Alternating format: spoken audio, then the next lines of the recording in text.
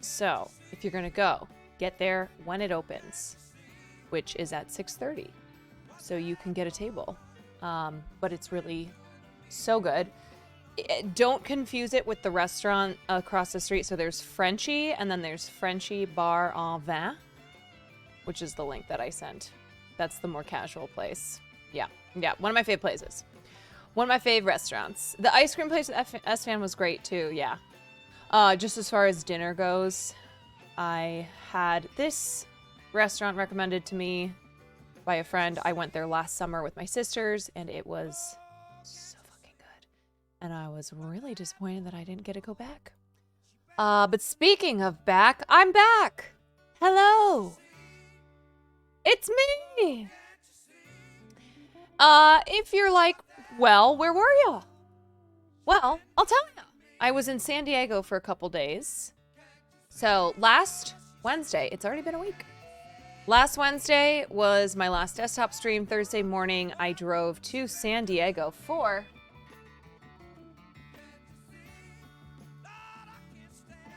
the 2023 Quan Family Reunion. And yes, we have lanyards. Hells yeah. So this is my lanyard that denotes my position, my number, 61132. So that's how we would identify each other. Someone would be like, what's your number? I'd say 61132. Styles Max, thank you for the gifted. This is the Quan family history book. Yeah. So this is great. Great.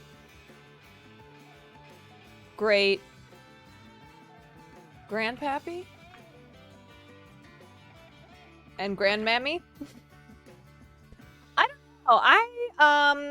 There was a lot of talking that happened at the conference, and I failed to retain a lot of information. Yeah, so these are the shirts that we had to wear for the photos. This is the Quan family symbol, I would guess you would say. Quan family symbol. Yep. So I haven't been to a family reunion since the very first one that we had 20 years ago. So I would have been 10. Oh, we have cards? I would have been 10 years old, and that was the last one. It was in Monterey, California. So I have not been to one as an adult. It was very interesting. I will say that. Who did all the genealogy work? It's been documented for quite some time now. We know that there are 1,500 Quans on record that like exist in the world right now. You just came here to say I love your intro songs. Hey, thanks.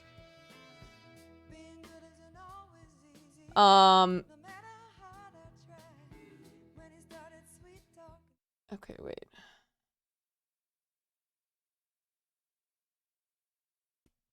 Yeah, it's a lot of Quans.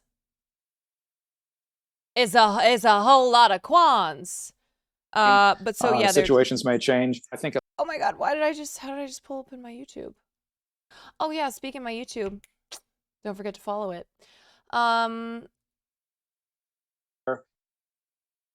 What am I doing? I'm distracted. What am I? Yeah.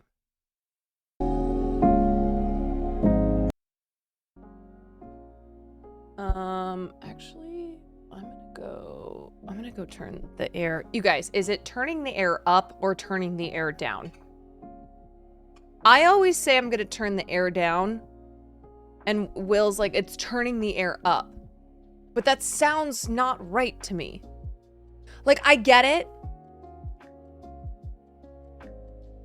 But I'm thinking like temperature. Anyway. I'm gonna go turn that off.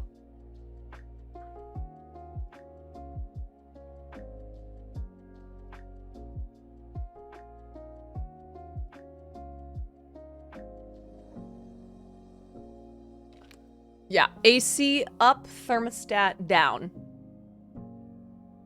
Up equals colder. Yeah, I don't know. Whatevs. Is it only for those who have the last name Kwan? No. No. So a lot of people I met did not have the last name Kwan because, you know, somewhere along the line, they got a different last name. I would say, like, this is probably a horrible estimate. I would say, like, a third of us had the last name Kwan. Maybe that's not, maybe even less. Like, maybe way less, actually. I don't know. Hi, Josh. Happy to be back. Just filling everyone in on KFR. Okay, so we have these cards that also came with our goodie bag. I do not know what these are, so I want to see.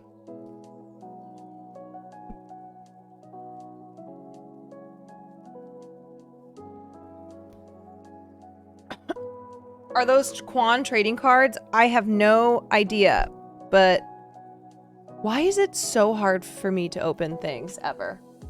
And I do not have scissors.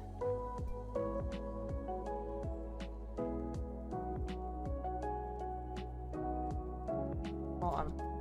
All right, there we go. Eating plastic. Okay.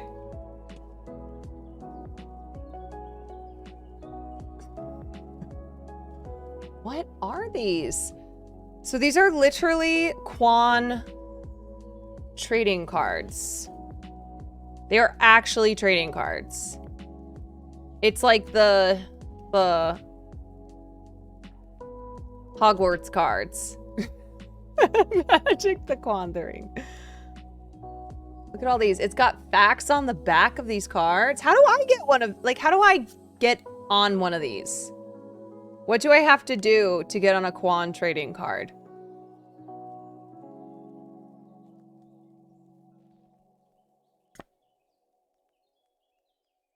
Kwan Yut Ying. Wow, so these are my ancestors, y'all. Well, some of them. The ones who are on cards.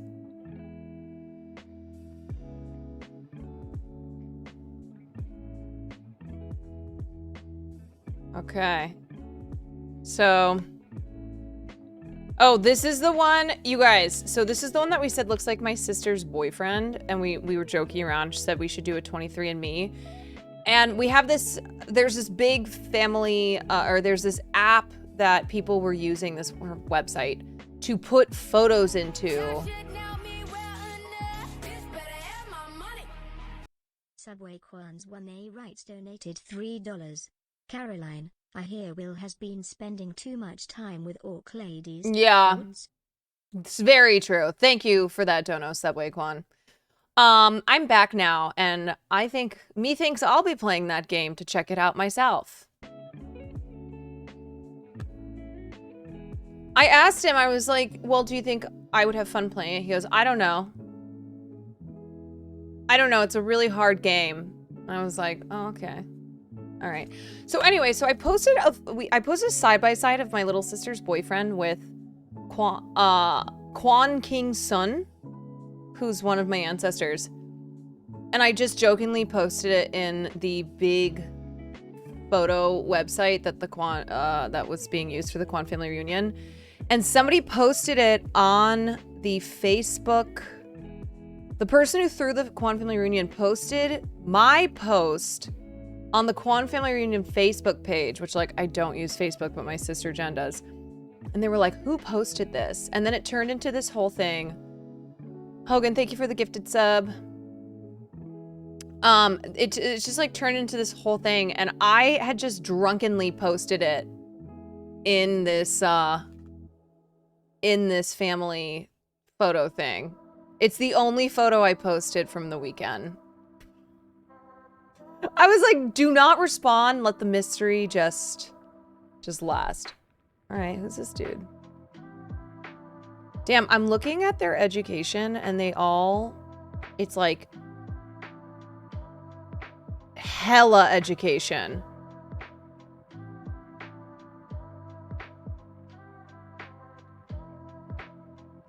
And it shows you like date of birth, date of death, age, Quan cards.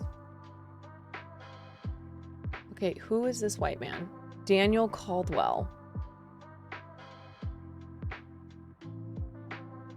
This great-great-grandpappy. Yeah. So these are the Quan cards. Quan trading cards. I know. I need to make one of myself and then slip them into like the next family reunion if they do cards again. There should be one of me. Like, can you imagine? Somebody's just going through all of the ancestors in these cards and then suddenly they come across me like twitch.tv/Caroline Quan. Like, Twitch? What is Twitch? What is Twitch? I had to explain Twitch to so many people at the reunion. They did not understand. I mean, I get it. But I also was like, okay, it's not that hard to understand. People who don't get, adults who don't get Twitch, like people of a certain age, love to exclaim, I just don't understand these things. I just don't understand this. What's going on? Oh, what's a Twitch? Yeah, so anyway, I was gone for 3 days in San Diego at KFR 2023. It was an interesting time. I met a lot of family members who I had never met before. I sat through many a presentation on things that were just, you know, at first I was like, I can't believe we're doing this presentation at 9 o'clock at night on a Friday. And then I realized, oh, but of course these are the presentations that we would be doing at the Quan family reunion, where we rented out like a literal conference room. But yeah, people made PowerPoints. Oh yeah, there were multiple PowerPoint presentations. That's why I've been calling it a Quanference. Yeah, like I didn't know that that's what was up. I didn't know that that's what was going to go down at the Quanference, at the Quan family reunion. It was like literal PowerPoints. Yeah, so we all stayed in this hotel in San Diego, and we had rented out the big conference room that was by the lobby, and so that was where we would do all our PowerPoint presentations. That was where all like the group meals were held. I'm trying to think of any other good stories.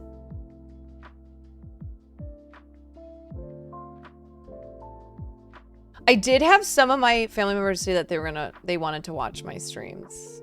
It's like, okay. They're like, yeah, can we get your information so we can tune in?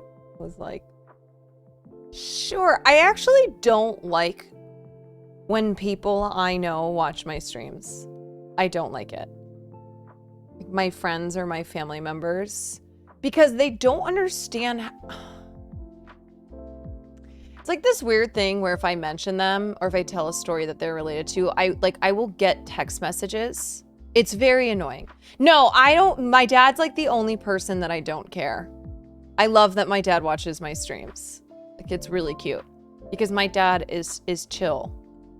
But everyone else, I'm like, please don't watch. I actually don't want you to watch my streams. Like, I remember when I was first going to start streaming, I had this whole plan where I was like, okay, I don't think anyone will watch my stream, so I'm going to send out texts to all of my contacts, like all of my friends and family, and be like, you guys need to watch my streams so I can have numbers. The goat. Eva, thank you so much for the 11. Bam! Thank you for the 6.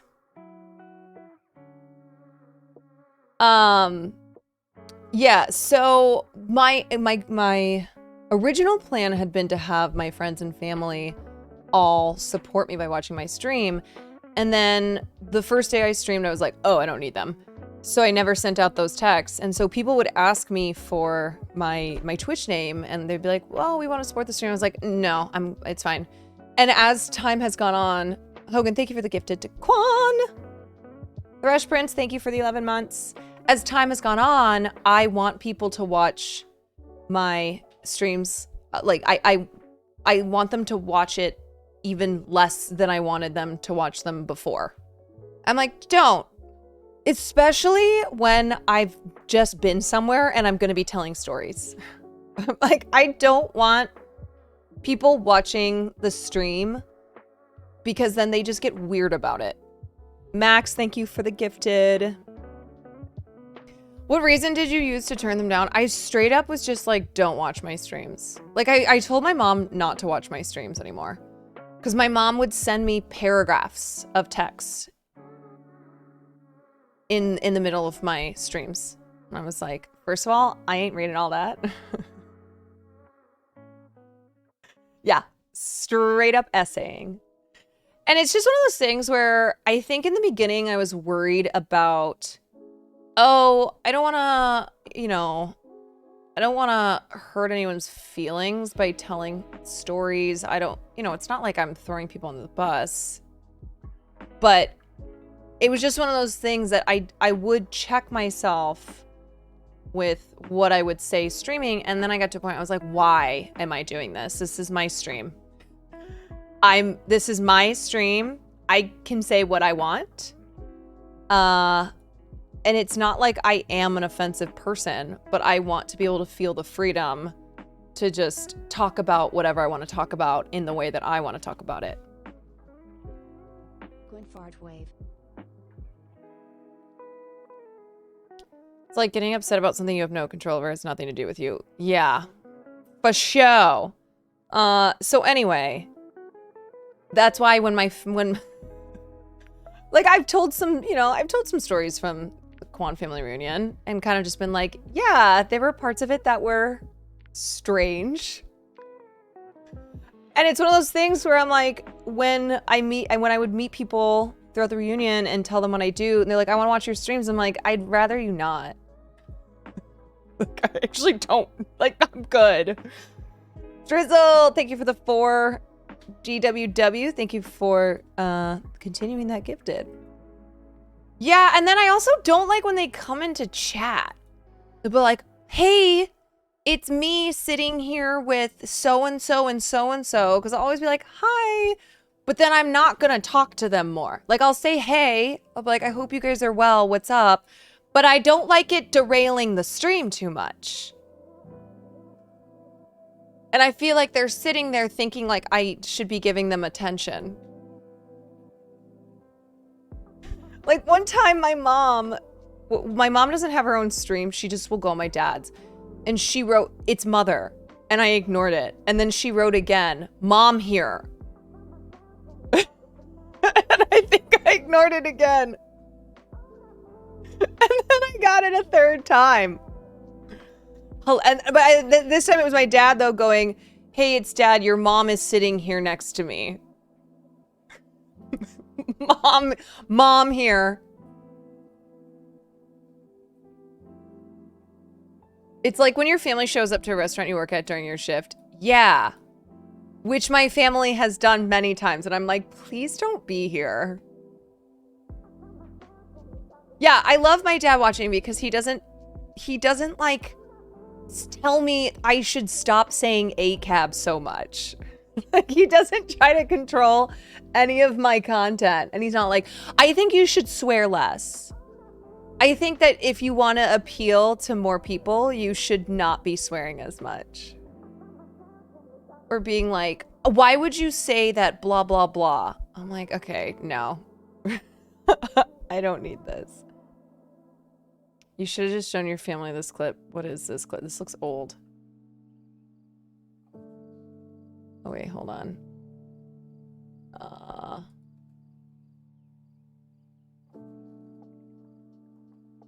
What it do? Slob on my knob. Oh my God. Like corn on the cob. Yeah, like, can you imagine if my KFR family members that I met this weekend tuned into my stream and I was doing something like this and they'd be like, what the hell? In with me and do your job. Lay on the bed and give me head. This one's like 1 month into streaming. Yeah, that was my that was my dramatic reading of a rap song. Yeah. The other thing that annoys me is when family or friends of mine will come into chat, and this is something that other chatters do, but because they're family or friends of mine, they expect me to respond. I'll be talking about something, and then they'll be asking questions in chat, expecting a response from me to every single question, as if like the two of us are just having a conversation. And like they'll get in late when I've been talking about something, and it'll be something that like most people in chat have a basic understanding of. But like my sister has done this before. Well, she'll be like, what is that? As if like the two of us are together having a conversation. If I don't respond, she'll be like, well, what are you talking about? What is that? What is XYZ? And I'm like, no. No. You need to learn how Twitch works. Yeah. What is kick? Wait, can you explain what kick is? And I'm like, no. Time out. Anyway.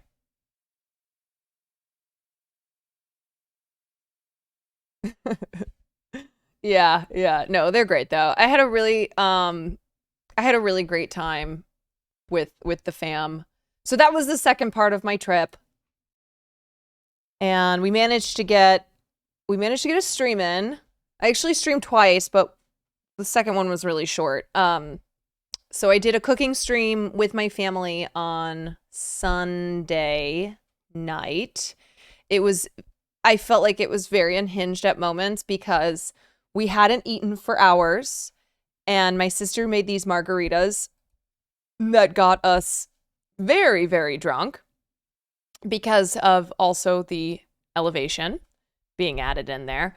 So anyway, about 3 hours into the stream, maybe 2 hours, 45 minutes, I came up with the idea to show my mom Cupcake and see what her response would be. So here it is. I didn't tell her anything. I just said my mom loves when we show her music. So I was like, Mom, I have a new artist for you. And I was like, oh, yes, play it for me. Play it for me. I was like, yeah, her name is Cupcake. And I was like, oh, okay. It's like, you'll love her. Ridwan, thank you for the 11 months. Who's playing? I already love the beginning. You love the beginning? Yeah. Oh, I love the beginning. Oh.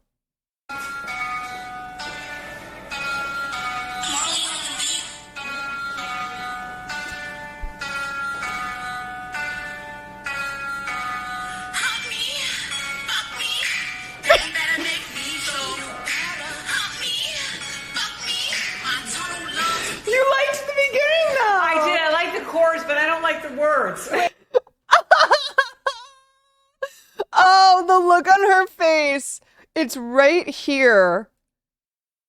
It's right here because she thinks it's going to be some like Carol G, like Spanish music. I can tell right here. She knows. She knows.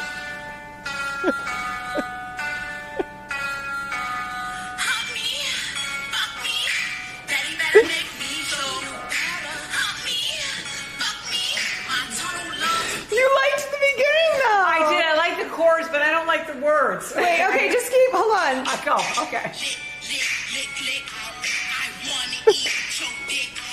you joking?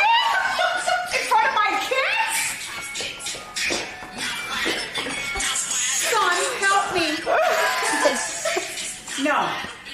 No. This is not X. Wait, is it? Why? It's so good. Also, who's she talking to in front of my kids?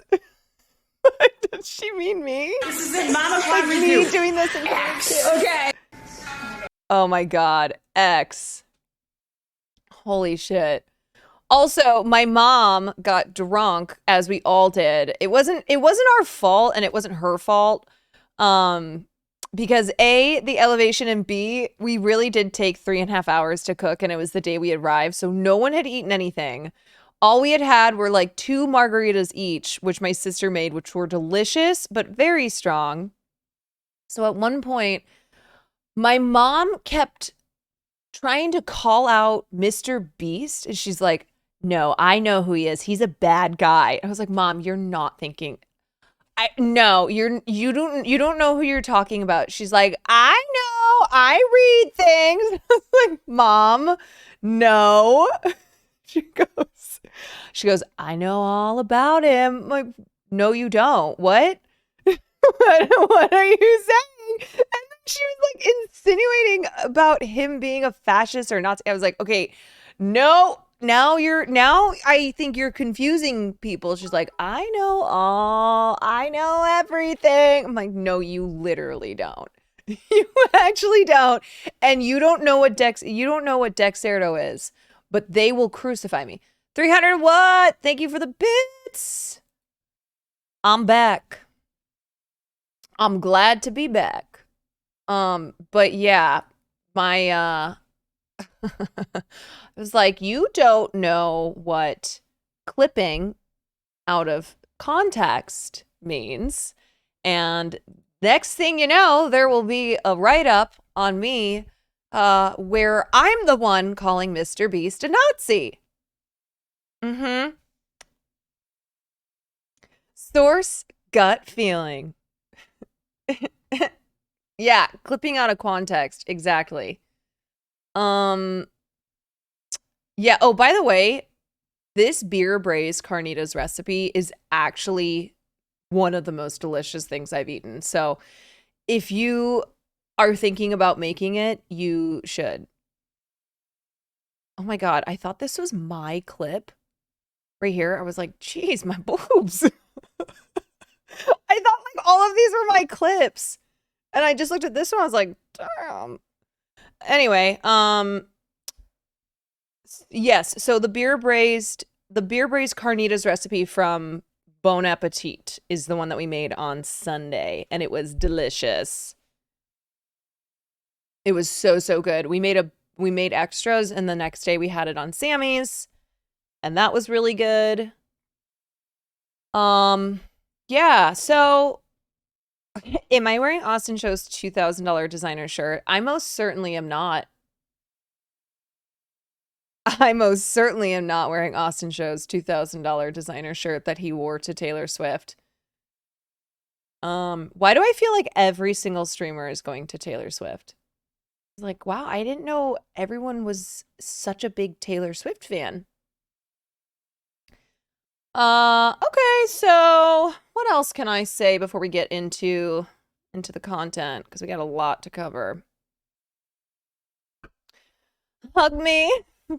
Hug me. Hug me. Oh, no. So Sequoia was beautiful. If you've never been to the Sequoia National Forest, it really is a magical place to go.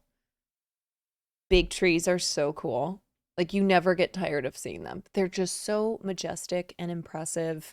And the forest is so quiet, even when there's a lot of people, even though the hiking trails that we were on were very popular, and it is a pretty busy time because it's summer, it's still really quiet and peaceful. And it was just nice to, it's always nice to explore California. I live in such a wonderful state. There's so much here. And yet, because you live here, you think to yourself, oh, I can always go to the beach. I can always go here. I can always go there. And then you never do it.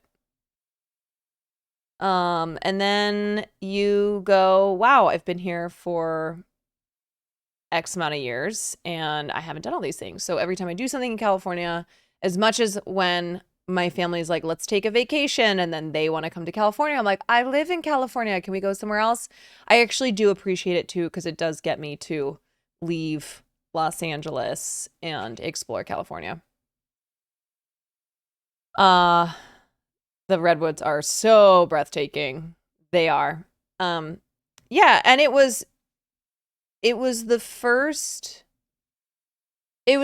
family trip that I've taken since being a streamer, so I had to balance my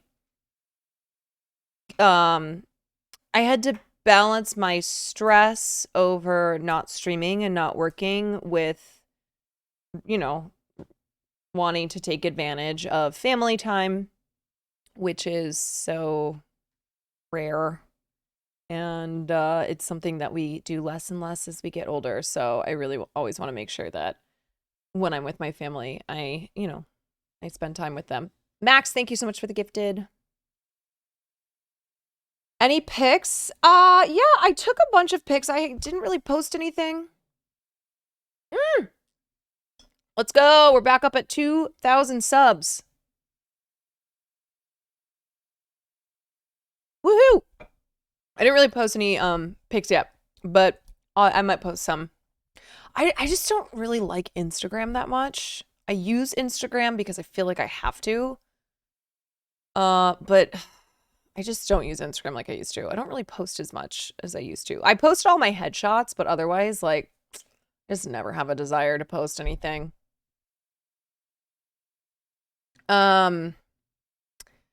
Drive up 101 along the coast. It is beautiful. Yeah. Yeah. Are you required to post stuff? No. But I think it just kind of is being a content creator now, where you want to make sure that you're just always, I don't know. I mean, there are some content creators who are pretty dark on the socials. They don't really post a lot, but then there are lots who post all the time. Do you still use Twitter? X, you mean? I do. I mean, I still use it all the time. Like, I have a million Twitter tabs open right now. I just don't like it like I used to. I don't really have a social media platform anymore that I genuinely enjoy using. Discord. No, absolutely not. Yeah, I don't know. That's maybe good. It's maybe good that I don't have a social media platform that I want to spend a bunch of time on. Like, I guess maybe that means I'll go back to reading. Oh, hold on. Social media, Bubby, you're on your phone like 5 hours a day. I know. I'm saying I don't enjoy those sites though. Like, I don't like Instagram like I used to. Instagram, no. Twitter, yes. Well, I use Twitter because I have to, like, look at all these fucking tabs that I have bookmarked and pulled up. Look at all these tabs that I have prepared for tonight. You don't Instagram much, but you're a big Twitter girl. You're a big X girl. I use it a lot, but there's a difference between using a lot and actually enjoying it. Do you understand? It used to be better. I think I've heard alcoholics say that. Get out of here. This is my room. No, it's not. It's my stream room now. Get your own. You can shower with the hose outside. No, he thinks he's calling me out. I'm explaining. Yes, thank you, Eva. Addicted, not enjoying it. Tiny Meat Gang, thank you for the 10 months. Yes, you know what I'm talking about. Okay. The hose. No, Hose. Yeah, I know about the hose, though. I know about Carlac. Mm-hmm. Yeah, I know. Believe me. All right, just because I've been gone for a week. Farley, what's been going on here? I came home and... Oh, wait, can you shower him? He stinks.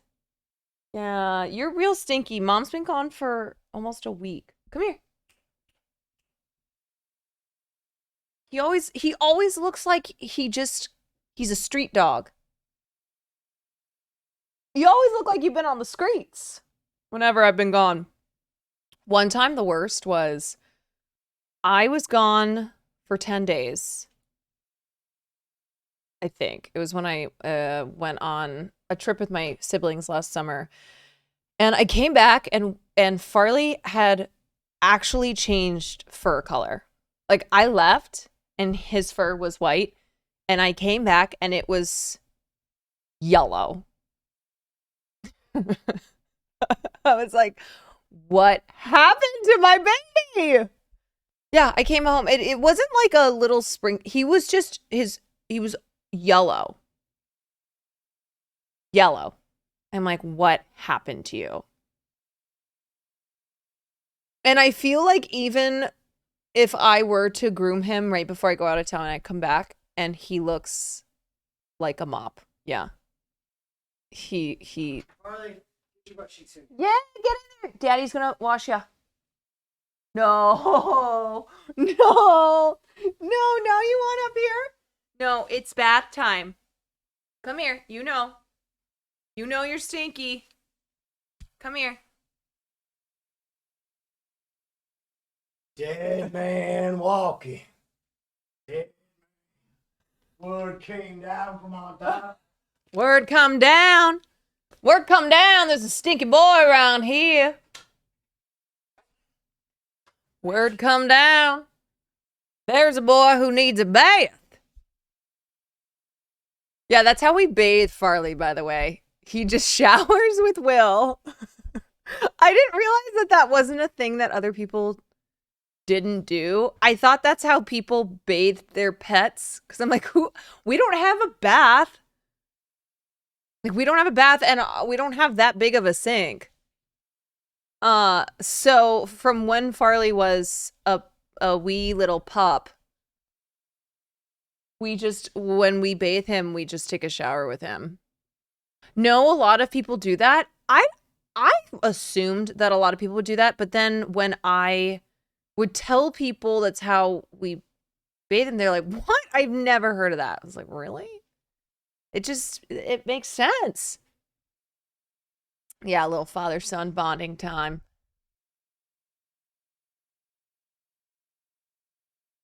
It's cute. It's cute. Okay, let's get into what we need to cover because there's so much and I'm probably missing a lot. So pop culture news-wise, I want to cover Jamie Lee Curtis's comments. I want to cover Neo. I want to cover Zachary Levi. I want to cover what happened with the WGA and the AMPTP on Friday. And today is day 100. I want to cover Lil Tay, who I actually didn't know much about, but this story seems like it's missing a whole lot of information. It's really sad. I was looking into this. It's wild. Yes, I saw that people are claiming it's fake now, that she's not actually dead. There's a lot going on. So we'll look at that. Tory Lanez was sentenced to 10 years. Okay, what else pop culture was? And then William Friedkin, who of course was the director of The Exorcist and French Connection, as well as many other movies, but that's what he's most famously known for. He died, and so we'll be talking about him. I want to talk about this TikTok influencer who was found guilty of double murder alongside her mother. I want to talk about Jamie Foxx and Jennifer Aniston and explain this very stupid controversy.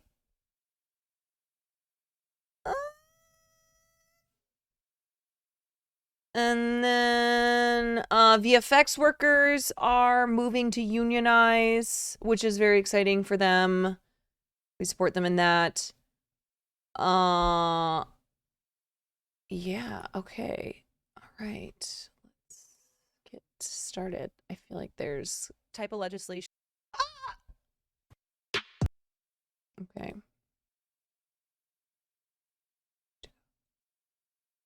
I don't Totally like that put it- when I go to my YouTube now, it keeps instantly playing this video. So that's what you keep hearing. 'Cause this is where all my saved videos are under. The Sound of Freedom Funder? What Sound of Freedom Funder? Also, did I miss any other big stories that happened when I was gone? I'm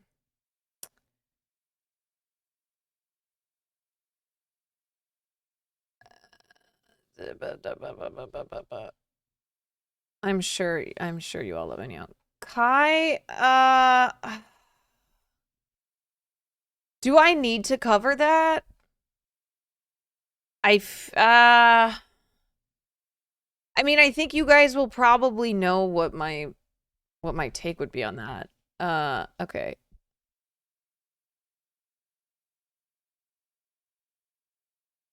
No, I also haven't talked about XQC. I kind of typically stay away from anything involving streamers unless it's something that I think relates to things outside of streaming. You know what I mean? But otherwise, like, I don't really want to. You know what I mean? I'm not gonna like sit here and spend an hour talking about XQC. Yeah, so I only, like, I talked about the deep fake stuff when that happened because that is a huge issue outside of Atrioc and streamers. And so that's why I covered that. Typically, though, I don't, yeah, typically I don't really cover stuff, especially when I feel like there's so many other things to cover right now. If I didn't have, content, if I didn't have anything else to cover, then maybe. It's dumb, and if you miss context, the fanboys get mad. Lizzo's statement was after you left. Oh, yeah, we can do a follow-up on Lizzo's statement. All I want to know is if you thought his form was good doing the worm. It could be better. I do a pretty good worm. Don't think there's too much other than political news.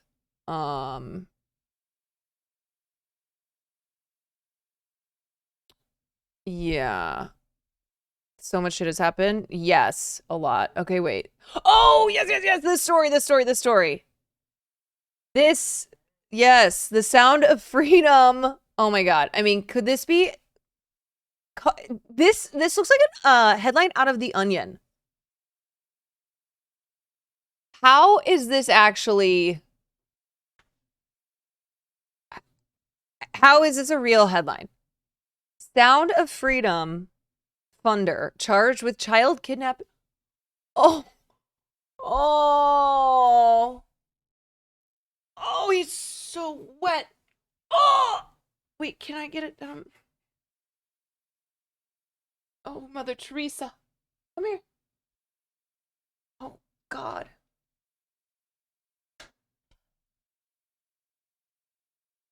Okay, where's my cord? Hold on. This looks like Farley looks like one of the victims in Sound of Freedom. Okay. Look at him. He's so pissed. But he's clean. Hi. It's not moving. All right, we're going to sit here and we're going to talk. Not with me. Here. And stinky. Yeah, so Sound of Freedom guy was charged with child kidnapping amid controversy box out. I mean, come on, man. A controversial child sex trafficking film. And it turns out that one of the financiers was charged with child kidnapping. Fabian Marta.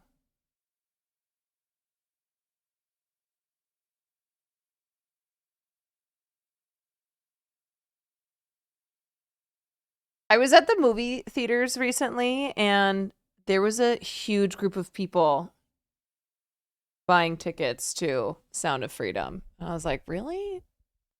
You guys are like actually seeing this movie? I wanted to ask them why.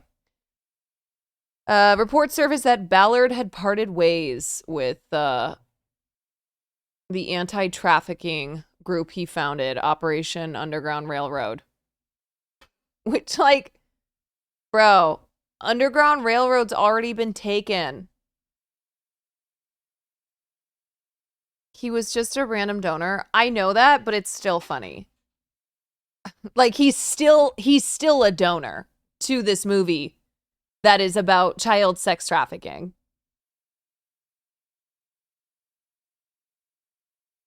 The group had been the subject of critical reports by Vice News, which claims the group has a long history of false claims. Yeah, I mean, we've covered all this, how, like, Jim Caviezel has been using this to pump QAnon ideas like adrenochrome and organ harvesting.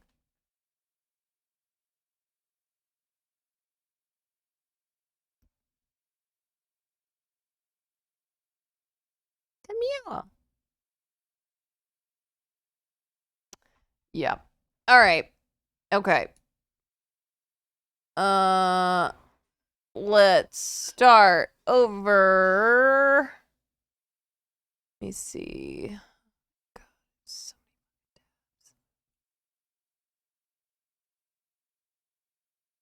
tabs. Okay. We'll start with these comments. So I feel like after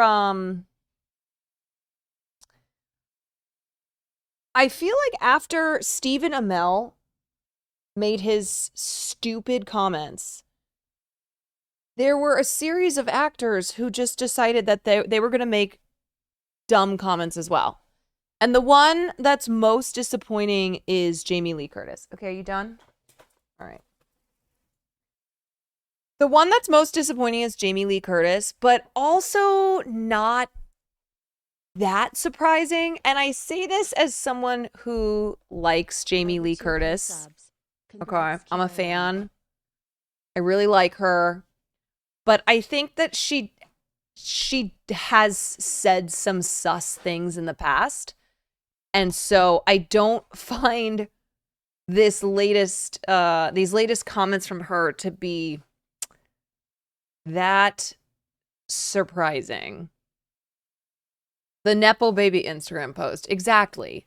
And then also the weird comments that she made about Ana de Armas. Yeah, she's definitely put her foot in her mouth many a time. Road Warrior 1, thank you for the 3 months. All right, so let's take a look at what she said. So she was at, where was she? She was speaking with Variety at a groundbreaking ceremony for food security nonprofit Profit Angel Food, for which she's an honorary chair. At the Los Angeles event, which marked the kickoff of an ambitious $51 million project to expand the organization's footprint in the city, Curtis told the reporter when she was asked about the strikes that, quote, "I don't like the rhetoric on both sides of the negotiations between the guild and the studios." So here's this.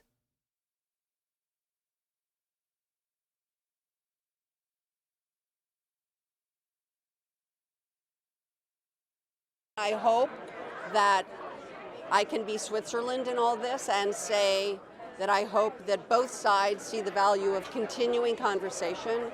The issues are real. Okay, so first of all, I am exhausted by people citing Switzerland as a way to be, as a way to convey neutrality. Yeah. We are still, it's 2023 and we're still using Switzerland incorrectly. Like, Switzerland was never neutral. In particular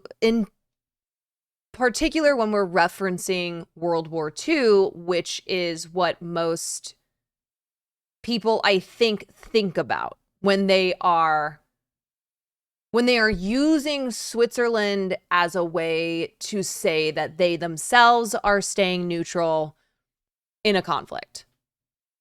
So just off the bat, this is incorrect to use Switzerland as an example of neutrality. Second of all, why would she be doing that when there are not two sides here in the sense that, like, oh, both sides are right and both sides are wrong? Oh, okay, hold on. Farley's hitting his bell.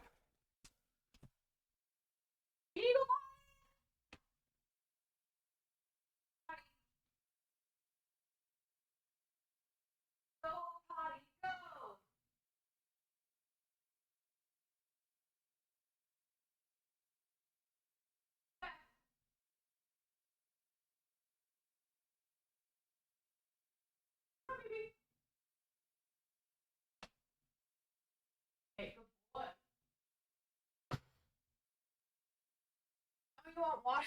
Where's your dad? Okay, hold on.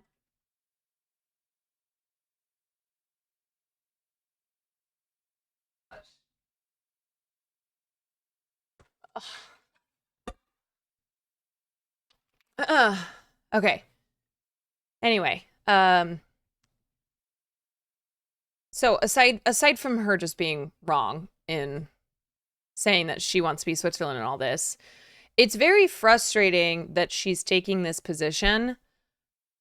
Because, like I said, there's not two sides here where it's like, okay, well, both sides, you know, both sides are right and both sides are wrong. We should be coming together to try and compromise. It's like that is not what this strike is. That is such a centrist take. That is such a, like, we need to reach across the aisle. You know, this is not the enemy. It's like, yes, the AMPTP is our enemy. Yes. And Friday's meeting made that very clear, that they do not give a flying fuck about those of us in this union who have been now on strike for 100 days. So it's a really dumb take. This idea that somebody like Jamie Lee Curtis as a neutral lighthouse will help resolve this strike. I think that first Twitter comment. Devin, settlements usually do come with compromises, but she said this in the worst possible way with the main outcome that she wants to go back to work, not that laborers should be paid fair for the work. Yeah, this has kind of been the thing that a lot of actors are saying, and then when they get called out for their statements, they're trying to, you know, they're hastening to be like, well, I just meant that we all want to get back to work. I just meant that we, you know, I hope that this is resolved quickly so we can get back to work. It's like, yes. Do you want to know who hopes this is resolved more quickly than you? The people who have been on strike for 100 days, who can't afford to pay their bills. Jamie Lee, man.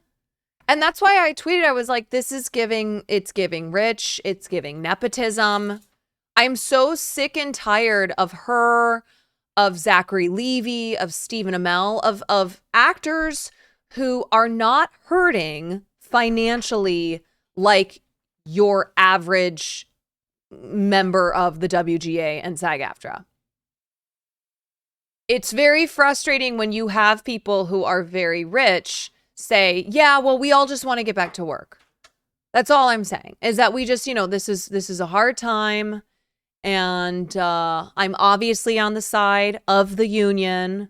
We just all want to work. It's like, yeah, no shit. Okay. Of course we do. But that's not happening. We're not going back to work. We can't do that. We can't just go right back until these very important things are resolved.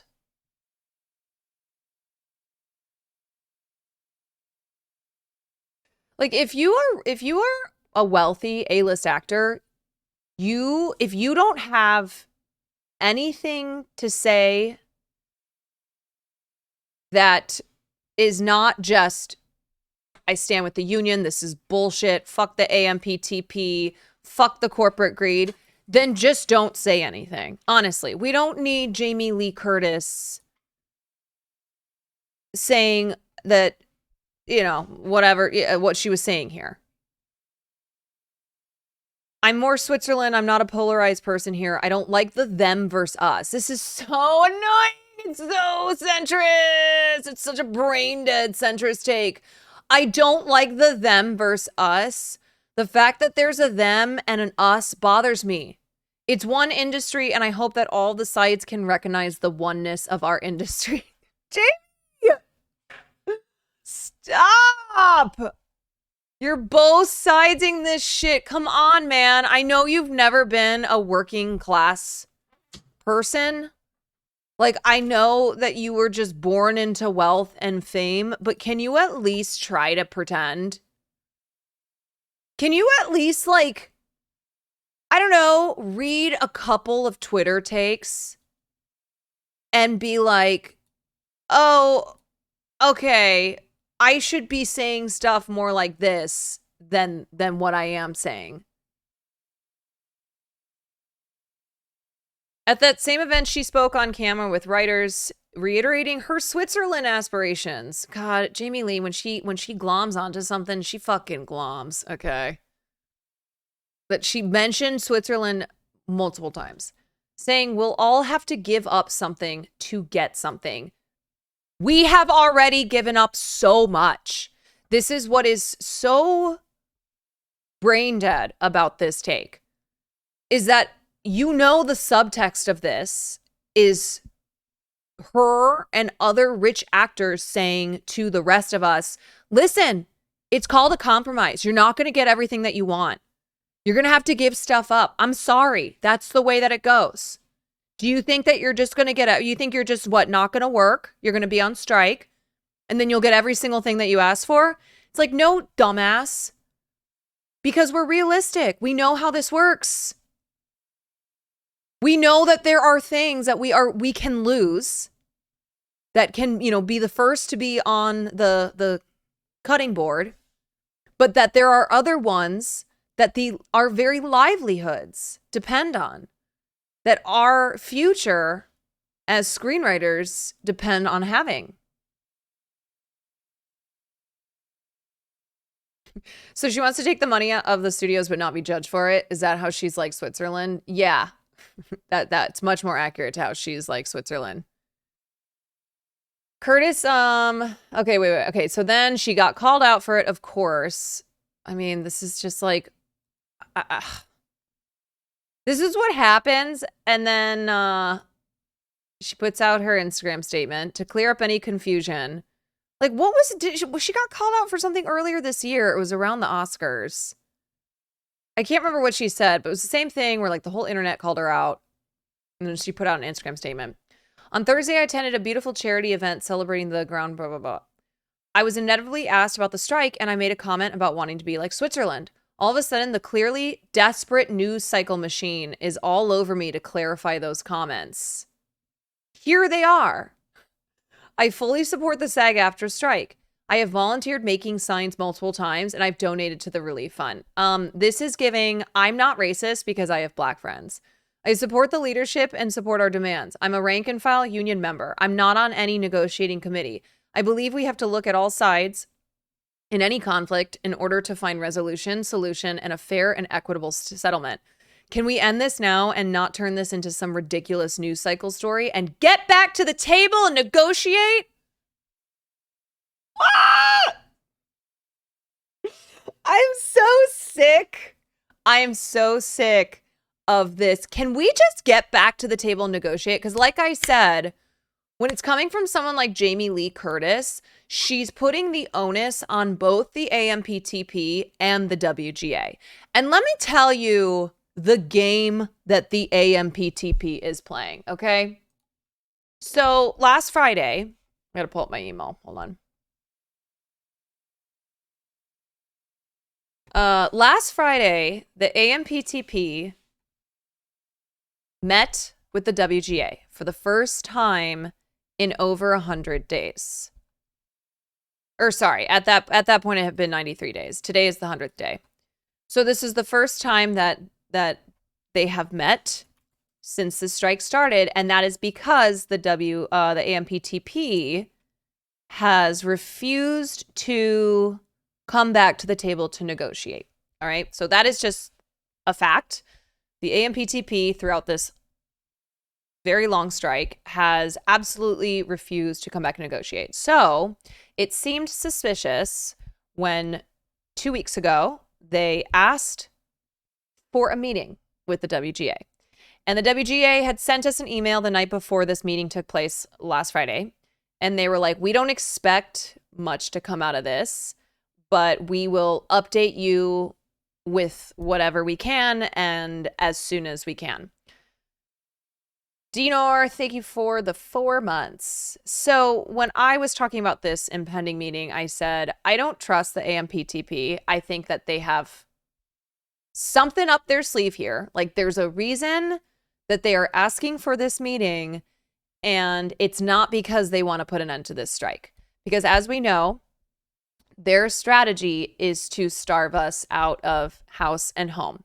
So, well, that was exactly correct. Their intention with this meeting was not to put an end to this strike. It was not to negotiate in good faith. They asked for this meeting because, one, they control all of the Hollywood trade. So the major Hollywood publications, they control. And that's why a lot of headlines that you read are not accurate and make it do, it does make it seem as if either this is a both sides thing or that the enemy is the WGA. So one, they wanted to have the image of them as the ones who are coming back to the table, who are wanting to negotiate, who are operating in good faith, who are, reaching out across the aisle to make things work. So that's why they called for this meeting. And then the other thing that they did was at the beginning of the meeting, the AMPTP insisted on press blackouts. So press blackouts means that neither side reports anything to the press. So that's why, common sense press blackout. So the AMPTP asked for a press blackout. And then throughout this meeting, reiterated the importance of a press blackout and saying things have gotten out of control. There's a lot of misinformation. It's like, yeah, because of you fuckers. And so the WGA agreed to a press blackout. And then what happened was immediately after this meeting where the AMPTP, it was clear to the WGA negotiating committee that they did not come into this meeting to actually negotiate on anything. Because, let me pull up the email here. First of all, they said Carol Lombardini, who's the chief negotiator for the AMPTP, she informed the WGA that the DGA deal, so this was the deal that the directors took, this would be the deal on any pattern issues. So I've talked about this before, pattern bargaining, and it's why many of us are pissed off at the DGA for taking this deal and for now, helping the AMPTP with trying to force the other unions into accepting similar contracts based on pattern bargaining. So the AMPTP just came out and was like, yep, this is what your deal is going to look like when it comes to the same issues that we had with the DGA and with you guys. They said that they were not willing to engage on the preservation of the writer's room or success-based residuals, which are two of the most important things that the writers need in order for this career to actually not just fall off a cliff and die. They did not indicate willingness to address screenwriter issues and many of the other proposals that were made on the list. So basically, they came in there and they were not going to offer a single thing. So it's very pointless. So the reason that they called that meeting, Tom, thank you for the 6 months, is because immediately after the meeting, they ran to the trades, even though they had stressed a press blackout, even though they had reiterated that stressing of a press blackout. They immediately ran to Deadline, Hollywood Reporter, etc. And then all these headlines dropped, and it made it seem as if the WGA was once again the side in this conflict that was making this so terrible, that was holding out for silly things, that was derailing an entire industry, that was putting thousands of people out of work because they are greedy and they are bullies. And they're doing that because they have no intention with negotiating. Like the AMPTP has shown that they are not intending on negotiating with the WGA. They want the WGA to negotiate with amongst itself. So they want members of the WGA who are now 100 days in, who are exhausted, who are broke, who are scared, who are frustrated. They want them to see a headline that says something like WGA, refuses to buckle on like healthcare or whatever. They want to make it seem as if they called for this meeting. They were willing to, they were willing to negotiate with the WGA, and the WGA just would, they would have nothing to do with them. Yeah, so they want to break solidarity, they want to cause infighting, they want to get the members who can't afford to keep being on strike. They want to get to them so that those members go to their leadership and say, enough is enough. Like, we can't do this anymore. Please just compromise with the AMPTP. Please just take what we can get, because we can't do this anymore. It's crazy. I saw so many quotes from DGA members saying we just want to get back to work, and now they have no actors or right. Yeah, exactly. It's like, well, okay, good luck.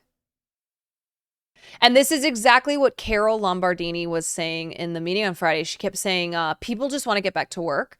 This is a line that is oft repeated during something like a strike by the side of the oppressor. They use it as a way to try to twist the narrative, to try to make it seem as if they're not actually the ones who are responsible for people being out of work. It's the people who are on strike. It's the workers who are on strike. So in this WGA email, they said that Carol repeated no less than 3 times, and this is exactly what was written in the AMPTP press statement that they put out afterwards. People just want to get back to work, aka stop keeping people from working. All I ever see on Reddit and the like is comments from people who assume immediately the strike is the fault of the actors and writers being rich, greedy Hollywood types. Yeah, exactly. And not knowing how little money most actors and writers make. It's very frustrating. As much as I feel that there are a lot of people who have really had their eyes opened to what Hollywood is actually like, and they've learned so much through these strikes, that sentiment, albeit totally incorrect and just wrong, is one that still exists because it is hard for people to picture Hollywood and not think about celebrities. And then when they do see headlines from these, from these media publications that are beholden to corporations. I mean, Penske Media is the company that owns Deadline, Hollywood Reporter, Variety, basically the biggest trades websites in Hollywood. And they also own Dick Clark Productions, which is a company that is a part of the AMPTP. So they Penske Media definitely has an incentive to make sure that everything that comes out about these strikes paints the WGA in a bad light. Yeah, it's literally dicks. Other places online. Yeah, like I said, there are way more people, I think, who understand that this is not about rich people complaining because they want to be richer. There are definitely a lot more people who get that this is about workers and this is about like middle class people. This is not about wealthy celebrities. But yeah, the shit that you still see on Reddit or on Twitter or people who come in here, it is frustrating because we are 100 days into this shit.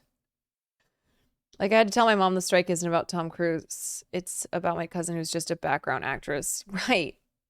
Exactly.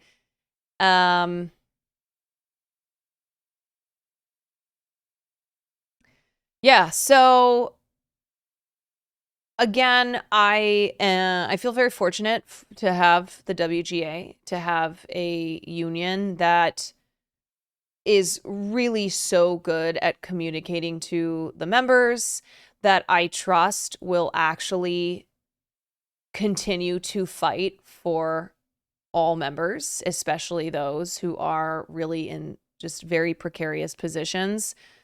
And it's so funny because it just feels time and time again that the AMPTP has continued to underestimate the strength of the WGA and its members. And they really think that pulling this shit that they did on Friday and that they've been doing for the past 100 days will break apart the union. And it's like, it won't.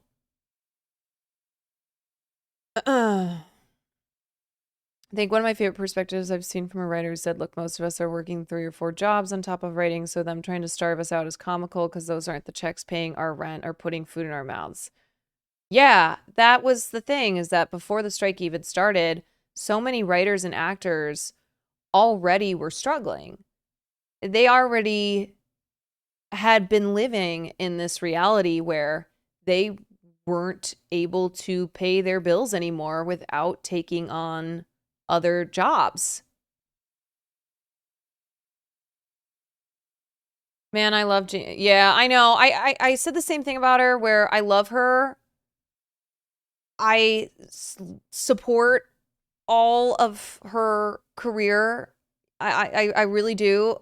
She does say some very like classic white centrist bullshit. This is not the first time that she has said something incredibly short-sighted.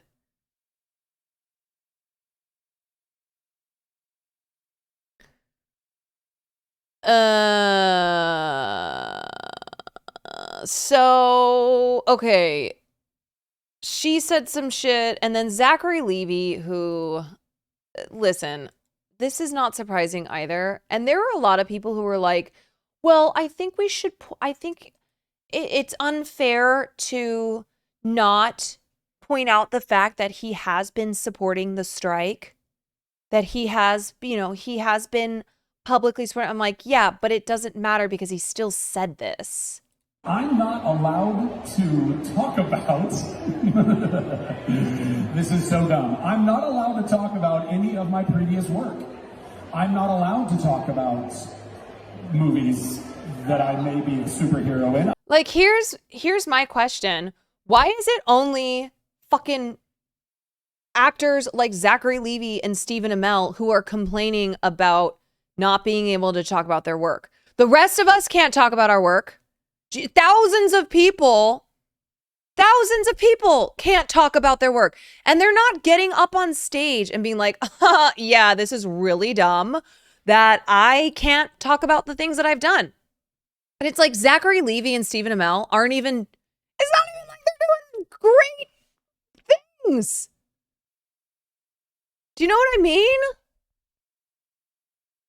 It's not even like they're in these incredible prestigious films and shows and now they can't talk about them. It's like, Zachary Levi, you were in Shazam 2, which was absolutely shat upon by the critics, to the point that like you felt the need to go online and defend it, which then people made fun of you for.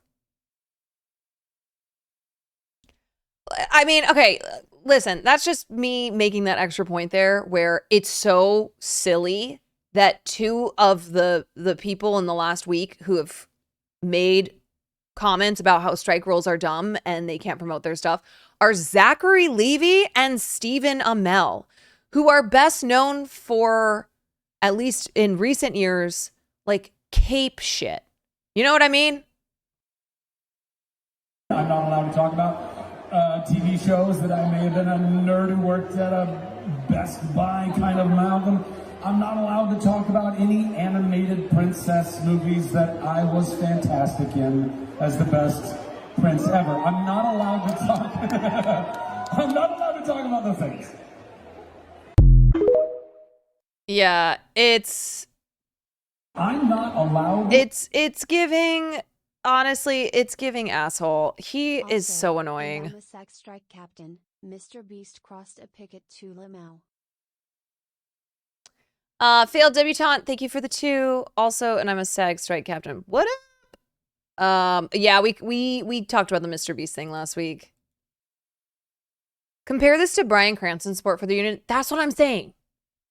That's what I'm saying. It's like you have somebody like Bryan Cranston, okay? You have somebody like Christine Baranski. You have all of these amazing actors who are out there and are, you know, delivering these really passionate speeches against the greed of the AMPTP. And then you have Zachary Levi, who I don't care that he has previously supported his union. Yeah, he should be. He should be supporting his union.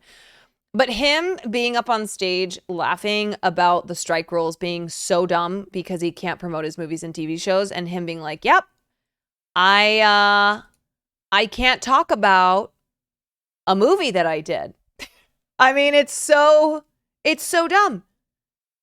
It's so silly. Yeah, it's very frustrating. But also like I feel as if this last year Zachary Levi has just continuously showed his ass.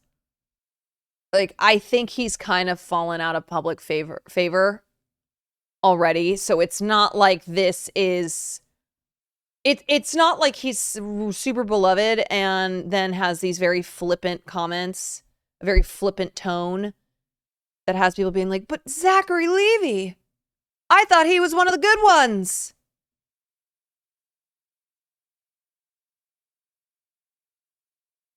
That movie ain't good anyway, Zachary. I know.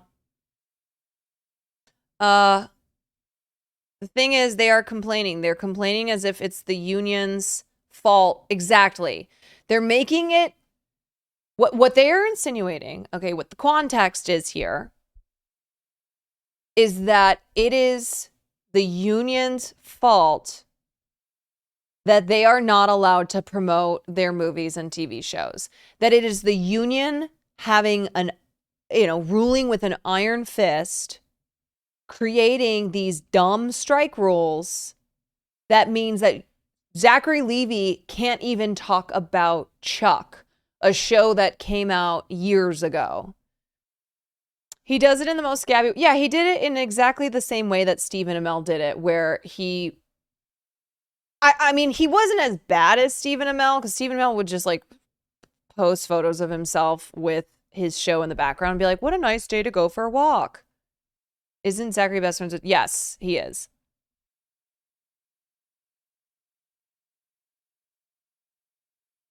He was someone people used to root for because of his under the radar nerdy shit. Yeah, and then came the weird religious interviews and I used to think he was so hot. I genuinely, like 5 years ago, if you had asked me for actors in Hollywood who fly under the radar but are super hot, I would have named Zachary Levi.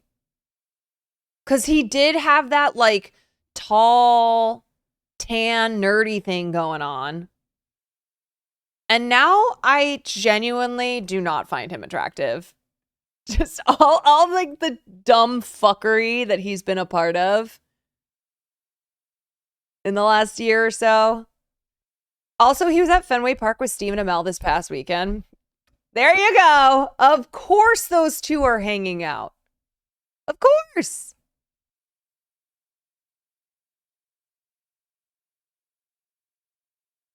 Probably bitching about, you know, not being able to promote their shit. And that, like, I don't know, saying that people, those of us who are calling them out are just, you know, are being dumb. How men get so ugly when they open their mouths, actually. Well, it's a ridiculous. What is it with DC and their ability in choosing the worst type of lead actors? Yeah. Like, it's just really not that hard as a celebrity to just either keep your mouth shut or do something like this. I feel like the last week when I was out of town, I kept seeing shit that celebrities had said. And I'm like, it is so easy to just shut the fuck up. Even if this is what you think, shut the fuck up. All right, so this is quite the journey of Neo saying anti-LGBTQ comments, apologizing for them, and then taking back his apology. I don't think I've seen someone do that in such a short amount of time. Because let's see, okay? August 5th is when the first news dropped of these comments that he had made. August 6th was when he put out his apology. And then August 7th is when he walked back the apology. Yeah, I feel like it was just a whiplash. So Neo, who has not been relevant since I was drinking burnouts in college, he was on this podcast interview thing. I don't know. Whatever. And whoever he was, Gloria Velez, was also saying really, really heinous shit. But on this podcast with her, Neo said that they were talking about parents and children. And he said that parents have forgotten what the role of a parent is. I just personally come from an era where a man was a man and a woman was a woman. I'm so tired of this argument that, like, well, that's not the way things used to be. Well, you know what? There's the way things used to be in these bygone eras. You would not want that to be the case today. Okay, especially Neo. All right, so just because something used to be that way, just because there was an era where that used to be, does not mean that that is how it should be. That does not mean that that was right. Like they used to have segregation, exactly. He's still doing the fedora shit. Yes, he is. There was 2 genders, and that's just how I rocked. You could identify as a goldfish if you feel like. That ain't my business. It becomes my business when you try to make me play the game. I'm not going to call you a goldfish. But here's the thing. Somebody who says, like, I don't care what you do, you actually do care when you say something like, but I'm not going to call you however you identify. I'm also tired of these examples that are just so egregious. These, anytime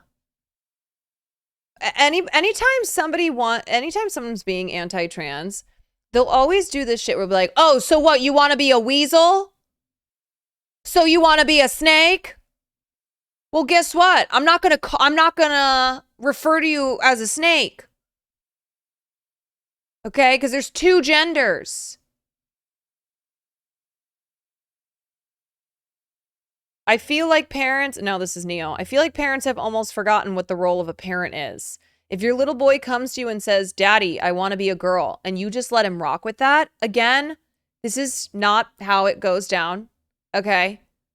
Boys and girls are not going to their parents and saying, I want to be the opposite gender. And then the parents are like, sick?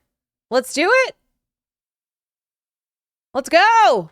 Let's fuck it up.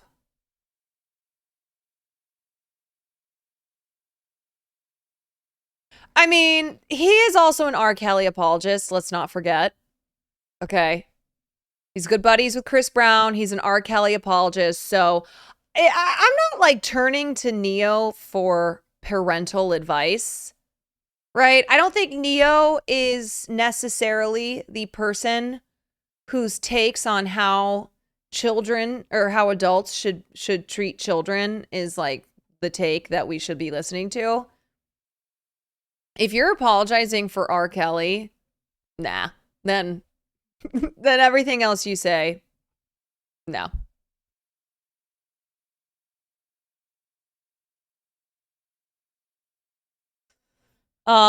Yeah, okay. So that was what he first came out and said, and then people understandably on the internet were like, "Hey, fuck you.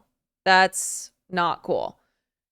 So he issued an apology to the LGBTQIA+ community after making anti-trans comments during a recent podcast appearance.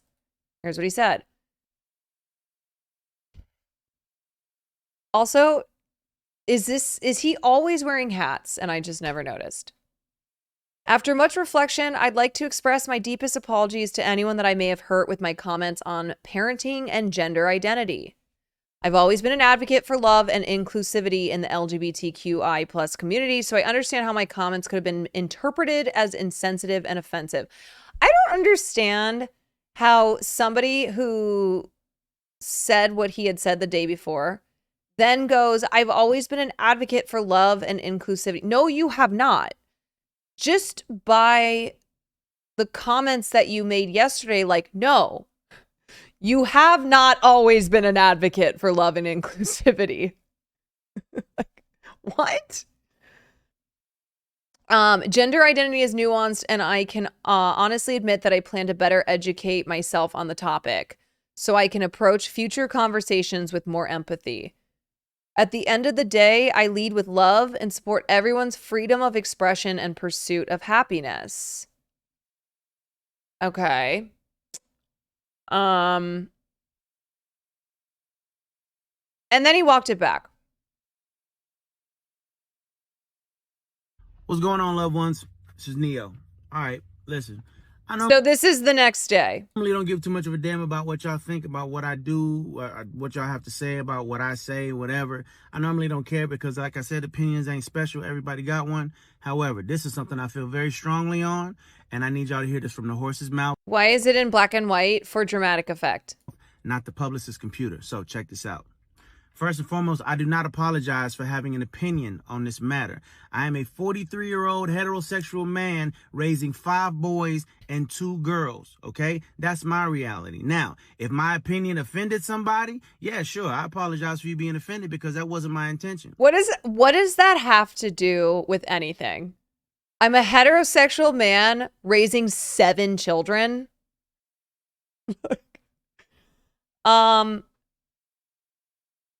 Okay. Should have used condoms. I don't know. My intention is never to offend anybody. However, I'm entitled to feel how I feel.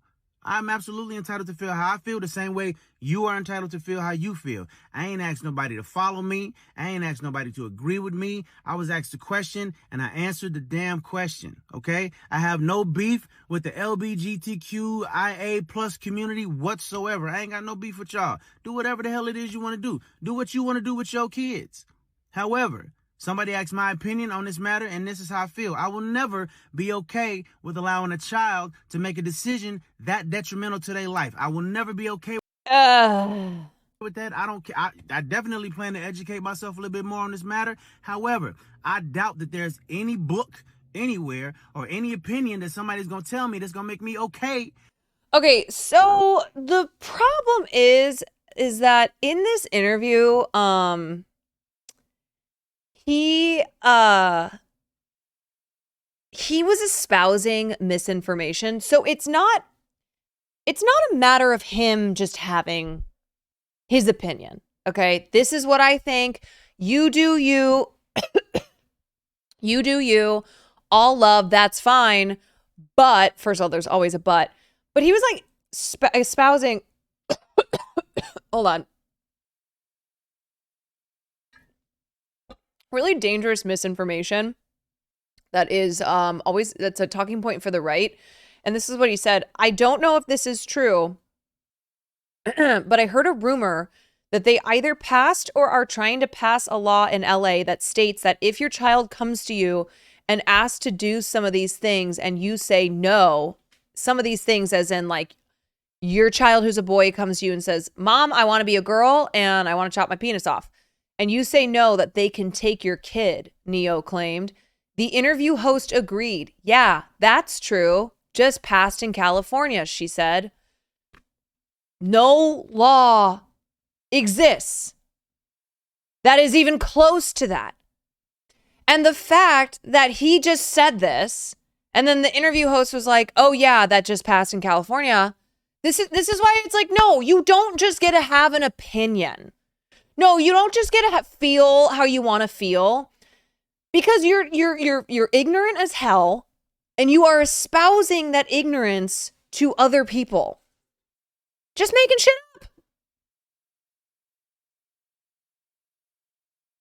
And I'm just exhausted. I'm so exhausted by celebrities or, you know, people of who are in the public eye, whatever, when they say something that is anti-trans, when they are just straight up repeating right-wing talking points, and then when they're called out on it, they're like, listen, I'm all about love. Okay? You do you, I do me, but don't tell me. And it's like, no. You're the one who's telling people what they should or should not be doing. All right?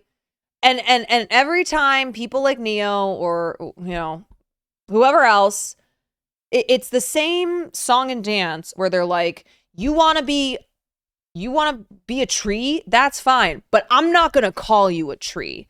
Okay? Because that's wrong. It's like they use these just ridiculous examples, and then they are just stating all of this incorrect information, some of which is really, really dangerous to be spreading.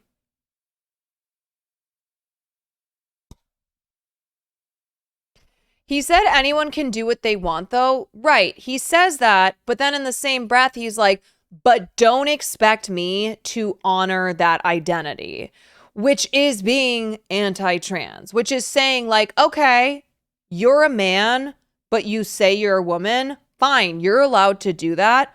But transgender pride.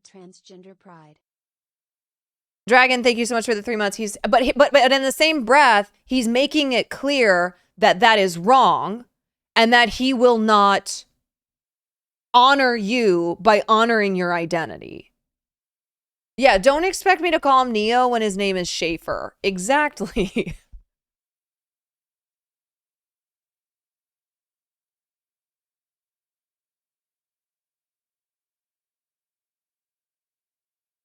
I just have never seen somebody say something, get called out for it, the next day apologize, and then the next day double back and take back the apology.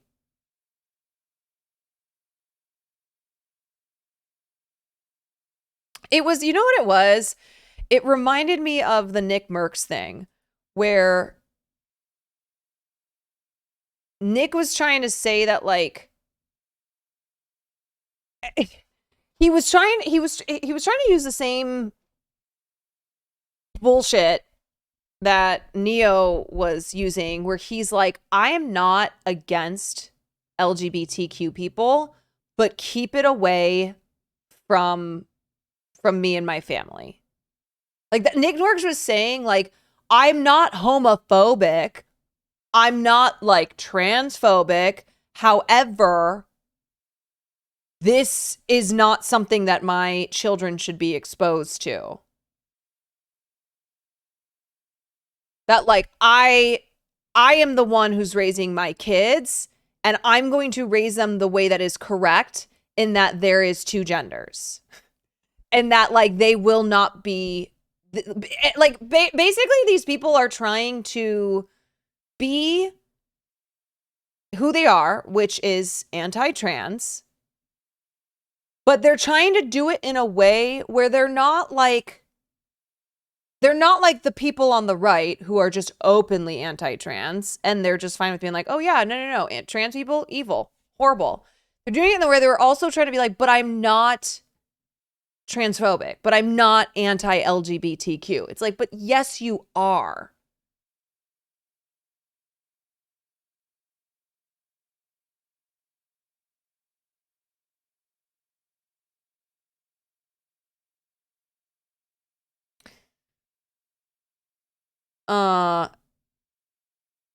He didn't even really apologize. He just went with the sorry if you were offended. Well, yeah, that's just a typical apology these days. Sorry if you were offended. Sorry to anyone that was offended.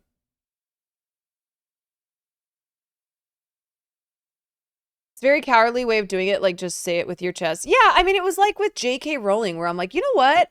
I would have a smidgen more respect for you if you just totally wore your transphobia, your anti-trans people on your chest. Rather than trying to pretend like you are inclusive, rather than trying to pretend like you are an ally, but that you believe in standing up for women as well. No. Just fully own the fact that you are transphobic. Like, I'll say this to people when they are making transphobic arguments, when they're like, yeah, but I don't want trans women in the blah, blah. I go, just admit that you do not think trans women are real women. Just like admit to me that you don't actually think trans people are like true, are living like an actual true reality. That they're just making this stuff up. That's what you think. That they're just choosing to be this way. They're choosing to be a goldfish. They're choosing to be a boy, like whatever. It's like how racist people don't like to admit being, yeah, I mean, I think it's because it is 2023. And so I do think people are more conscious in knowing that they're going to get called out, not canceled, because people don't get fucking canceled, but called out, that they're, you know, a lot of these people have fans potentially who are in the LGBTQ community. And so they want to make it so that they can state how they feel, but not get hit with the, well, you're transphobic.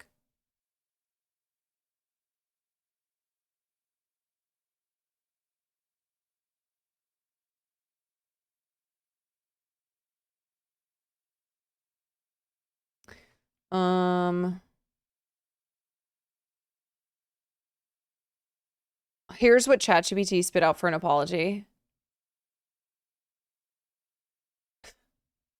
Yeah. Dear fans, followers, community, I want to start by acknowledging and addressing the recent comments I made that were insensitive and hurtful to various groups within our community. I am deeply sorry for the pain and offense my words have caused. It was never my intention to spread negativity or perpetuate stereotypes, and I take full responsibility for my lapse in judgment. I understand that my remarks about parenting, gender identity, and the LGBTQ community were inappropriate and disrespectful. I recognize the importance of promoting inclusivity, acceptance. He probably did just chat GPT that, if I'm being honest.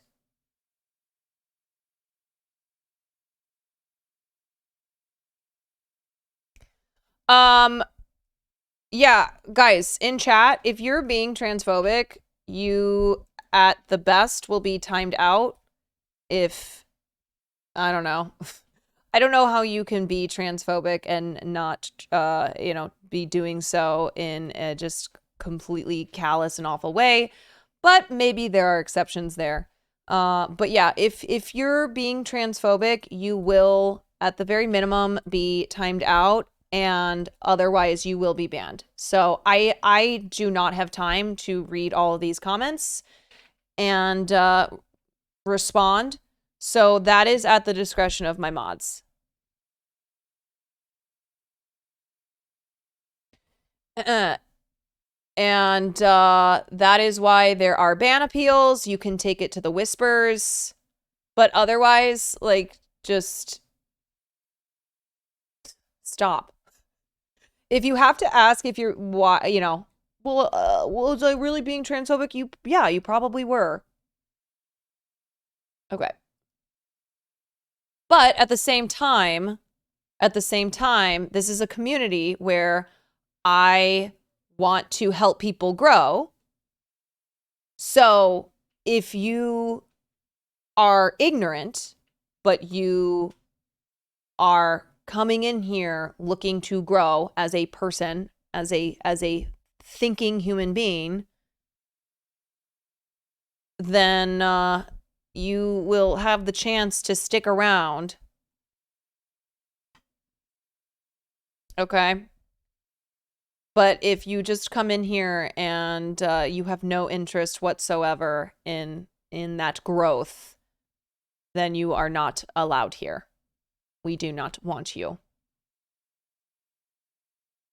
Yeah, anything transphobic in chat will not be tolerated. I just mean that as far as potential for people to come back into the community, if they can show that they are that they are wanting to listen and to learn, then fine. Like, I know that there are a lot of people who cite Hassan as the reason that they were pulled from the right, as the reason that they didn't descend deeper into, into right-wing thought. And it's because they had a space to learn and to then further educate themselves.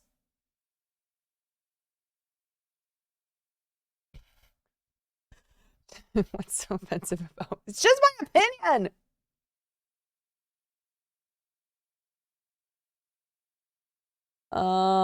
Just asking Andes. Ignorance is one thing, someone is being straight up violent, for sure. And that's why my mods take care of that stuff, because I don't see it all. In fact, I really don't see most of it. So.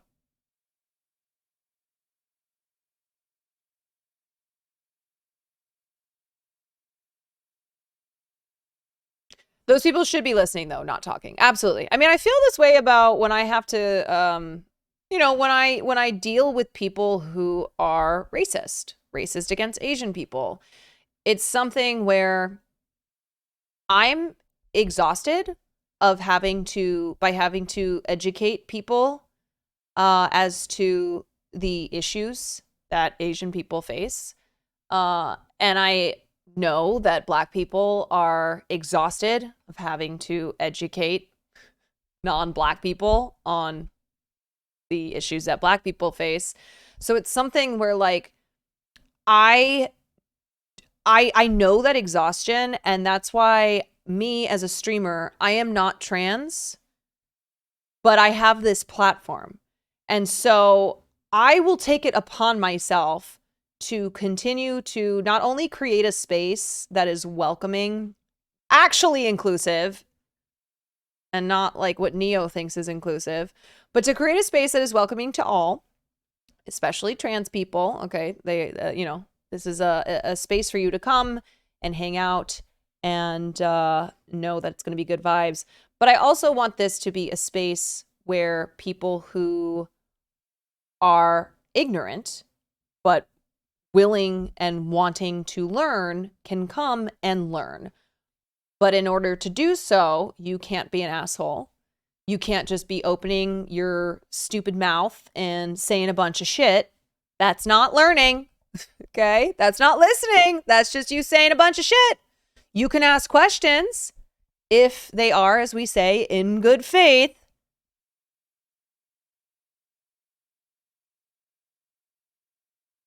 Oh my God. What a fucking...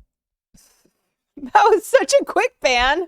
I only read the first sentence and I was like, oh, wow. Somebody is essaying. Somebody just listened to what I said and was like, literally this meme of the cat. Like, oh, yeah.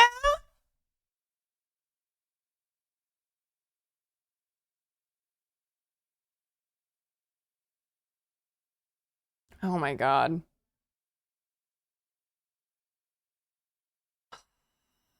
It's just speedrunning transphobia, actually, though.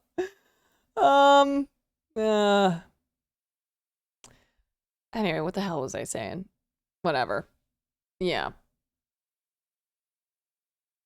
Just blatant transphobia, though, is not allowed in here. Okay. And it's one of those things, too, where if you are just super duper transphobic, I don't know why you would even want to be in here anyway, because it's not like that would be the only thing then that I feel we would disagree on. That I feel you would be in here being like, well, I don't think she's correct about this. I'm always amazed when people have made it pretty far and then I say something that has to do with the trans community. And it's like, that's the thing.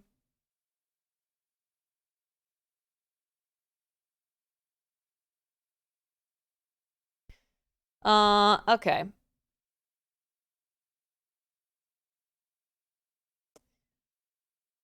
They died on that hill. Yeah. All right. Let's move on.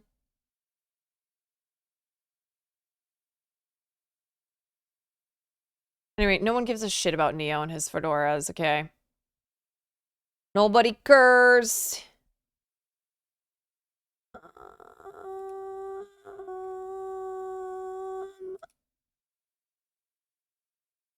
All right, let's talk about this.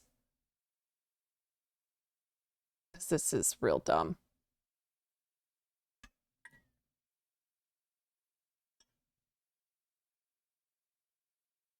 All right. As an NB with a trans sibling, I'll always answer genuine questions no matter how stupid they are. Right. That's what I always say is that don't be afraid to ask questions as long as like they are genuine and coming from a good place. It's the intent, right? It's the intent behind the questions that you're asking.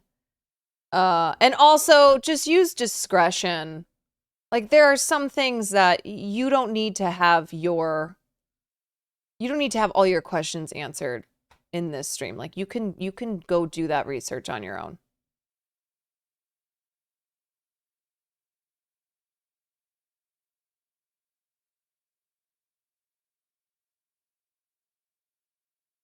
Google exists. Yes, it's amazing. It did. It does.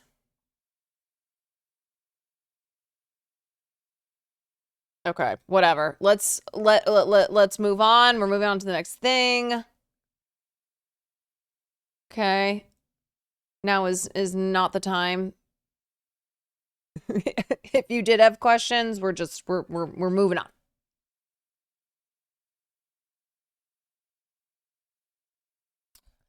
Hogan, thank you for the gifted. I have questions. I'm gonna grab some water.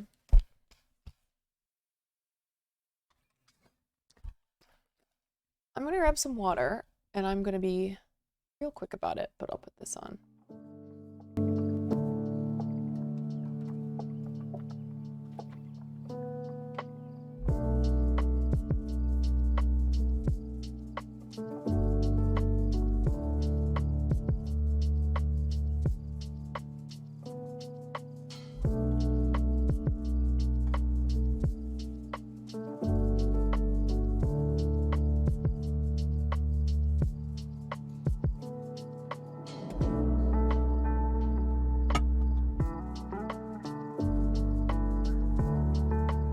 Okay.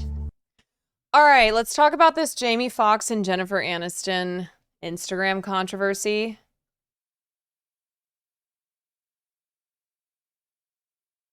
Oh my God, do we have a new copy pasta? Ah. Just essaying their stupid little face off.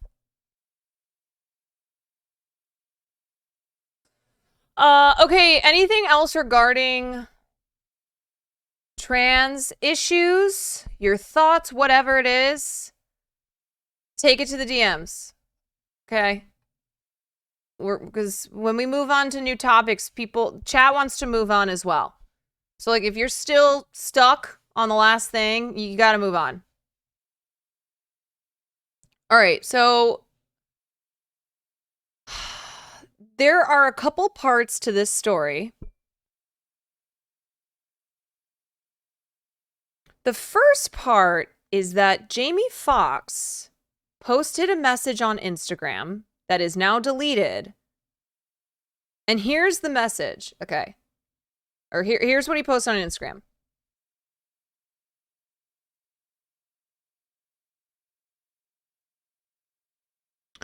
They killed this dude named Jesus. What do you think they'll do to you? Hashtag fake friends, hashtag fake love. So, I'm going to be honest.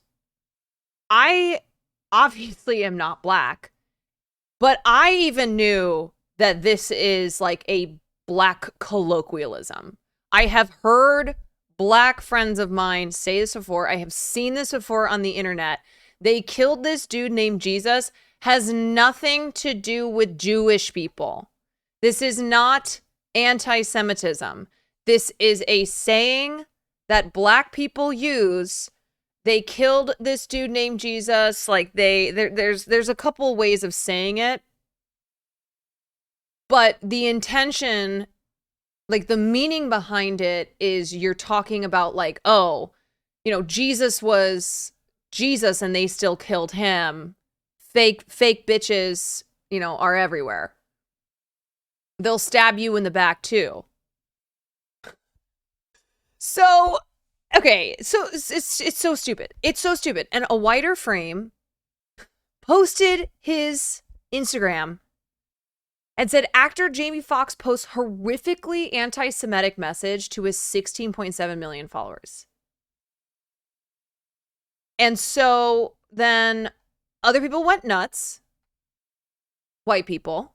Okay. Meanwhile, on Twitter, black people were like, wait, is this serious? You guys are calling Jamie Foxx anti-Semitic for using a phrase that is just part of our vernacular? It's a black person thing. And because you're not black, you take it to mean that it's anti-Semitic. Even if it wasn't a black saying, what's anti-Semitic about the comment? So I guess there's a trope that insists that Jews are collectively responsible for the killing of Jesus. So Jewish people took this to mean they killed this dude named Jesus, that Jamie Foxx was making a statement about Jewish people and, you know, using the trope that the Jews killed Jesus. One thing, yeah, is that they killed Jesus. It's a very common dog whistle they have to deal with, so I could understand why some Jewish people might, but like, that wouldn't even make any sense. Hashtag fake friends, hashtag fake love. Like, it's so obvious that he's talking about somebody who wronged him. That he's talking about, like, it's like some drama in his own personal life. It literally says hashtag fake friends, hashtag fake love. So even if you've never heard this, they killed this dude, you know, they whatever. I think it's still pretty clear that he is not saying that in an anti-Semitic way.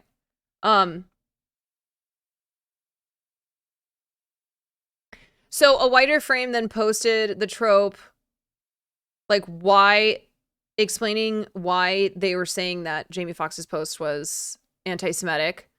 Some people on social media came to Fox's defense. Any black person growing up in the South will tell you that Jamie Foxx wasn't referring to Jewish people. They killed / they lied on / they talked about Jesus simply means if Jesus can be betrayed, so can you. He genuinely meant fake friends, fake people, so quick to reach, it's ridiculous. Okay, so what happened is that Jamie Foxx apologized because he's a good dude. And he apologized, even though, genuinely speaking, I think this is a rare occasion where a celebrity did not need to apologize. So here's his apology. I want to apologize to the Jewish community and everyone who was offended by my post. I now know my choice of words have caused offense, and I'm sorry. That was never my intent. To clarify, I was betrayed by a fake friend. Like, yeah, that's obvious. And that's what I meant with they, not anything more. I only have love in my heart for everyone. I love and support the Jewish community. My deepest apologies to anyone who's offended. Nothing but love always, Jamie Foxx. Yeah, I mean, this is like, it's so ridiculous because it's very clear that that's what he was talking about. But then the Jennifer Aniston part of the story comes in because what happened is that psychos on the internet went to Jennifer Aniston's Instagram likes, and it showed that she had liked his original post. So Jamie Foxx's post where he wrote, they killed this dude named Jesus, when he's talking about a friend who wronged him. Well, people on the internet discovered that Jennifer Aniston had liked this post. And so they called her out on it. So then she posted this. This makes me sick. I did not like this post on purpose or by accident. And more importantly, I want to be clear to my friends and anyone hurt by, sorry. Okay, so you can see it right here. I don't know if it says liked by Jennifer Aniston and others.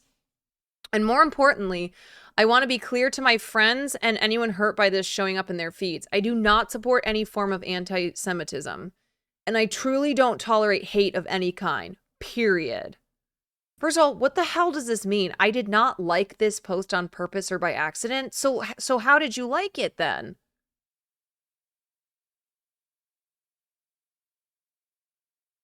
It's not hard to see who liked a post. Yeah, I was confusing this with Twitter, where people will go through people's likes, which I think is really can be strange sometimes. Like they'll go deep in and find likes. But also the fact that they called her out on liking this post anyway is really, really dumb. And then the fact that she posted this, where, first of all, then if you didn't like the post by purpose or on purpose or by accident, then how the hell did you like the post? And also, she's just feeding into the idea that this is anti-Semitism by saying, I don't support any form of anti-Semitism. I don't tolerate hate of any kind. I mean, this is really... this whole situation is just really, really dumb.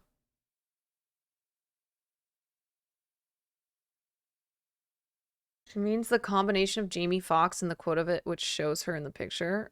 Right, but then how did she like this photo if she didn't like it on purpose or by accident?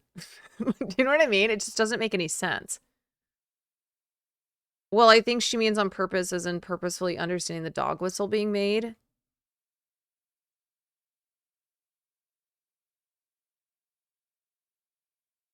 So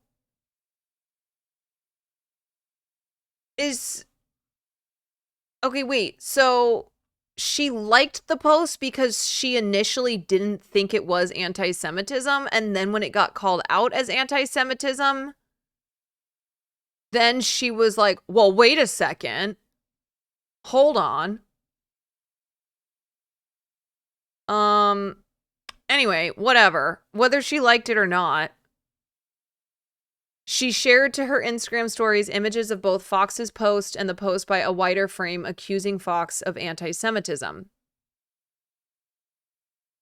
She's apparently turned off the comment function on all her Instagram posts because then people started dragging her for this. She didn't like it at all. She just reposted the original photo to her story, the anti-Semitism graphic. I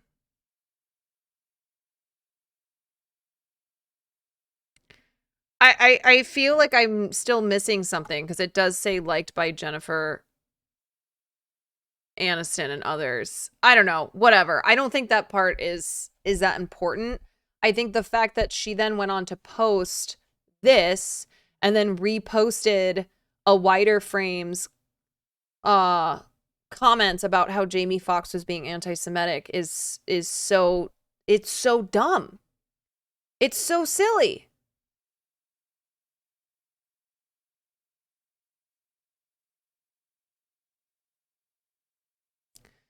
Yeah, and then the fact that Jamie Foxx apologized because he is a good dude, who didn't want people who are Jewish feeling badly. He didn't want them thinking he's anti-Semitic. Like, this is just, this is really, really dumb.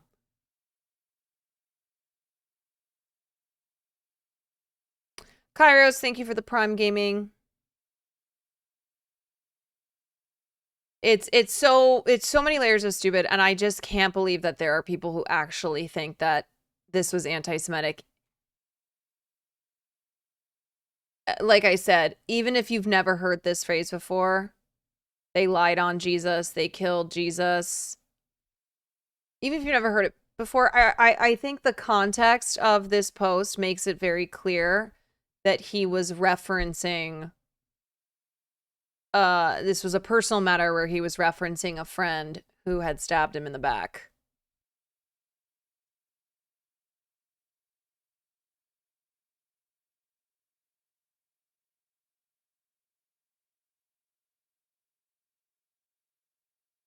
So by now, most of you have heard that Jamie Foxx tweeted something that was perceived by many to be anti-Semitic.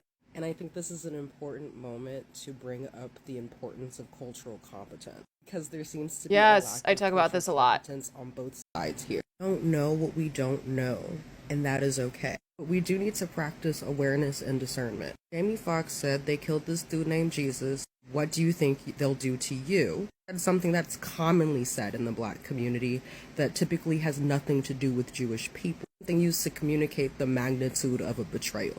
On the internet, the idea that Jews are Christ killers and the use of the term they has a life of its own. They is a commonly used dog whistle to refer to Jewish people. And so I can absolutely see how someone would interpret what he said to be anti-Semitic. But what I'm saying is that people don't know that this phrase is used in the Black community and does not allude to Jewish people at all. And it seems that Jamie Foxx also doesn't know or didn't have the discernment to choose better phrasing that wouldn't so easily have made that anti-Semitic association. Anti-Semitism is on the rise and continues to be pervasive in this society. So I completely and totally understand the hypervigilance from my community around that phrasing, but I don't believe he said what he said with any sort of animus towards the Jewish community. The biggest takeaway here is that we need to have more dialogue between Black and Jewish communities. There are literally only about 7 million Jews in the United States, and we can't expect people to know. Oh my God. You guys know who Eve Barlow is? Ugh.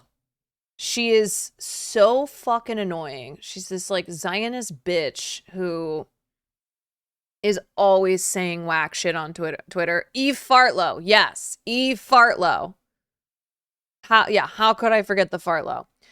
I don't know where the tweet is. I'm sure I could find it. But she was tweeting and linking together Jamie Foxx, Kanye, and other Black celebrities who have been anti-Semitic. Now, of course, obviously Kanye, yes, and so much more. But Jamie Foxx was not. And Eve was tweeting, she's like, I remember when I got called out on this before, I got, canceled for this before. Can we now please talk about Black people and anti-Semitism? I'm like, oh my God,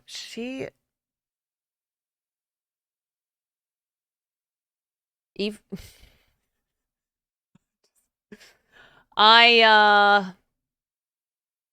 I'm just gonna keep my mouth shut on her. Yeah. She is just like, she is somebody who I genuinely think relishes in being a victim. Yeah. She wants to be the victim of a hate crime so bad that she can do so much. She does. She relishes in being a victim, and she also is like one of those people who goes, remember how I said this before and everyone called me out for it? It's like, yes, because you are a racist bitch. You are a terrible person. So people were right to call you out. And just because you and others had no idea that what Jamie Foxx was saying is actually something that is commonly said in the Black community, does not now mean that like we're going to go back and say, hey, Eve Fartlow, we are so sorry for calling out your Zionist ass when you make blanket statements like Black people are anti-Semitic.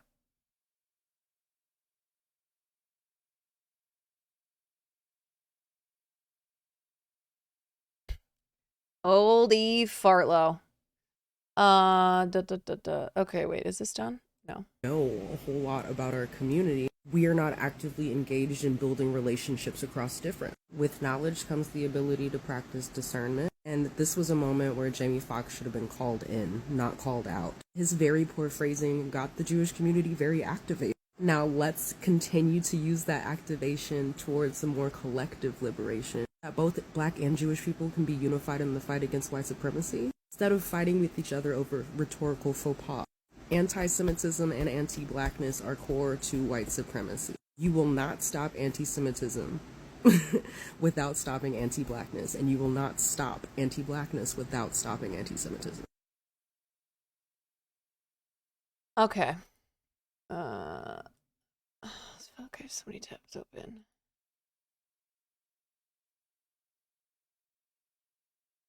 Jamie Lee Curtis. Use it to start building stronger solidarity. Yeah, I mean, I think that is something that is important amongst the different communities, is always building solidarity, like between Black people and Asian people. It's something where whenever there's a news story of like Asians being racist to Black kids, or a young Black person beating up an old Asian person, I know that the instinct is for people to point fingers and to go, see, this group is racist against us, and that's what we've been saying. And it's like, actually, the focus should be on us building bridges of solidarity with one another. And that means not just making general statements. That means not just, letting our emotions get the best of us, which can lead to further harm and can lead to us just, even though we are justified in feeling emotional, it's not always directed in the right way. Like, those emotions are not directed in the correct way.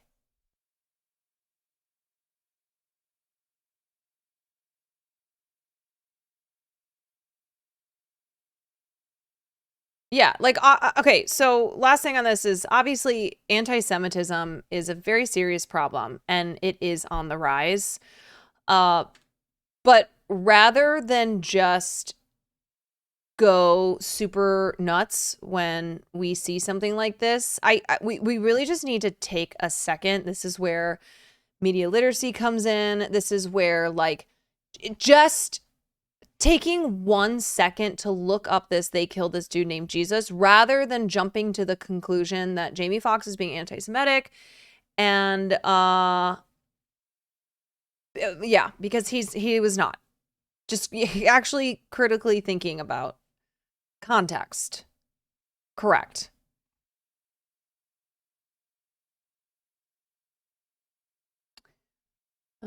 Okay. Let's talk about Lil Tay.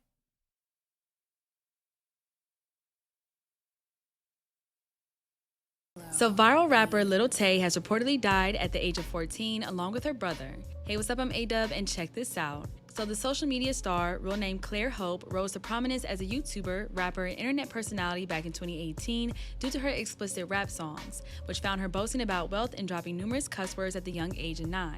In a statement on Wednesday, August 9th, Tay's family announced her sudden passing as well as her young brother's.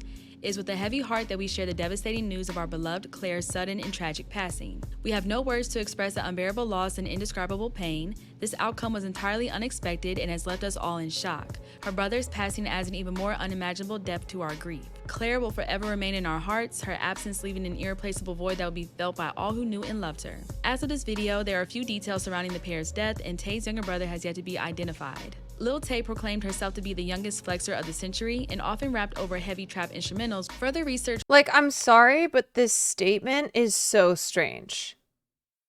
This just seems incredibly suspect.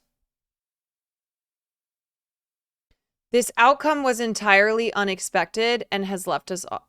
This really sounds like a ChatGPT statement. How does the dad not know? Right, like, and also her brother's passing adds an even more. What? So her brother and her died shortly, you know, one after the other? What? Like, what? What a strange statement. Yeah, like I said, I don't really know anything about Lil Tay, but I saw this and I started, and I obviously I was Googling it to see what I could learn, and I'm like, okay, so there's no details. So she pretty much disappeared off the internet in 2018, like the same year that she burst onto the scene.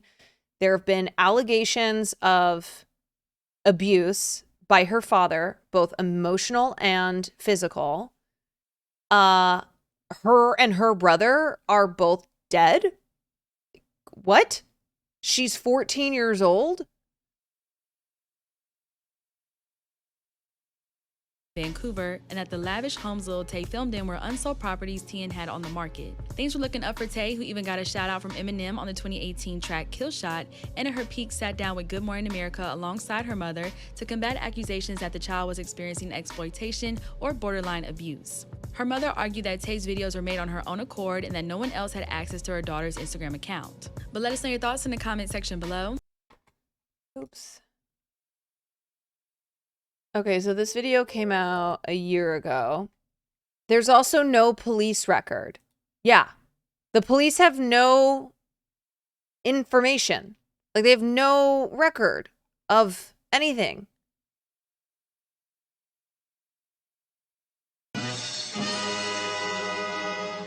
ain't doing it like Lil Tay. I'm only I ain't got no license, but I still drive this sports car.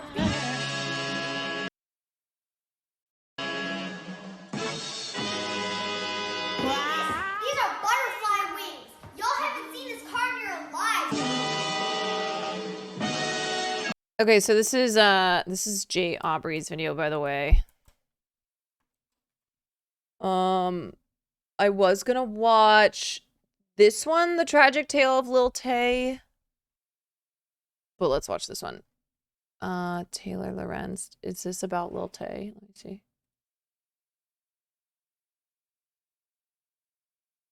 Okay, wait. Emailed statement from Lil Tay's manager says he's unable to confirm whether she died. Like, what is happening? I'm writing to keep you informed about the evolving situation related to the reported passing of Lil Tay. I, Harry Sang, her former manager, feel it is important to provide you most accurate and timely information possible. At approximately 9 a.m. Pacific Standard Time, Lil Tay's family released an official statement announcing her passing as well as the passing of her brother. Subsequent to this announcement, I've been in communication with individuals who have an intimate understanding of the family's situation. Given the complexities of the current circumstances, I'm at a point where I cannot definitively confirm or dismiss the legitimacy of the statement issued by the family. The situation calls for cautious consideration, and respect for the sensitivities involved. My commitment remains focused on delivering updates that are both reliable and appropriately timed. In times like these, it's imperative that we prioritize accuracy and empathy. I encourage everyone to rely on reputable and official sources for information. We must exercise patience while awaiting further developments before drawing any conclusions. Thank you for your understanding and discretion as we navigate through this situation. Harry is not our manager. He was her old manager when she was creating content. For the past several years, she didn't have a manager because she wasn't creating content and had been back in school. Her brother, who exploited her, controls the Lil Tay Instagram account. Is this the brother who died? Or maybe didn't die? He sent me and Jay Shams bizarre and delusional emails throughout 2020 from the manager email address. Her bro also met with people just last year about launching a rap career. It's very irresponsible of the media to report her death with zero confirmation of evidence off a post to an Instagram account that the brother who exploited her and has a history of lying runs. Okay, I see. Yup. At this point, I would be beyond shocked that the Lil Tay death post isn't a hoax. 1, her father declined to comment to multiple outlets. 2, no death records have been found. 3, her brother has used the Lil Tay account to spread lies in the past. It's all just so sus. Yep, meanwhile, media companies are running garbage SEO articles about a young and exploited girl's death with zero confirmation or evidence. Such a mess. No Jumper is showing more journalistic integrity than 90% of the corporate media. The Vancouver and LA police departments have denied that they're investigating the death of Lil Tay, claims that they have no record of her death and have not been alerted of her death. This... Bro! No Jumper? They had no record of Claire Hope, who's Lil Tay's... That's who Lil Tay is. Or her brother Jason Tion in their system. Furthermore, the police department in Vancouver, where Claire was believed to be living as of 2021, said it hadn't received reports of their deaths either. As of now, we were not aware and are not investigating. The coroner in Vancouver did not immediately respond to requests for information on Wednesday. What the hell?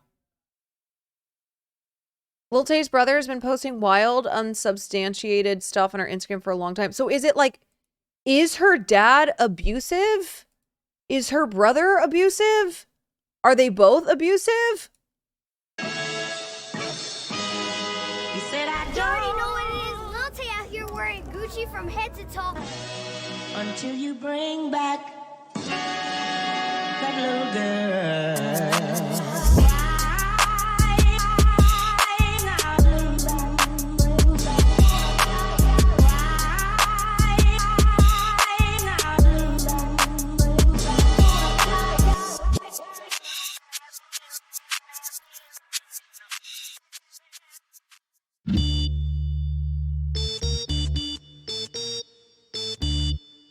April 15th, 2018. A sizable crowd had congregated in front of the Americana Mall in Glendale, California, where an apparent dispute was said to be underway.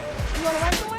An infamous brawl between two of the most hated internet powerhouses of the time, Danielle Bregoli and Whoa Vicky. After blasting her voice across airwaves in 2017, Bad Baby had all but captivated the world with her annoyingly viral catchphrases and in public throwdowns with local sewer rat Victoria Rose Waldrip. Tough stuff? Put your bag down, tough stuff. What's up? Come on. Hey, what's up? After exchanging words and slurs in a convoluted back and forth that I can't even begin to paraphrase here, Vicky and Baby were finally set to squash their internet beef in person, when the confrontation suddenly turned sour, ending in a whirlwind of punches and empty threats hurled at multiple parties.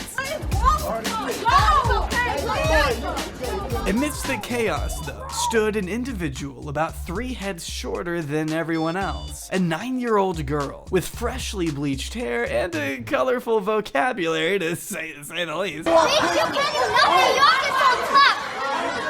To many at the time, Lil Tay was nothing more than a member of Whoa Vicky's entourage, and although it may not have been the main focus of the confrontation, was certainly the one who benefited the most from being there. With her follower count reportedly doubling in the aftermath of the coverage, Lil Tay would not only become verified as a result, but garner over 2.5 million followers and 15 million impressions per post in the coming weeks, soon being name-dropped by Eminem, featured on the biggest morning show in America, and becoming one of the most Googled people in the world, all by the end of 2018, right before vanishing just as inexplicably as she came. So what happened to her? And who was pulling the strings behind one of— You don't think a lot of legit media outlets were reporting it? Oh, they definitely were.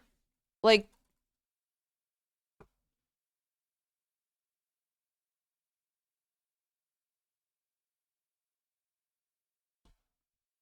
Little Insider, Lil Tay dead at 15, rappers Instagram state stat won't confirm, New York State. Like, there are, I mean, this was trending on Google News. Like, there were multiple sources of information on Google News. Yeah, I mean, I think gossip sites are, but I also think, I mean, okay, here you have Variety. Oh, sorry, you guys cannot see that because it's cut off. Hold on. Okay. Sorry, my cropping is weird. Whatever, you can't see it, but Variety, which is not a gossip site, Business Insider, Los Angeles Times, Daily Beast, ABC News, Mashable. These are the ones I'm naming that I'm like, I would not consider salacious, gossipy type sites. Like, I'm not including The Sun and Daily Mail in that, and New York Post, USA Today. Yeah, so there's a bunch. This has been majorly reported on. Of the youngest and most perplexing influencers in internet history? That's what I hope to find out as we revisit the puzzling trajectory and real-life implications of the century's youngest flexer. Good morning, dude callers. This Lil Tay, the youngest flexer of the century. Keep flexing them haters. Get out here, shoot it. Yo, turn on.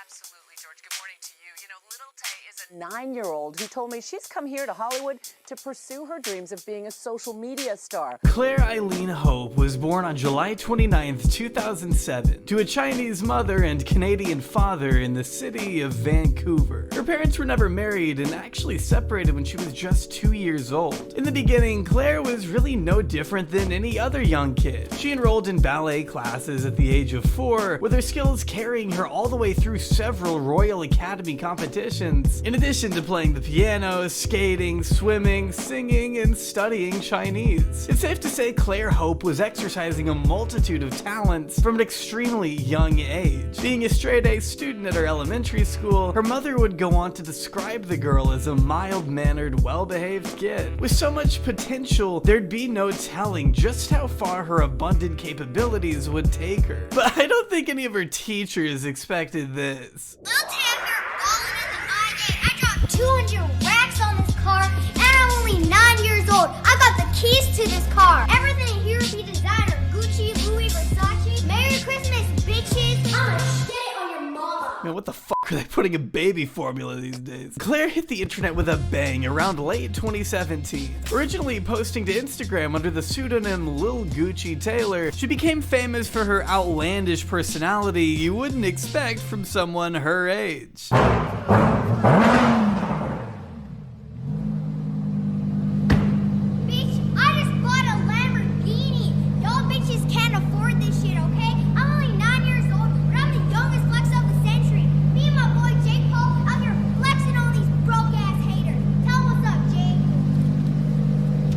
God.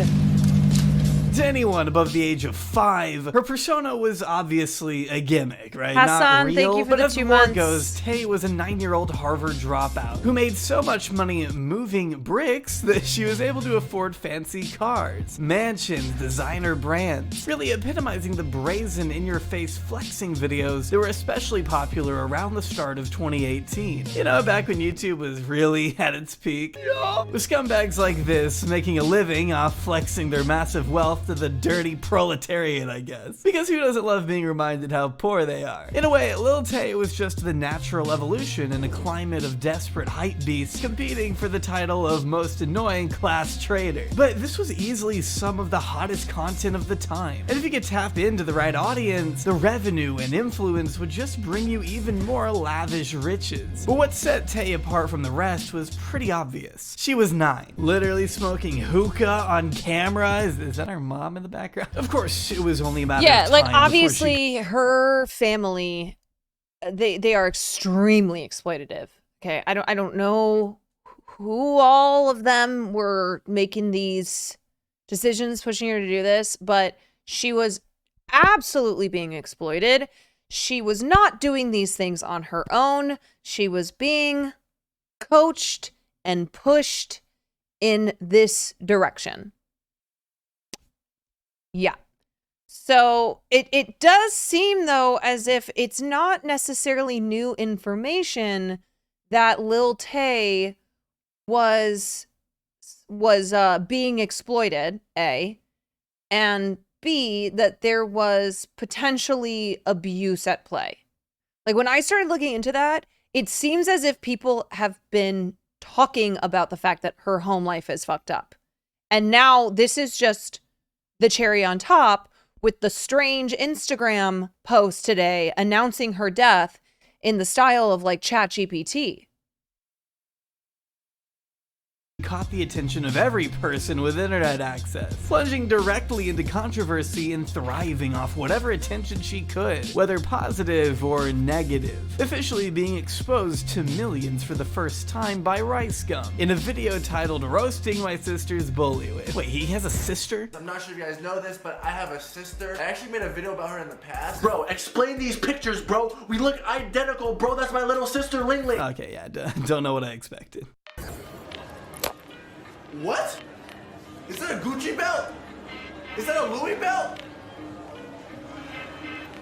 It was December 2017, and Rice Gum was on the hunt for the next weird viral sensation to showcase to his audience in the 8 figures. Given Lil Gucci Taylor's unorthodox image, $100,000 my wrist. she was the perfect candidate for a video that would generate well over 7 million views. Essentially, in this bizarre little world Rice has conjured up, she's playing the part of his imaginary sister's bully. Not like you should care, it doesn't matter. You know, why does she keep calling him daddy? I'm 9. I was born in Atlanta. I'm richer than all y'all broke ass niggas.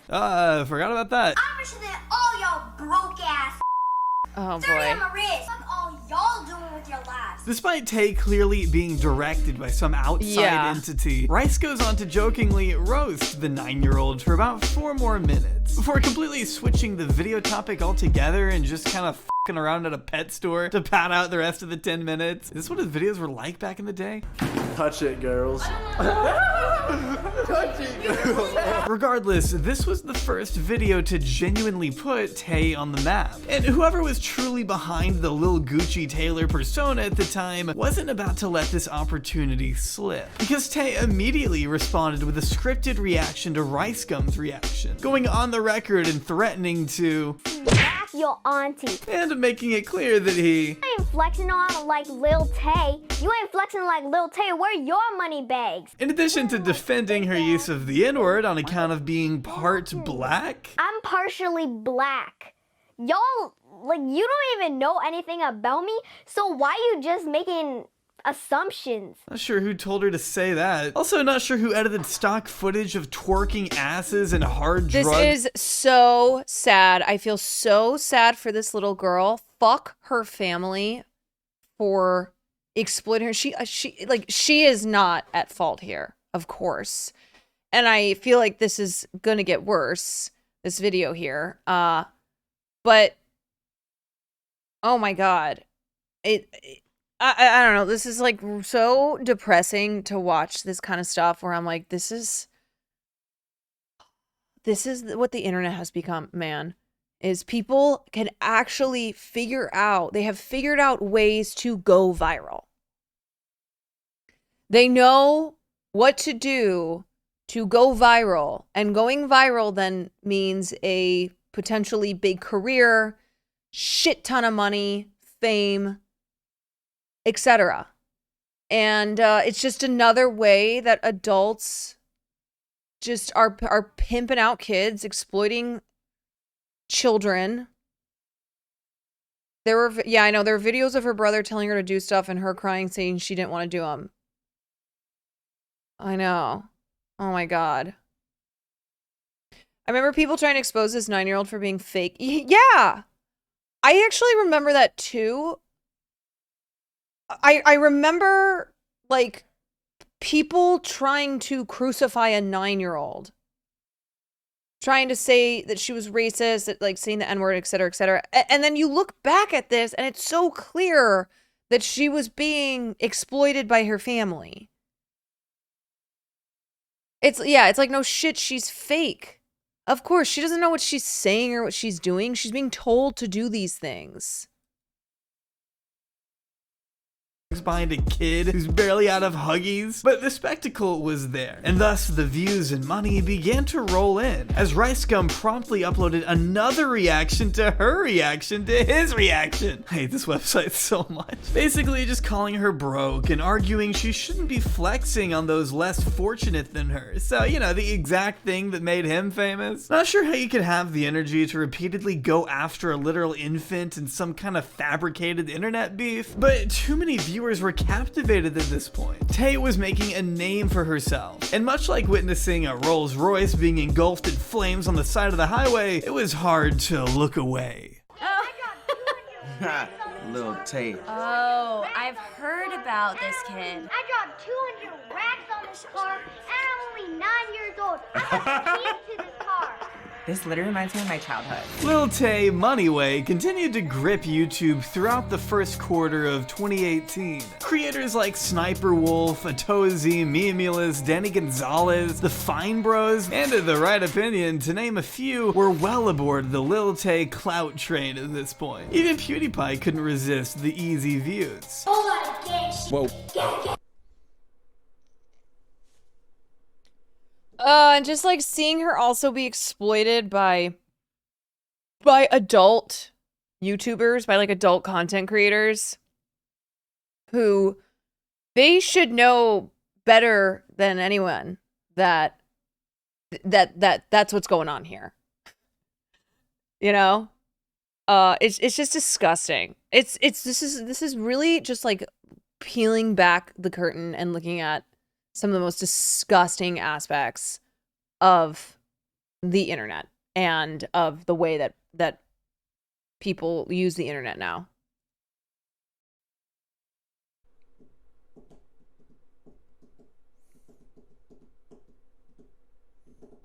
I feel like I'm not allowed to say anything. And I can't even blame them. What with her flippant, inappropriate attitude contrasted with the fact that she was a child, it's not like there wasn't entertainment value. There was a lot to discuss, like what was a kid like her doing around massive celebrities and overall fantastic guys like Tekashi 6ix9ine. I mean, the two hopped on an Instagram live together to discuss how much they hated Bad Baby. I'm banning Bad Baby from LA.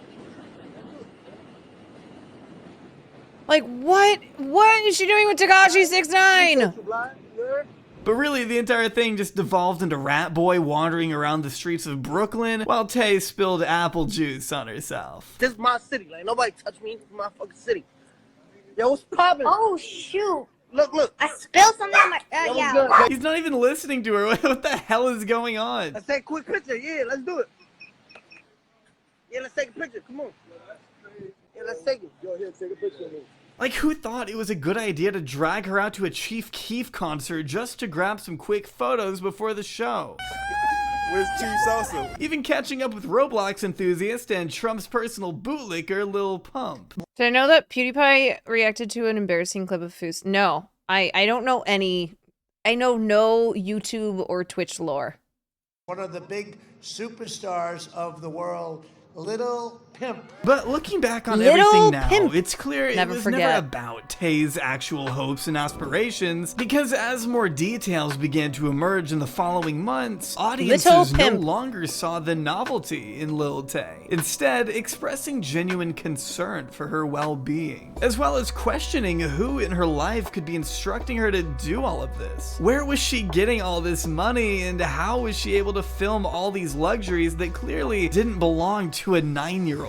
And more importantly, why waste thousands of dollars on Gucci when you can flex your Raycon earbuds, am I right? Come on, that was smooth. Co-founded by singer-songwriter Ray J, Raycon proves that premium audio doesn't have to price you out. Determined to deliver quality sound at half the price of any other premium wireless brand, Raycons come equipped with a 32-hour battery life, seamless Bluetooth pair, other brands they microphone, everything about these. You can support the channel and get your money back if you decide they suck by the century's youngest flexer. I can't tell you how many times I'll be watching a YouTube video and it takes me way too long to realize that they have just seamlessly transitioned to an ad, because I'm so used to like, okay, commercial break and then ad, and it's like very clearly an ad. I didn't realize that I was watching one.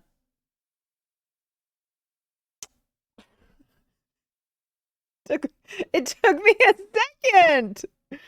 They do these ads. The way that they do them now is it's just built into the video. There's no like, and today's sponsor is, but there's just a seamless transition. Give them a shot. Go to buyraycon.com/Jobbery today to get up to 30% off on your order. Or click the link I actually down below. bought Raycon. And that's buy Wait, it's still Raycon for helping out with these. I thought okay.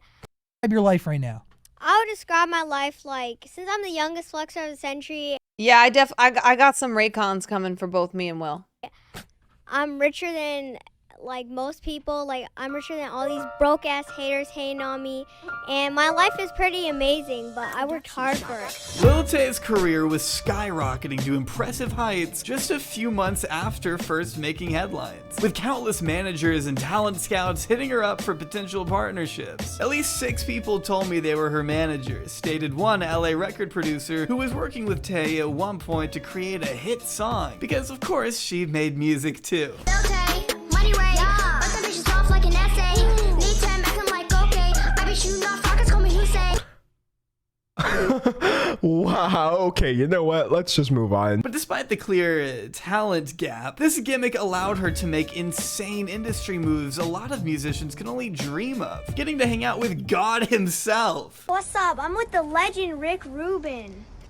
What's up? If you don't know who Rick Rubin is, he probably made your favorite song. On the surface, her character may have seemed one-dimensional, focused on flexing her riches, making fun of popular creators, basically just parroting the same line over and over. But behind the scenes, her team was connecting with Goliaths in the entertainment world. After turning down Howard Stern and landing a less than substantive interview with Logan Paul's brother, she was given her own segment on Good Morning America, the most viewed morning show in the US. And it's a pretty weird watch. I'm a Harvard dropout. What city is Harvard in?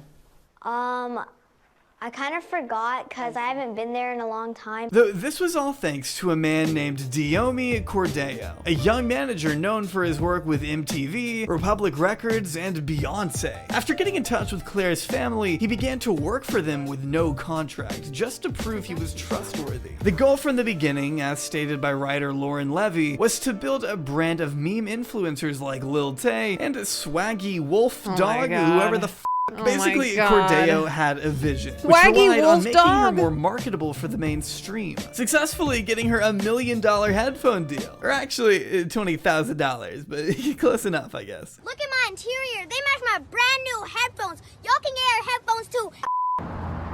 I like those headphones. I heard you got $1 million deal off of these headphones, true? Yeah, you already know what it is. Lil Tay be closed $1 million deal. The nice. Really? Why you asking, bro? Well, I You behind on your rent? Lil Tay rich ain't finna get richer. Though according to him, attempting to clean up Lil Tay's act would prove to be a challenging and ultimately impossible feat thanks to the input from her half-brother, Jason. Okay. Snoop Dogg even accusing her 16-year-old brother of coaching her. A lot of people are gonna say this and that. We just keep Jason. going. Jason Tion was no stranger to the internet by the time Lil Tay burst onto the scene. Ricey. Icy as fuck, bro.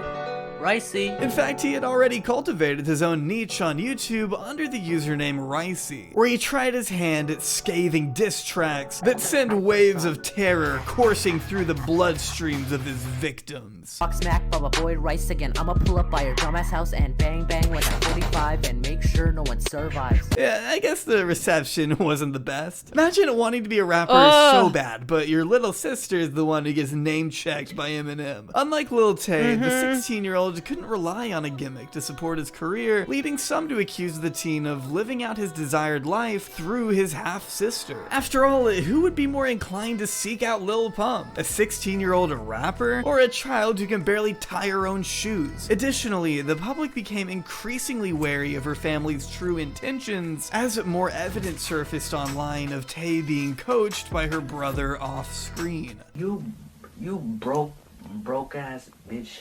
You still, you out here, out here like with your irrelevant ass. You making a video on me? Like, bitch, I'm way more irrelevant than you. You're trying to be relevant and you're trying to be like me. Lil Tay be popping on YouTube right now. No. Redo. You need to be like more ignorant. You have to be like, ooh, Lil Tay out here.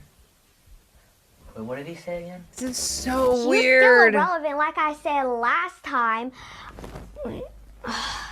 What do I say? With the question, where is her mom, lingering in everyone's head, the true answer may actually be the most tragic of all. She was always there. Mommy, stop! I was filming! Rumors of Claire's mother, Angela Tion, being This is fired so from her real estate painful to job watch. began to circulate shortly after her boss spoke out against the use of company vehicles in Lil Tay's viral videos. She called and she said, I'm quitting from real estate. In fact, the car shown in this video, viewed over 13 million times, belonged to a managing partner of Angela's real estate firm. So if there was even a single person out there fooled by Lil Tay's life of opulence, it was all thanks to her mom's job. According to this manager, he was only under the impression they would be taking a picture of his vehicle, not using it as a prop for a 10 million plus view video pretending it's theirs. Although her boss had reportedly felt all sorts of mad, disappointed, and taken advantage of after finding out Angela had been using him as a front for her daughter's hoax of a career, he didn't fire her like many had reported. She was technically resigning, probably after seeing just how much money her daughter was generating after lying to her millions of followers. I didn't shoot in anyone else's house.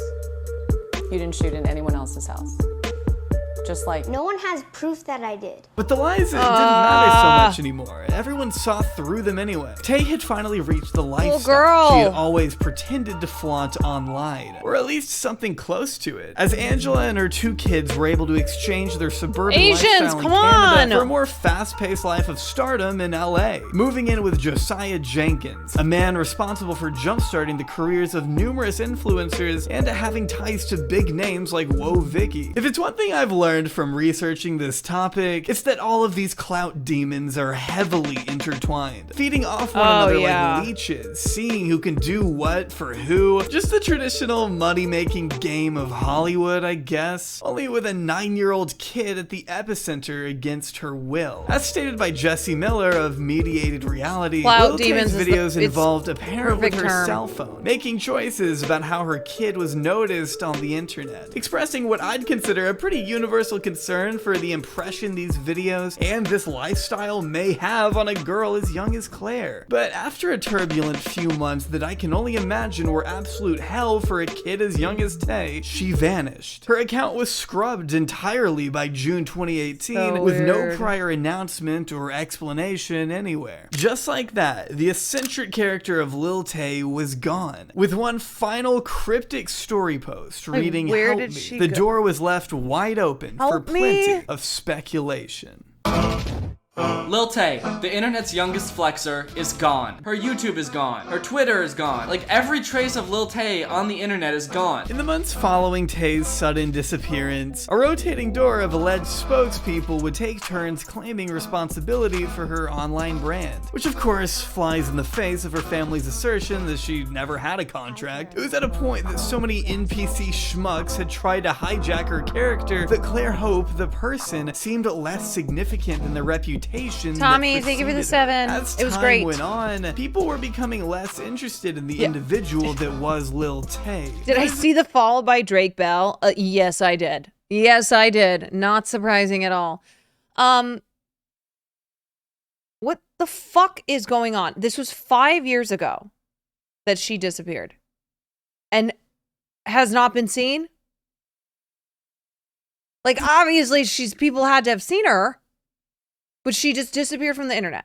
Until months later, during a supposed hack of sorts. Over the weekend, someone using Lil Tay's Instagram account posted shocking abuse allegations about Lil Tay's father. This caused huge backlash on social media, and her father apparently sent a cease and desist letter to Instagram after he was receiving death threats from Lil Tay's fans. In October 2018, Lil Tay's Instagram posted once again. This time, whoever was operating the page went all out in creating as much chaos as possible, changing the bio to hashtag #FreeLilTay and hashtag #MakeTheInternetGreatAgain, with the most notable post being extremely serious allegations against Claire's own father, Christopher Hope. Now, these accusations were extremely personal in nature, taking into question Chris's new marriage, child abuse against Tay, alleging that although he had been out of her life for years, was requesting she come back to live with him and his new wife in Vancouver via court order. The post even goes so far as to blame Chris for Tay's hiatus, claiming that he was afraid she would expose the truth to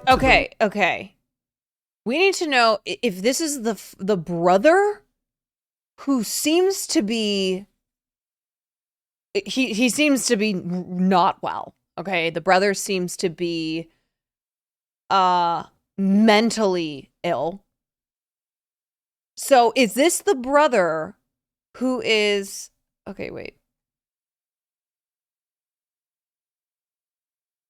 who is posting all of this shit to make it seem I don't know if he's just trying to make Lil Tay relevant again. Wait, what the fuck?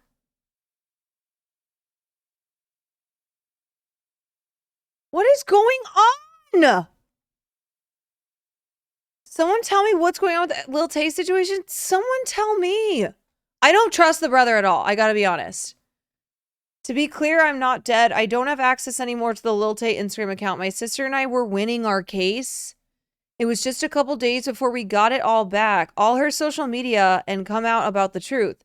Me and Tay are not dead.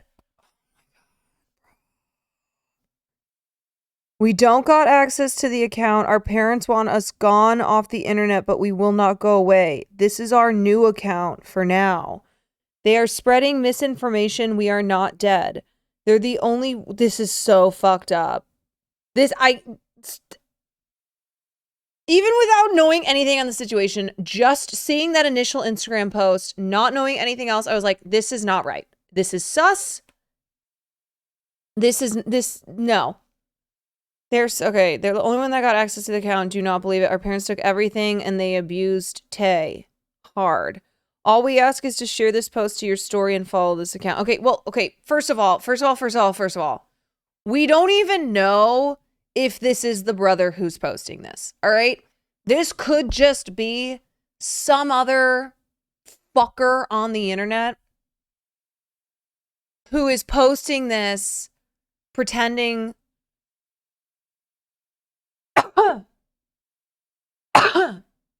pretending to be Lil Tay's brother Jason and Lil Tay. Thank you. So, oh my gosh. First things first, we do not know. We saw this, that the Vancouver and LA police, oh my God, bugs, have denied that they're investigating the death of Lil Tay. They claim they have no record of her death. Right. So I think it's safe to assume that Lil Tay is not dead. Okay. I'm just gonna, like, all the shit that we've learned in the last 10, 20 minutes, I'm just gonna say, I don't think she's dead. Now, one, do I think that this post was written by her brother? I don't know. If this was written by her brother, oh yeah, I don't think her and her brother are dead. Let's be clear. If in fact this post was actually written by her brother, I do not believe him. I do not believe that this is necessarily what's going on. Do I think that the mother is also exploitative and horrible and crazy? Yes. But I don't, if this is in fact the brother who wrote this post, I do not believe him.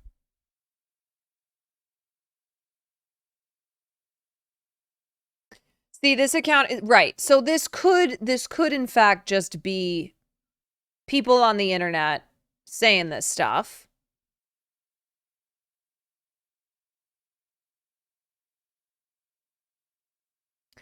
But yeah, the fact that, like, her brother started saying these things about the dad, this all just reads of lies. This just, to me, seems like the brother is the puppet master behind this stuff, that, like, he is the one who gets the internet, okay? He has spent countless hours studying YouTube, studying TikTok, studying, like, all, like, how do people go viral? How does Rice Gum go viral? How do Jake Paul and Logan Paul go viral? It seems to me that the brother studied this shit and then was the one who orchestrated Lil Tay's internet persona. But I don't think that the mother is innocent in this situation. World. In the words of Tay herself, he was threatening to have my mom arrested if we didn't go back. I didn't see him for multiple years. He never saw me for so long. It's obvious he just came back because he wants money. You have to come in there tonight. You really do. There's no other option here. We don't have to go inside right now. We can just go in my car. We'll just drive somewhere and talk about it, okay? I'm not going. I think you should come with me and we'll just talk about it. Angela, you gotta follow what the judge said. You have to encourage her. You have to. Although it was established Jason had been running all of her social media in the past, there was no real way to verify who was behind this hack, other than it was supposed to be someone who previously worked with Tay, with a document from Chris Hope stating the account was taken over by her brother, Jason Tian, also a minor. He has either personally or encouraged others or negligently allowed the account to be used by third parties to conduct criminal extortion and harassment, as well as the torts of defamation and libel, making an already bizarre situation even bizarrer. Because despite the media frenzy that ensued back then, there was nothing but radio silence for another few years, naturally generating concern amongst spectators of the firestorm that was Lil Tay's online presence. Concerns that wouldn't be addressed again until April 2021. Bank on West Jackson Boulevard. Be advised, assailants are armed and dangerous. Save Lil Tay from a life of abuse are the ominous first words that precede a $150,000 GoFundMe for Claire's purported legal battle against her father. This, along with photos of a younger Tay shown bruised up, were posted to her Instagram account after years of inactivity. Once again, making Chris out to be an abuser, just looking for ways to exploit his daughter now that she's famous. According to one post, he had allegedly taken all of her money and still owed up to $400,000 in child support, providing this video to reinforce the claim. You gonna come in and abuse my mom and my sister now? Good job, Jason. Nice one. What about the millions of dollars you stole? Real mature, Chris. You owe 6 figures in child support. Do you know this? You haven't been in her life for years and now you show up? And now you want to use her career as blackmail to waive your child support expenses? How can you even explain this? And then you go on to manipulate the press to look like the hero parent. Have a good day. In addition to various videos of Claire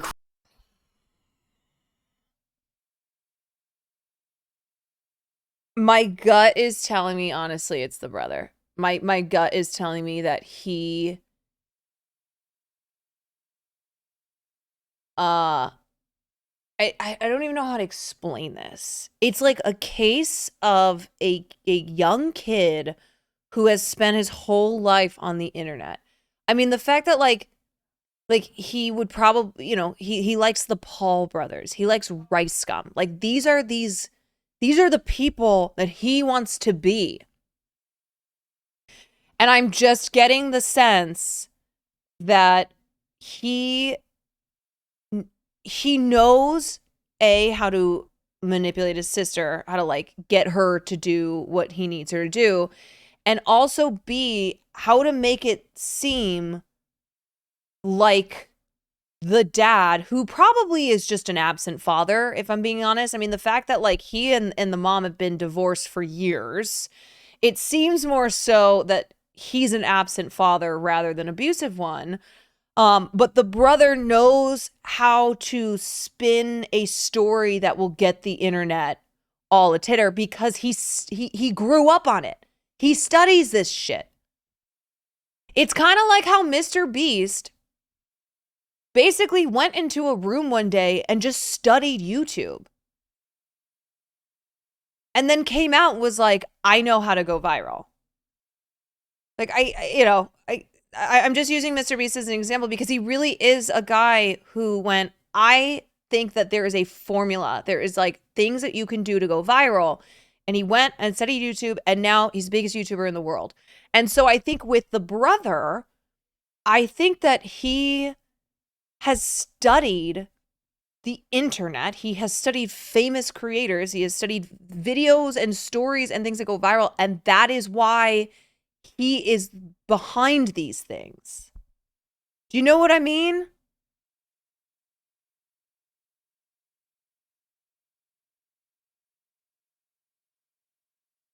I just, Riverboat Jack, thank you so much for the raid. My gut is telling me that the brother is manipulative as all hell and is not to be trusted.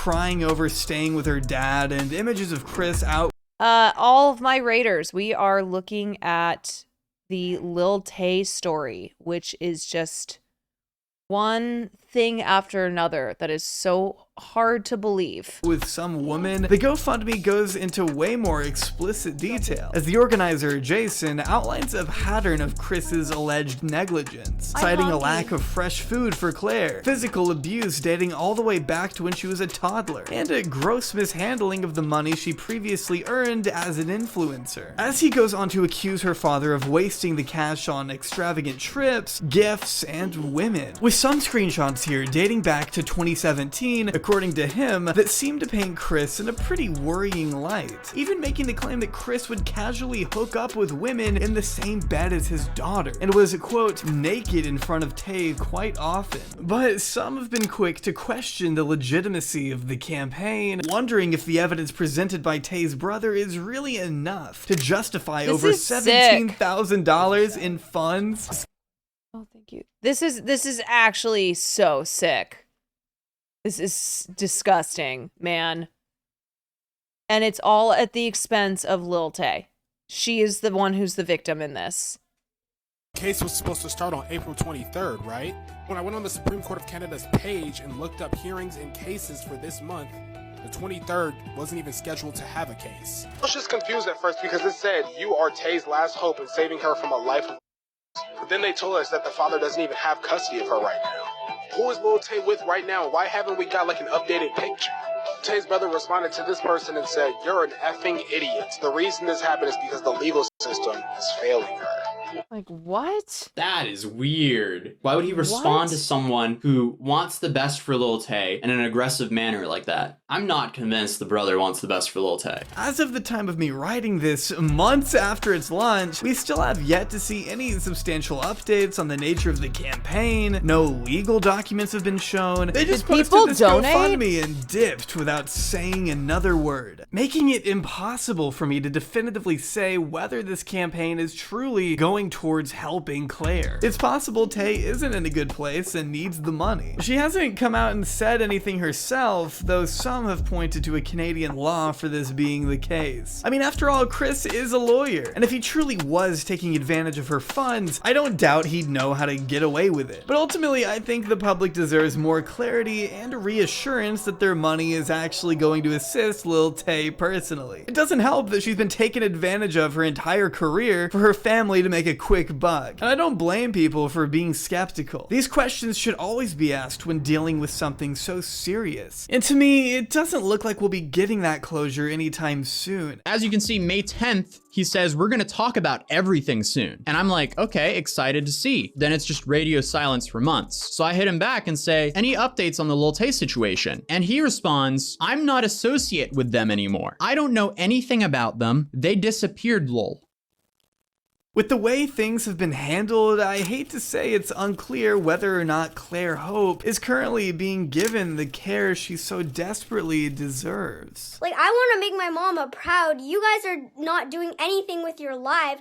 You may not see it, but I'm trying to accomplish something, and you guys are preventing me from that. All y'all haters, like, I'm trying to accomplish my dreams. If you don't like me, just block me.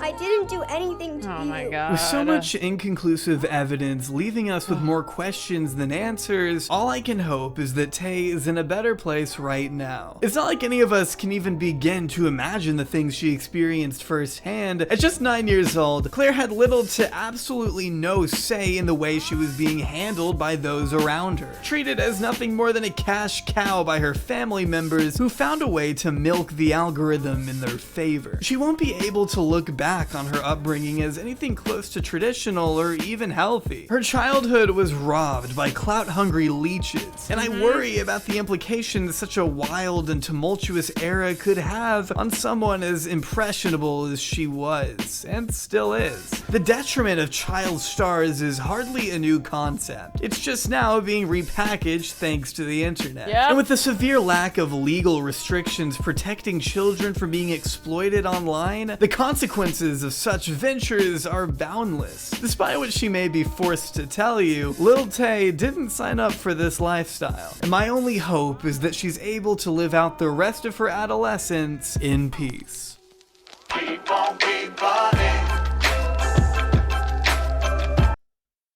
So that was Jay Aubrey's video. Oh, you saw this amazing YouTube video where the YouTuber's talking about child influencers? Interesting. What was that YouTuber's name? 100 out of 100 would recommend that video. Wow, it sounds like a great video. Sounds like a great video. I would definitely watch that video.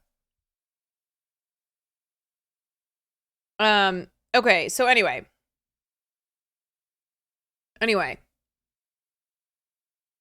This video came out a year ago.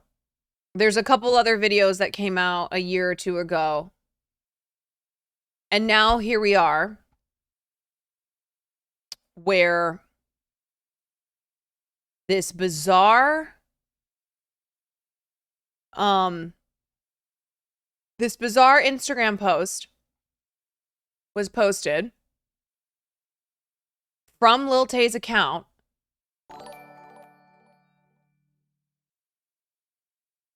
Jinx, Mafia Jinx, thank you so much for the raid. What's up, y'all?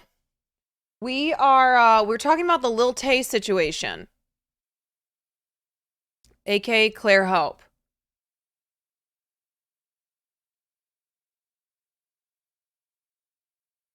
This is the statement that was posted on Instagram. So we just watched a video that detailed the rise and then the fall of Lil Tay, and it is very obvious that she is a child who was exploited and manipulated by her family members, which seemed to include her brother and her mother mainly.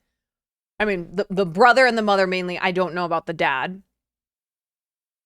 This was posted today from Lil Tay's Instagram account, and we know that the brother, who has also been caught before coaching Lil Tay, like there are videos of him coaching Lil Tay, and like it's clear that the brother wanted to be a famous rapper, a famous YouTuber, and is instead having to live through his sister's success.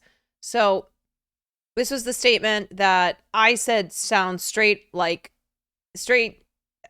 ChatGPT generated. It's with a heavy heart that we shared the devastating news of our beloved Claire's sudden and tragic passing. We have no words to express the unbearable loss and indescribable pain. This outcome was entirely unexpected. Like, that is strange. That sentence phrasing there. And has left us all in shock. Her brother's passing adds an even more unimaginable depth to our grief. During this time of immense sorrow, we kindly ask for privacy as we grieve this overwhelming loss, as the circumstances surrounding Claire and her brother's passing are still under investigation. So it's just like very strange. Claire and her brother are dead. Okay. Even though the brother who has posted strange things on her Instagram before, who was running a GoFundMe claiming that she was abused by the father.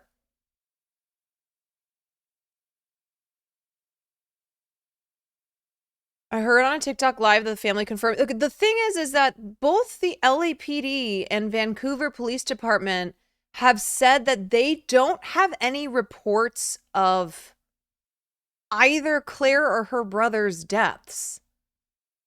Like, this is so bizarre that not only Claire passed, but her brother as well.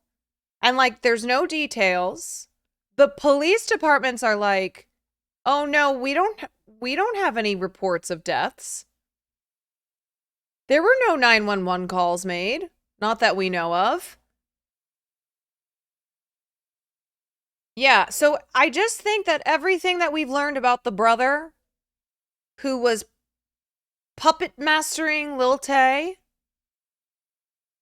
everything we've learned about him makes me think that he posted this. And it is his sick way of, I don't know, getting Lil Tay back into the public space. Getting people like talking about Lil Tay and Jason. Right? It's like he did the GoFundMe, and then that fell apart because people were like, this is sus. He did the weird posts on Instagram, talking about how the dad was abusive. It was very strange.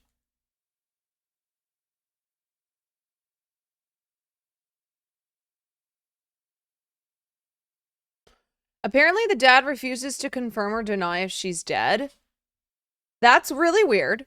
If that's the case, that's also very strange. I'm wondering what, I mean,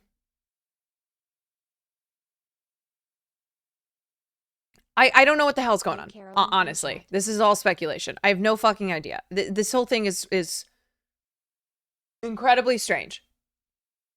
Anti-manatee lady, thank you for the 11 months. Wouldn't the parents come out and say something? You would think so. You would think that the parents would make a statement rather than just this. Like, you would think that there would be other people who could confirm the fact that Lil Tay and her brother are dead. Replay K, thank you for the 8 months. Endos, thank you for the Prime Gaming. Do you want up? No, you just want my food. The police, like, yes, there would be other, I swear there'd be other confirmation. Okay, other than just this random, strange Instagram post. Yeah.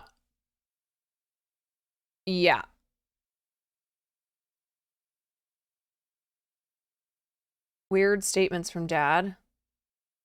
I mean, the whole family seems fucking weird, if I'm being honest.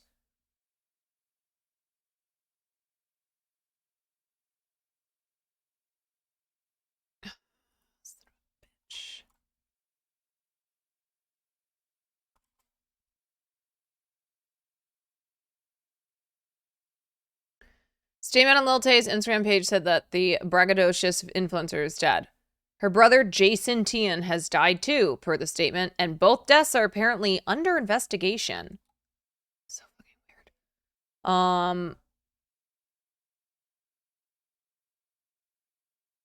The Los Angeles Police Department County Medical Examiner had no information on investigation to the death of anyone named Claire Hope.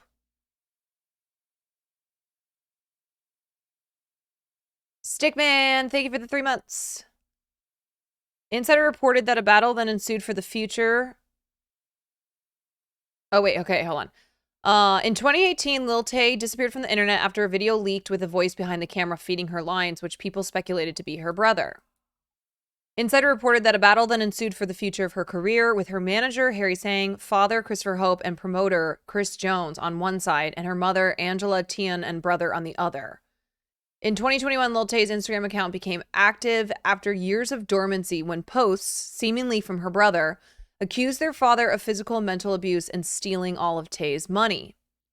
Hope denied these allegations with a cease and desist order to Instagram at the time. I mean, like I said, we don't know what the hell's going on, but I do know one thing, and that's that Lil Tay, Claire Hope, is at the center of this. She is a true victim. She seems to be the only innocent party in this situation. I mean, I know the brother's young, but he seems to be manipulating her just as much, if not more. And she is the one who has been suffering from all of these people around her exploiting her the way that they have. People are saying this is her dad's Instagram, and it's really fucking weird. It seems fake, but check. Okay, hold on.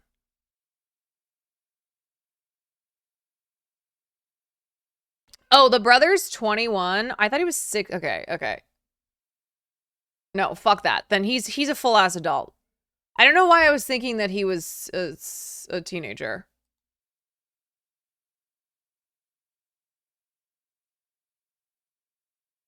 Yeah, he's a full adult then. Oh, he was 16 and 20. Okay, got it.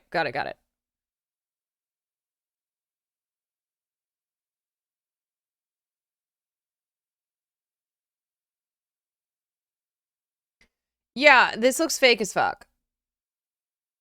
Yeah, no. This is definitely fake.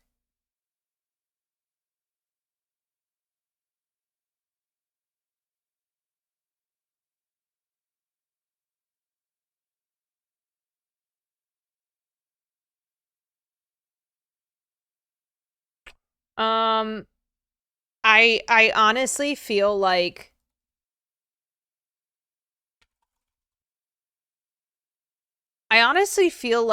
tomorrow or the next couple days, we will have so much more information. I'm sorry, I'm trying to find her tweets again about Lil Tay.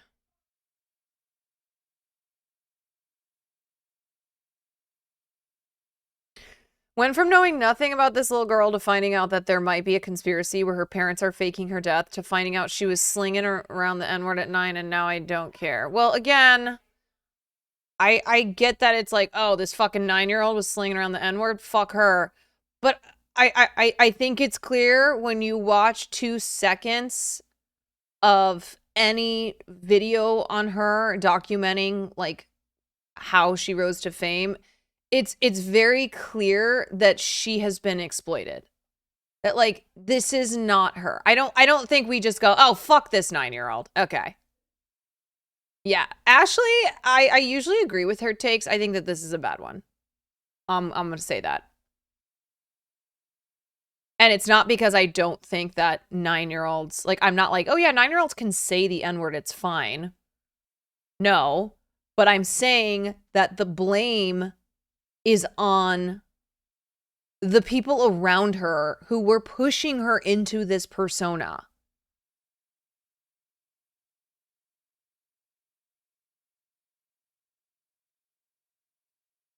Do you really care that the dad's refusing to talk to the media? What if he just wants to be left alone with his daughter? Bro, if if her official Instagram account, whoever's running it, the brother, whatever, puts out a statement that says Lil Tay is dead, as is the brother. Thank you. We'd like to be left alone now. I don't think that, like, if that is a lie, I don't think that that's something that it's okay to not say, not dispute. If the father or the mother know that this is not true and they're not saying anything, that is fucking weird.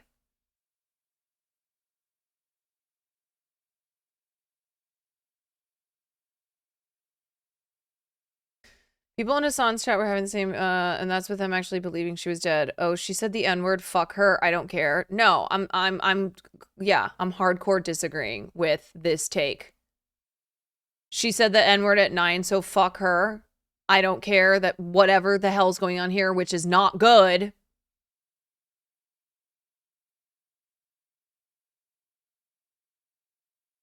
Yeah, I think that's a really crazy take to have in this situation. Like I said, I think the fact that, like, Ashley too and other people who are going, I don't know anything about this girl, so they don't know, like, that right then and there, I don't know anything about this girl, and yet they're still going to say, oh, but she said the N-word? Fuck her then. She might be missing, she might be dead, whatever. It's strange. It's bizarre.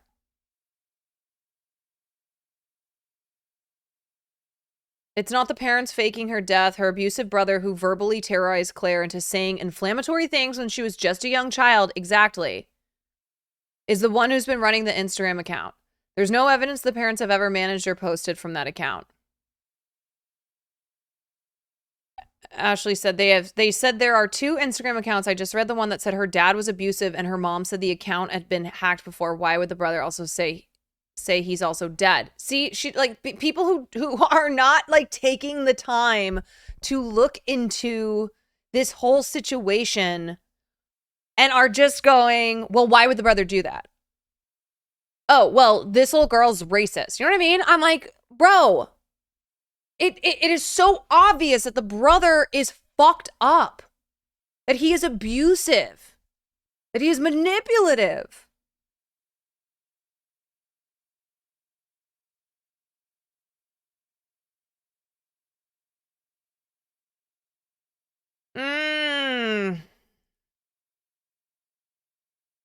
This is just so terrible. Either way,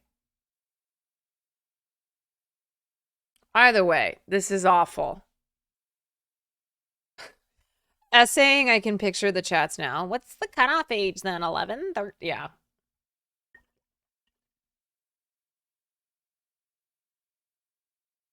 Bro, I don't understand what take you're trying to have here. Why do him and his daughter need our validation that she is alive? That doesn't make sense. Like, that question that you're posing, this point that you're trying to make, literally just doesn't even make any sense. What are you talking about validation? We are trying to determine if this little girl is actually dead or not, or if it is the case that her brother is a psycho, manipulative, evil psychopath, or like whoever it is that's running that account still, which seems to be the brother.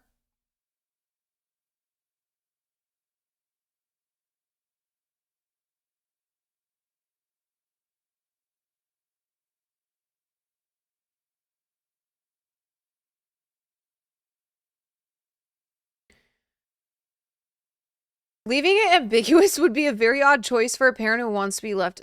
Yeah, I mean, I just think that's a weird. That's a weird take. That's a weird, like, point to try to be making. Like, if they want if they want to be left alone, why should they have to answer to us, the people who are wondering if this 14-year-old girl is dead? It's like, what? Caroline, kid you not, going through a very eerily similar sitch. I'm the collateral damage, but it's an old sister, little brother dynamic. So I'll just pray for these folks and hope Lil Ray's bro gets placed on a 5150. Lil Tay's bro. Oh yeah. Yeah. I mean, I'm just thinking about Lil Tay in this situation. And I've talked at length about children who are exploited by their family members, typically their parents, a parent or both parents. And we just see this time and time again, how this fucks kids up.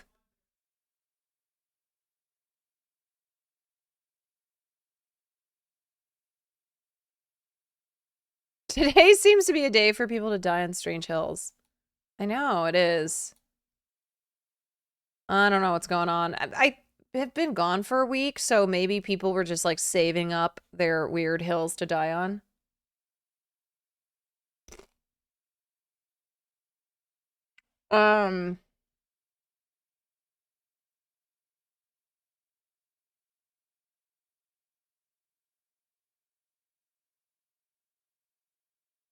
Maybe she's actually living with... Listen, yeah, I think there's a bunch of different scenarios here. I think the scenario where she's living with her father, where she's completely fine, is in schools, just trying to have a normal life. I think that is entirely plausible. But that's why I'm saying that, like, the brother putting out this bullshit post, this insane lie from the official Lil Tay Instagram account, to the point that you have so many media publications running this story. You have the entire internet thinking that a 14-year-old girl and her brother are dead. Like, I think that the parent has a responsibility to correct that. And the dad not confirming if she's dead or not is strange to me. Like, I think multiple things can be true and are true in this situation, you know? Like, I think it's common sense that the father should say whether she has passed or not, especially if she's alive.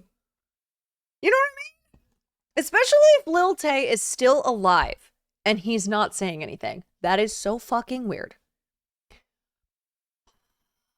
Okay, well, we gotta move on, but I think that there will be developments in this story. And so we will cover those developments as they arise. Wouldn't be surprised if by the end of the week the authorities are involved. Yeah, I kind of feel that way too.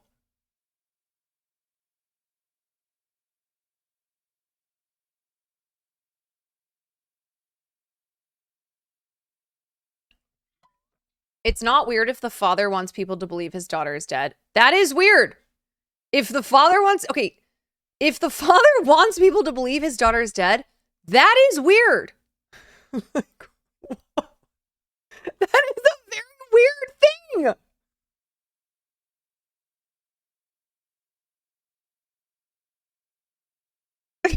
Like, guys, come on. What is going on with these insane takes? What? Yeah, it's also illegal.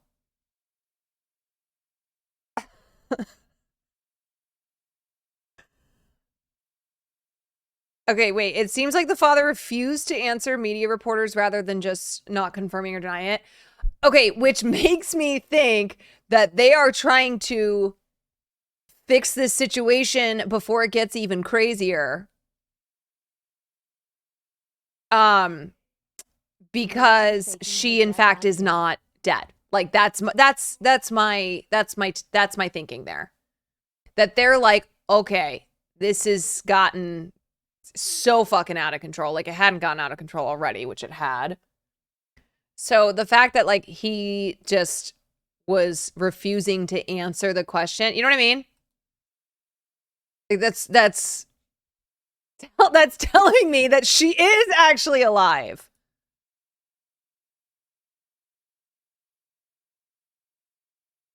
It's all sus, right? Yeah. All right. Well,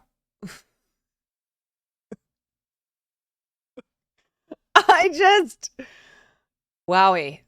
the takes today. Lexiford, thank you for the 4 months.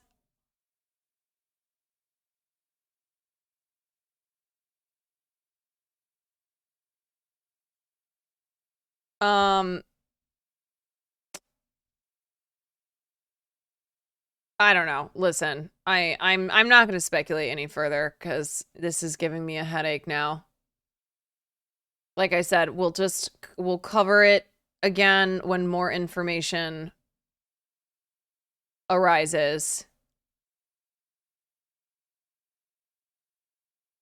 I mean, does he have to respond to every entirely unsubstantiated claim? You guys, am I insane that, like, okay, my take is that if Lil Tay is not dead and everyone thinks that she is because literally, like, the LA Times is reporting it because a statement was put out from the official Lil Tay account saying that she's dead, am I insane to be thinking that somebody should correct that? If that is in fact not the case, like, can we please just be normal for 1 second? Let's use our brains. That's really weird to think otherwise. I think it's really weird if you think that there's no responsibility to correct this statement that has been put out and is now being reported on by endless newspapers and publications that this little 14-year-old girl is dead, along with her brother. Guys!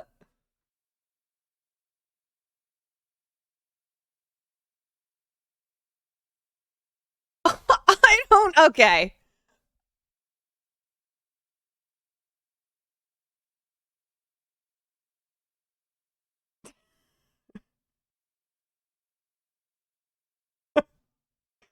I have been gone from stream for not even that long. And I'm like, okay, is it just, are we being extra cuckoo? Is it me? You guys, I am not saying that I deserve to know people's personal lives. I'm saying this is insane if it turns out that she's actually not dead. If she's dead, do I think that we need all the details? Do I think that people should be bothered? No. But if this little girl is not dead, I do think that the record should be corrected. I think this is crazy.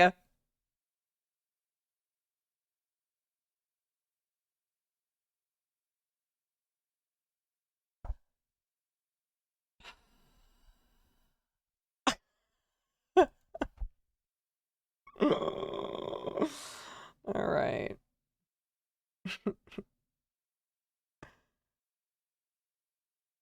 Oh my God.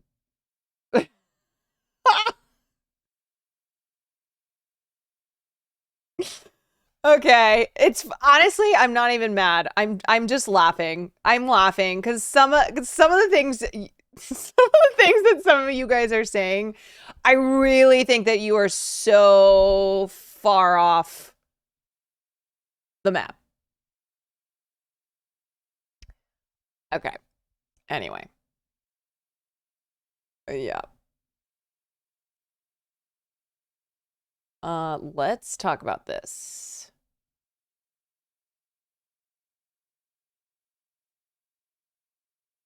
Oh, I love that Robert Downey Jr. clip. I was watching that yesterday. Super based. Also, young Robert Downey Jr. is so hot. Okay. I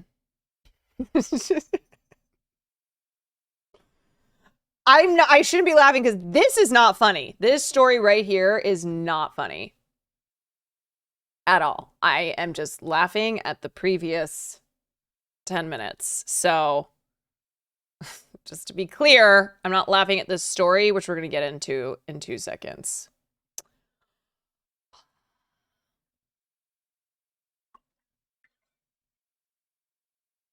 Yeah, but the other reason that I wanted to cover this, not just because this is a TikTok influencer who has now been found guilty of double murder, but because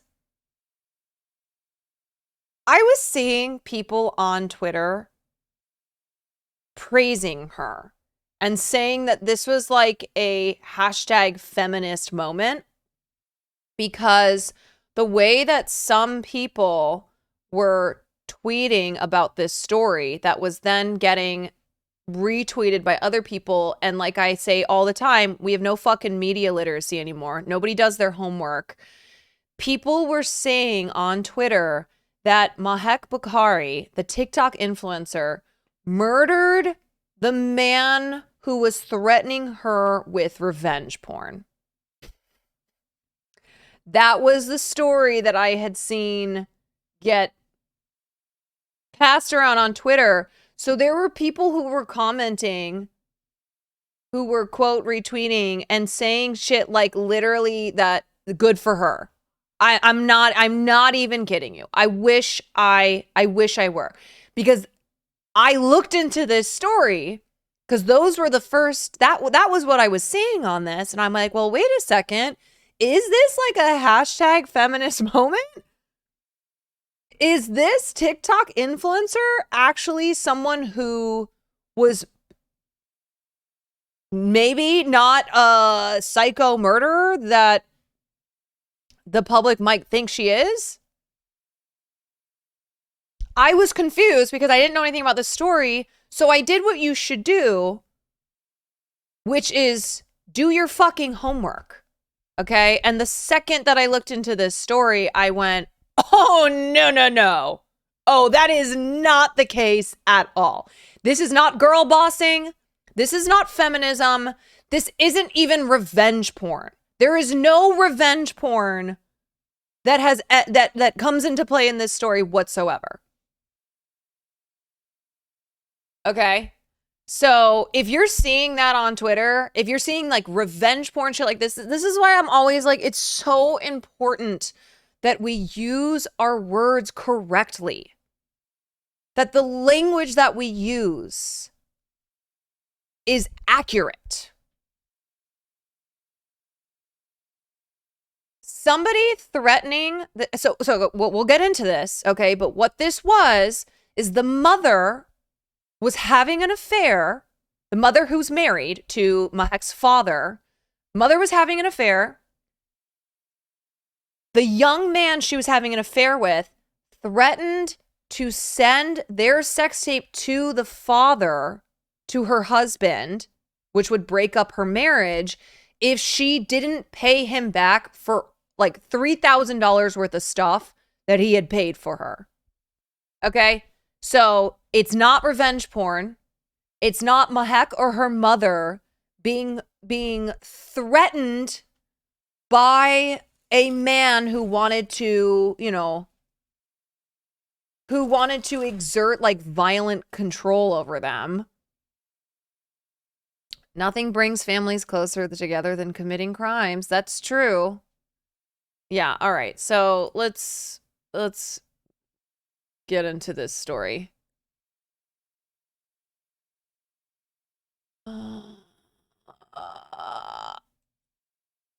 Actually, let's watch this one. This TikToker and her mum have just been found guilty of murder. Influencer Mahek Bukhari's content looks like any other TikTokers, dancing to trends and doing makeup tutorials. But when an argument turned into a literal car crash, her and her mum were found guilty of plotting to murder two men. Okay, so let's start with what happened. On February 11th last year, two men, Saqib Hussain and Mohammed Hashim, were killed in a road traffic accident. In a 999 call to police, Hussain said, "They're trying to kill me, they're trying to kill me, I'm just getting rammed off the road." Shortly after, the call ends with a scream and the sound of impact. They're thought to have been run off the road following a chase by two cars seen in the area. CCTV and phone data show both Bukhari and the victims were at a nearby Tesco car park prior to the chase. Two cars chased the victim's car, Mahek, her mum and a friend in one, along with four men in the other vehicle. They were all suspects in the murder trial. But what was their motive? Well, seemingly it all started with an alleged affair. Evidence in court included messages that showed victim 21-year-old Saqib had been romantically involved with Ansreen Bakari, Mahek's mum, who was married. Prosecutors said Saqib and Ansreen had some bad blood after they'd broken up in January, and Ansreen had stopped answering his calls. They said this didn't sit well with Saqib and led him to using blackmail to try and seek a reply.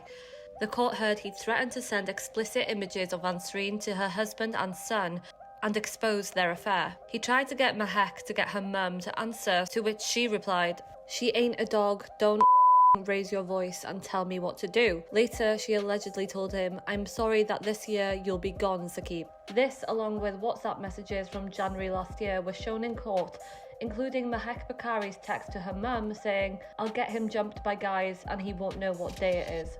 Mahek claimed she didn't know Saqib was in the car, and even claimed the deliberate crash was a made-up story when she took the stand, but the jury saw right through it.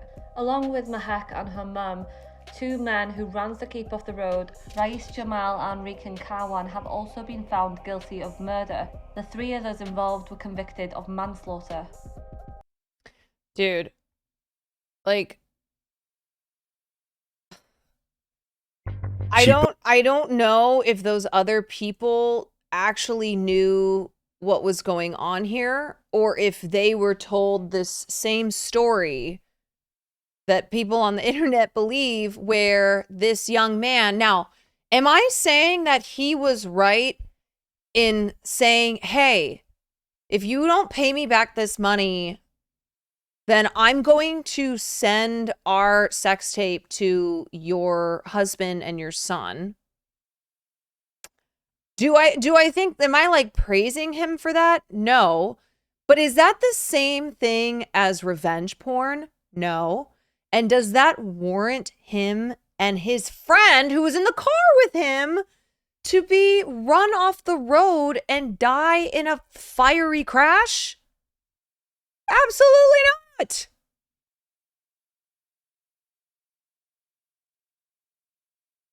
So just before he died, front seat passenger Mr. Hussein made a 999 call to police, claiming that his car was being blocked in and rammed by attackers wearing balaclavas who had been following them in 2 cars. In a recording of the call played to the Crown Court, he said, "They're trying to ram us off the road. Please, I'm begging you, I'm going to die." He also said, "Oh my God," before there was a scream, and the call cut off at the sound of an impact. The court heard that they were deliberately rammed off the road in an ambush after Mr. Hussein threatened to use a sex tape to expose his long-running affair with the influencer's 46-year-old mother.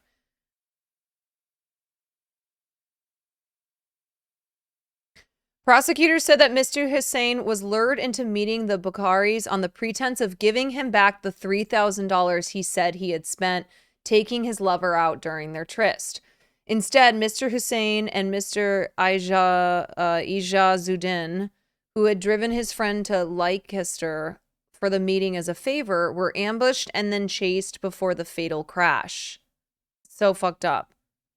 Speaking outside the Crown Court following the verdicts, Mr. Hussein's father, Sajjad, said the grief of losing his son had been further compounded by having to relive the horror over and over each day we've been in court. The kind-hearted victim was simply helping a friend. This is really, really sad. Ansar Hussein said his nephew was 1 in a million. The day we found out Hashim had died, our world came crashing down. His death has changed everything for not just our family, but the whole community. On that tragic day, he was simply helping a friend by giving him a lift, which resulted in his death in such a harsh manner.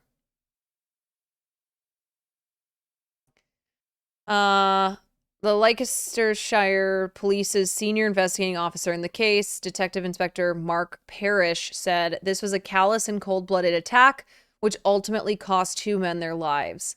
After setting Mr. Hussein and Mr. Ijazuddin up, chasing them at high speed, and then ultimately ramming their car off the road. Like, that's just evil shit. None of the defendants made any attempt to help the victims or to call for help. Instead, they drove on and then even drove back past the collision site. Still, no one attempted to offer any help.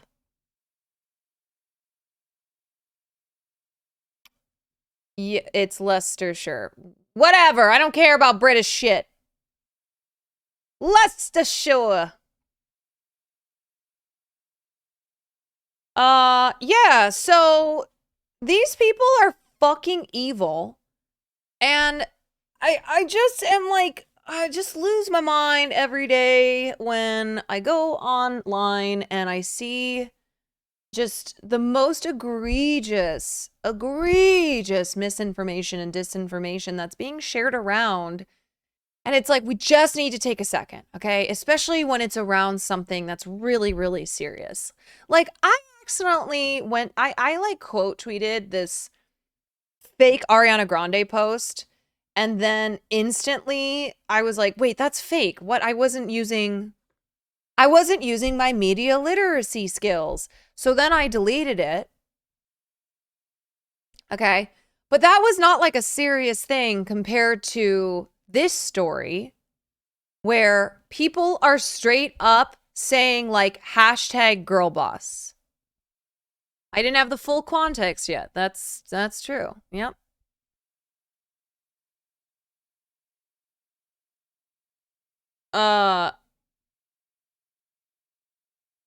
Boasted to have an elite relationship with her mother. The mother, who should be a great role model The mother to is her disgusting. daughter, has brought about a critical trouble for her with the poisoning affair. Hi everyone. In this video, we will review Like, I cannot believe this mother and daughter, this TikTok mother and daughter just killed 2 people. the case of Mehek Bukhari, a well-known British TikTok video creator and social media influencer who, along with her mother, is charged with the murder of her mother's lover and his friend. So join me. Maybe together we find some new clues because the story is dark.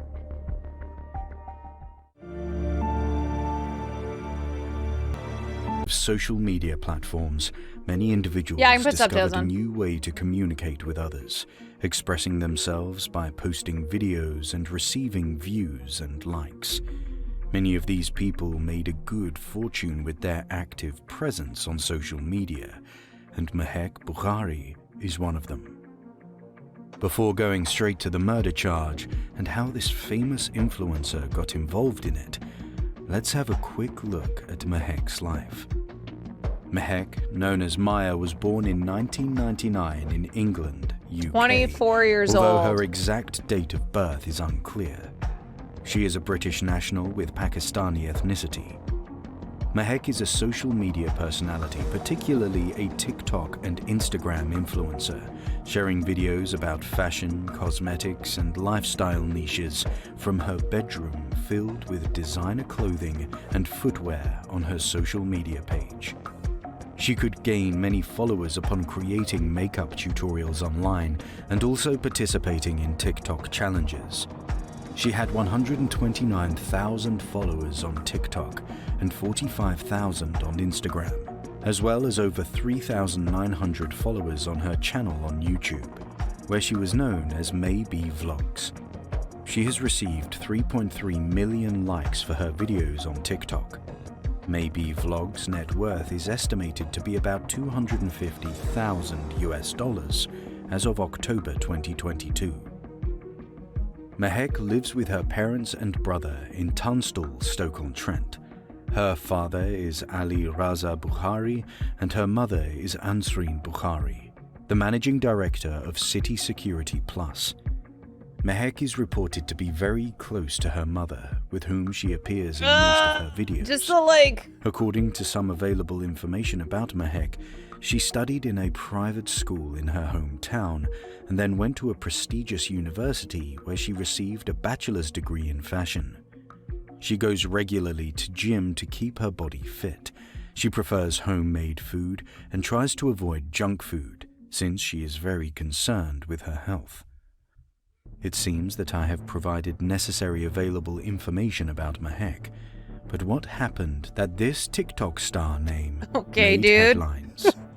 As it happened, Mehek's mother, 45-year-old Ansreen, It seems that I have provided the necessary information. Yeah, I don't know. Maybe this YouTuber is also a fucking killer. a married woman with children, was in a 3-year affair with 21-year-old It does feel like an Saqib AI Hussain, YouTuber. whom she met on a dating app. In January 2022, Ansreen decided to end her relationship with the young man.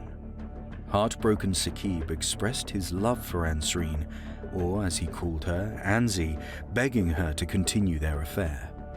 As Saqib had confessed to her sister, he had started the relationship as a bit of fun, but had fallen in love with Ansreen. Wait, hold on. 3-year affair, and he was 21?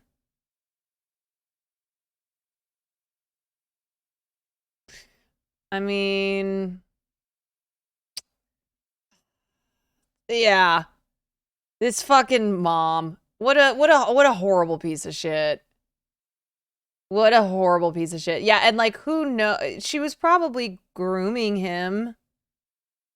Like, you know, the whole waited until he was 18. All right, sure. As estimated by Saqib's family, he had spent between £2,000 and £3,000 on Ansreen during their 3-year relationship, taking her out to hotels and dining in restaurants.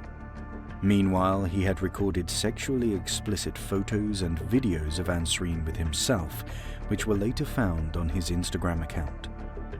As reported, Saqib had made 1,702 calls to Ansreen in the months before his death, lasting 5 seconds or less, while Ansreen had called him about 200 times, with just a handful lasting over 3 minutes.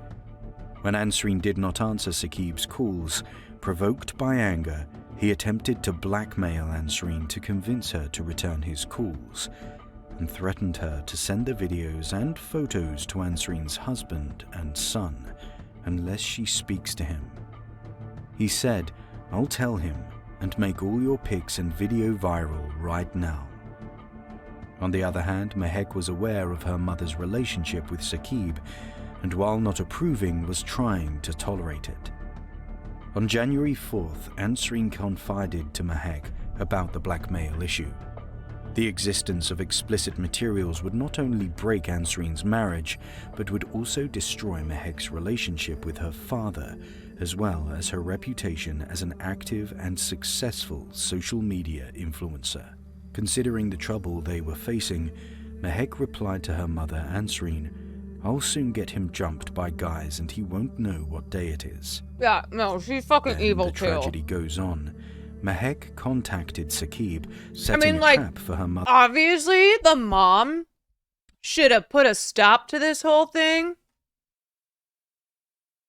And it seems to me that she put this plan in motion. She's probably a manipulative bitch. That kind of seems to be the theme of today. But yeah, why would her mom getting dick down ruin her career? I don't know. Enough that it would be worth it to murder 2 people. Mother's younger lover. She convinced Saqib to release the explicit videos and pictures and receive up to £3,000 in return. Mehek had told Saqib that he could meet Ansreen in the car park of Tesco in Hamilton, Leicester, and hand over his phone. According to Mehek's plan, if Saqib did not want to hand the phone over... I don't know what this fucking video is. I was just trying to find like a summary on this case. This is kind of giving me AI, but I think that this point is really important. And it's been reported by news outlets that he wanted $3,000 because that is what he had spent on her during their affair. Right? So I just think that's a point. It's an important thing to point out. They would cause him a serious injury or silence him forever.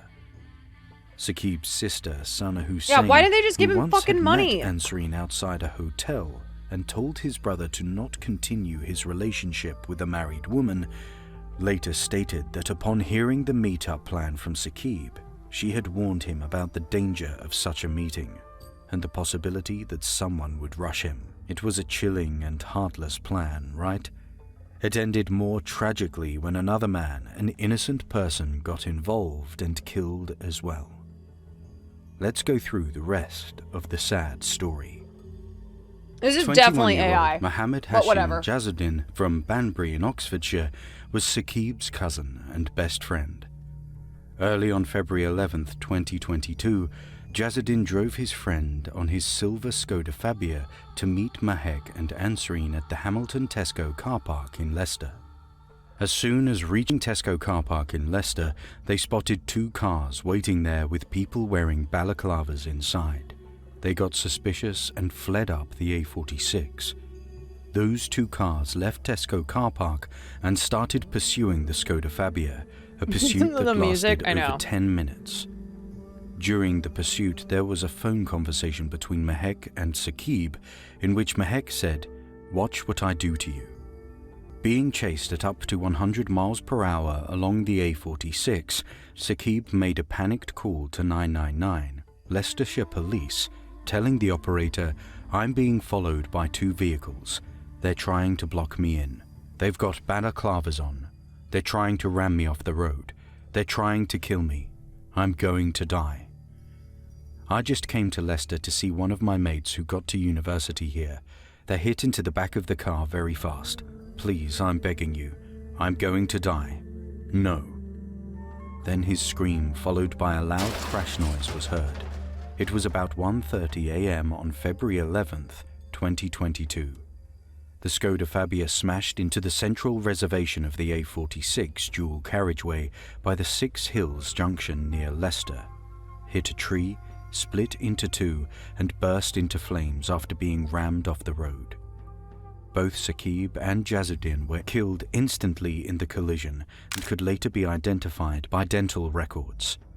According to PC Joseph Raddings, the first police officer who arrived at the crash scene, hearing popping and banging sounds coming from the car and realizing debris flung out from the wreck, the car crash made sound him the only quite sound effect certain he's that there was done? no chance Dramatic for the car effect. passengers to be alive.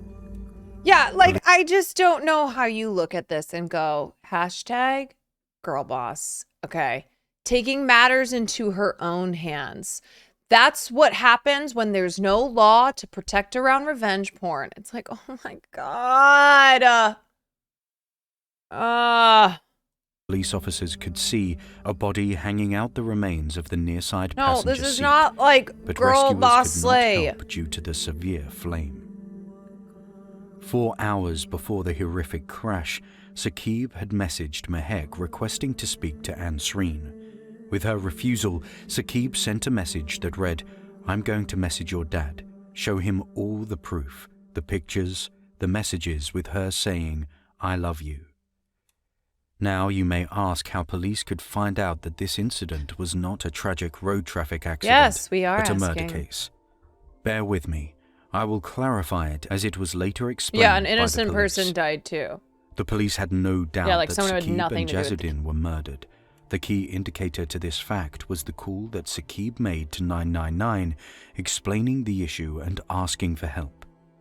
For accurately investigating the crash, police referred to CCTV evidence, which showed the footage of the 2 cars which Saqib was talking about in his distressed phone call to 999, Audi TT and Seat Leon.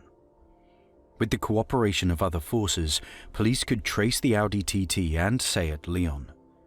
Later in the morning, and just 8 hours after the horrific crash, police went to Mahek and Ansreen's house for investigation. The Audi TT was rented by Mahek, since her own car was left in the repair shop. While police were interviewing Mahek's brother about the car, she had a 14-minute call with another person involved in the crash, Reese Jamal, in order to fabricate a story to deceive the police. Mahek allegedly lied to police and claimed that she and her mother were going to Nottingham and accidentally ended up in Leicester. When Mahek was being interviewed by police, she admitted to know Saqib and that he had been harassing her. She did not mention her mother's affair with Saqib, pretending that she herself had met him once. Yeah, they were trying to ram with a rental. Fucking dummies, man. And had exchanged numbers since she had thought he was a nice man. But later, Saqib had started circulating fake pictures of both her and her mother and asked for £2,000 to £3,000 to stop harassing her. Moreover, Mahek claimed that Saqib had threatened to kill her father and brother. She She's a stated Weasley that little she was liar, to meet dude. Saqib at the Tesco store, but he did not show up. Then she drove up the A46 with her mother. This video where is she hell saw on a earth. blue I know, car it's pretty bad. disturbing a silver car. She said she did not know Saqib was inside the silver car, and she had not seen the driver of the blue car. She alleged that later they saw the crash scene with the silver car on flames, and she burst into tears at the sight of the wreck. While arresting Mehek, police told her to hand over her phone and the code to unlock it, and she provided a wrong PIN number to hide her involvement in the murder. Meanwhile, tracing the Seat Leon led police to 6 other individuals I just happened to be involved in the driving crash. by. Natasha Akhtar, 22, the owner of the Seat Leon. I just don't get how they Reece got other Jamal, people involved 22, in this. Rakan Karwan, 28, Mohammed Patel, 20, Sanaf Gula Mustafa, 22, and Amir Jamal, handcuffs. 27, were the people arrested, along with Mehek and Ansreen. Rakan Karwan was driving the Audi TT with Mehek. I wonder how many years they've got. I don't know if sentencing has been handed down. Does anybody know that? Oh no, they'll be sentenced on September 1st. And Patel as passengers. Reece Jamal was the driver of the Seat Leon that collided with the Skoda Fabia, with the rest of the group as passengers. Like, what did As they later prosecutor tell them? Collingwood Oh my Thompson God, he KC is so told British. The jury, all 8 That man had is been charged British. equally with murder because of their alleged intentions on that night. They have all admitted to having been in one of the 2 cars chasing the Skoda. However, according to the prosecutor, they did not have any chance to lie because the data retrieved from their mobile phones are a reliable evidence of their involvement. Yeah. However, all 8 have denied a charge of murder and an alternative count of manslaughter. According to the prosecutor, the crash was certainly not a road traffic accident, since CCTV footage of the scene shows that after the crash, they pulled in to check on damage to the Seat Leon, while one of them had a balaclava on, as Saqib had told the operator. The Audi TT and Seat Leon, which were taken by the police to be forensically examined for possible damages, show other evidences. Nothing serious was found on the Audi TT, while the Seat Leon had damage to the front, showing its collision at more than 80 miles per hour with the rear of the Skoda Fabia. The sophisticated tracking computer on the Audi TT could give the police a lot of data about where the car was and how fast it was going at all points while chasing the Skoda Fabia. Moreover, cameras on the M6 could record Akhtar's Seat Leon automatic number plate, which led to her arrest when she pulled into a petrol station near Junction 5 of the motorway near Castle Bromwich. On the other hand, Ansreen Bukhari's husband, Ali Raza, has told Leicestershire police that he was not aware of his wife's affair This for poor the dude. past 3 years, and even did Bro, not know. imagine finding out not only was your wife having an affair with an 18-year-old boy, your wife and your daughter conspired to murder him, which they did along with someone else. She was in a relationship with anyone. 2 people. But he remembers that once, 4 or 5 months before February, someone with the name Saqib had sent him a comment on his TikTok account, telling him his wife was having an affair. He has stated that he had never told his wife about it, assuming it to be just nonsense. As the prosecutor has said, this case is about love, obsession, anger, extortion, and ultimately, murder. The trial is still ongoing. If this Damn. bizarre story captivates... Okay, yeah, so this video was obviously from before they were sentenced, but they were both found guilty of double murder. So the case has come to a close, and both mother and daughter have been found guilty of the 2 murders. Yeah, R.I.P. Bozo. They'll be sentenced on September 1st, so we will see what happens with them, as well as the 4 other people that they got involved in their little murder scheme.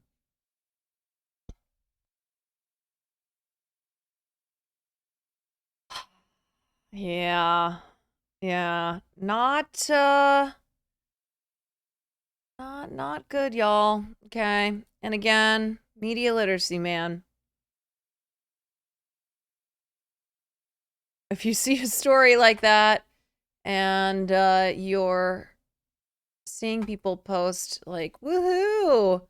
First of all, if there's murder involved, I think you should do your due diligence and be like, should we be celebrating this?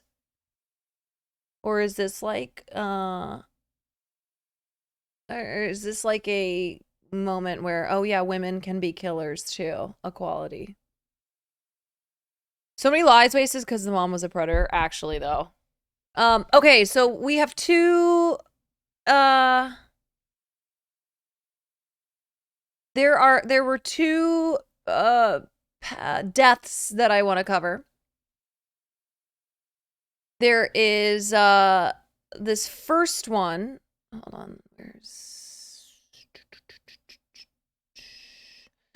the first one is DJ Casper. It's just real quick because DJ Casper was best known for creating the cha-cha slide.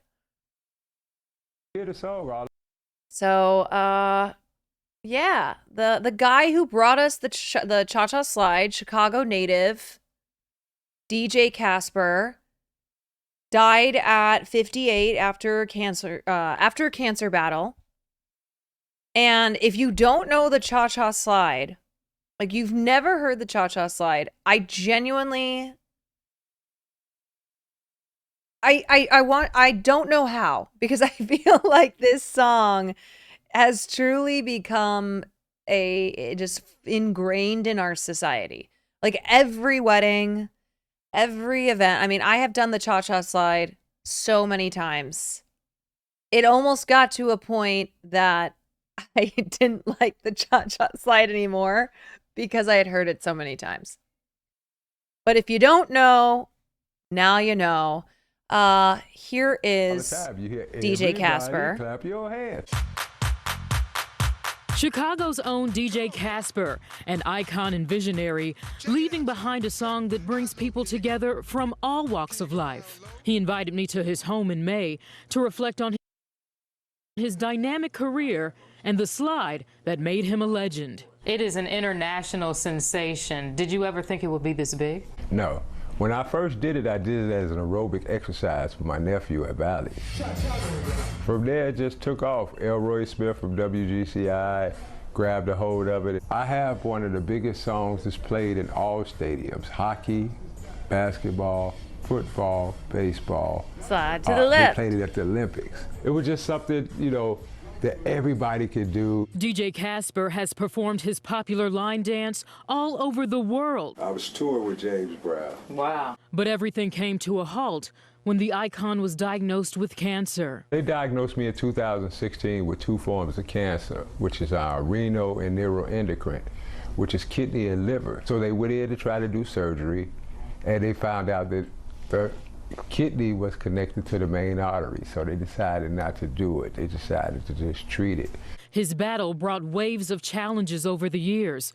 Most recently, Casper shared with me that he was having trouble eating and was losing a lot of weight. I used to weigh 236 pounds, and I think I'm about 60.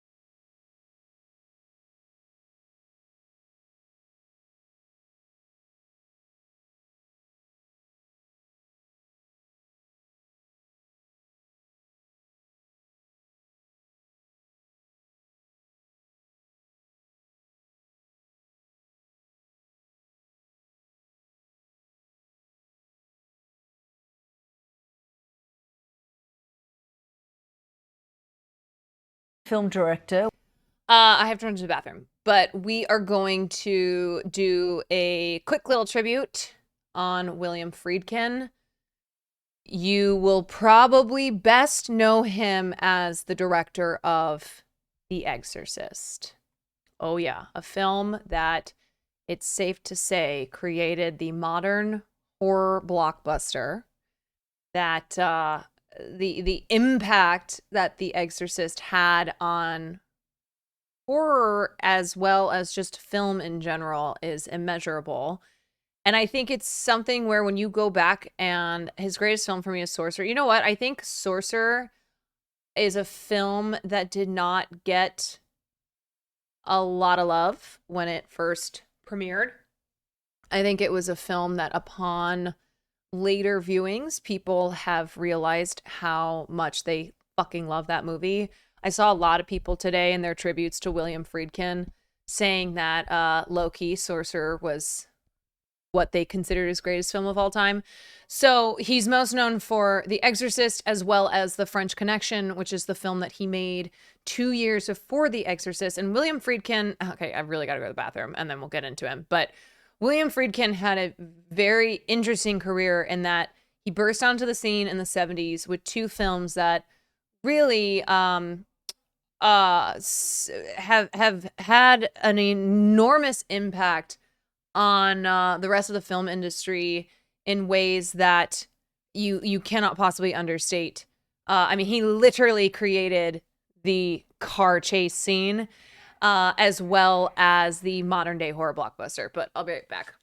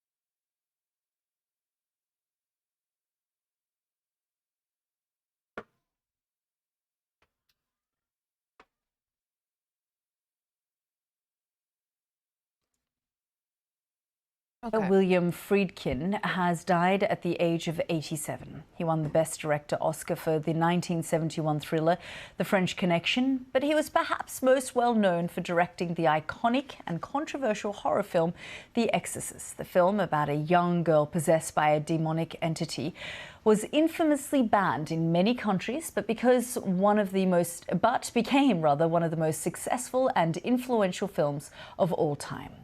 Well, let's speak now to Mike Munzer, host of the Evolution of Horror podcast. Mike, thanks so much for joining us. I mean, he lived an extraordinary life, and then these sorts of extraordinary films like The Exorcist.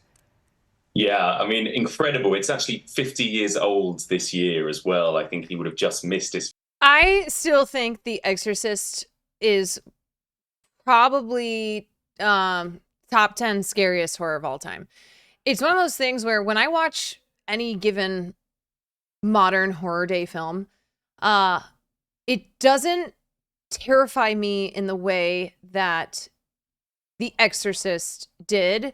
And even now with how numb I am because I've just watched so much horror and I've just seen pretty much everything that there is to see, the way that William Friedkin created the atmosphere of The Exorcist and just the way that I don't know, the way he creates suspense and horror is so it's so legendary. And even all of these decades later, The Exorcist is still one of the greatest horror films that has ever been made. Like, let alone its impact that it had on horror films to come. It still holds up as one of the greatest horror movies ever made. 50th anniversary, and it's still just as powerful today as it ever was. This was a movie that absolutely terrified audiences. I don't think audiences had any idea what they were in for when they went to see it 50 years ago. And it still has that effect now. It's still one of the most powerful movies I think ever made. And that is testament to what an incredible artist and director he was. Yeah, absolutely. I mean, as you say, he really was an influential part of horror history. To this day, I'm sure directors use it as a sort of reference point. Definitely, yeah. And I think that's the thing, is that, you know, certain movies from the 1970s, they feel like they were made in the 1970s. You know, things about them might have aged or dated. The Exorcist does not look dated. And I think that's because this man was a master of his craft. He had just finished making The French Connection, a Best Picture winner. So he was already so established. He knew what he was doing when he went into making this incredibly scary, powerful horror movie. And he took the subject matter seriously. I think that's the thing. And he took the story seriously, and it shows. And it's such an effect. Love how outspoken Friedkin. Oh, he didn't give a fuck. Yeah, he had no filter. He didn't give a shit. He didn't play nice politics. He was very blunt, but I think people really, really loved him for that. And, I mean, he was a guy who was an uber perfectionist. So luckily, he had The French Connection 2 years earlier, which then went on to win 5 Oscars, including Best Director. So that was his first and I believe only Best Director Oscar. But because he was such a perfectionist, and because he went into filming knowing exactly what he wanted, but he was so particular that it would take 3 times the amount of time that they were allotted due to the budget. And so he went way over budget with The Exorcist. He, you know, his actors were very frustrated with him, but also love him. Like Ellen Bernstein talks all the time about how Billy Friedkin was such a pill, but also such a genius that, like, she just went along for the ride, even though he was a very, like I said, very particular and a perfectionist. So anyway, but you know, The Exorcist went on to be the first horror movie to be nominated for Best Picture, and it lost out to The Sting. Effective movie. Yeah, why was it so controversial? Well, I think it was because it was dealing with the devil, you know, it was dealing with God and the devil. And I think at the time, you know, people just hadn't seen anything like this. And also the subject matter of the film is about a little girl who is possessed by the devil as well. So actually you're seeing quite horrific, scary things happening to a child in this movie. So again, I think that was just something that people just were not prepared for. And actually, in a lot of ways, your mother sucks cocks in hell. Hugely controversial. It's a classic tale of good versus evil, actually, when you look at it. But again, William Friedkin was such an incredible director, and he directed these moments of horror with such power that it is absolutely terrifying to watch, and it is still so effective. But yeah, people were, you know, couldn't handle it at the time. You know, you hear all these stories about people being sort of carried out of the cinema, you know, people passing out, you know, people stood outside cinemas kind of picketing and sort of throwing holy water on audience members that went in. It was one of these movies that, you know, the stories around it are almost as infamous as the film itself. Yeah, which is what I was going to get to. I mean, the behind the scenes is almost as legendary as the film itself, all the other stuff, the talk of the town it was at the time. Yeah, absolutely. There are some brilliant documentaries about it, actually, and, you know, that tell the stories of what went on behind the scenes.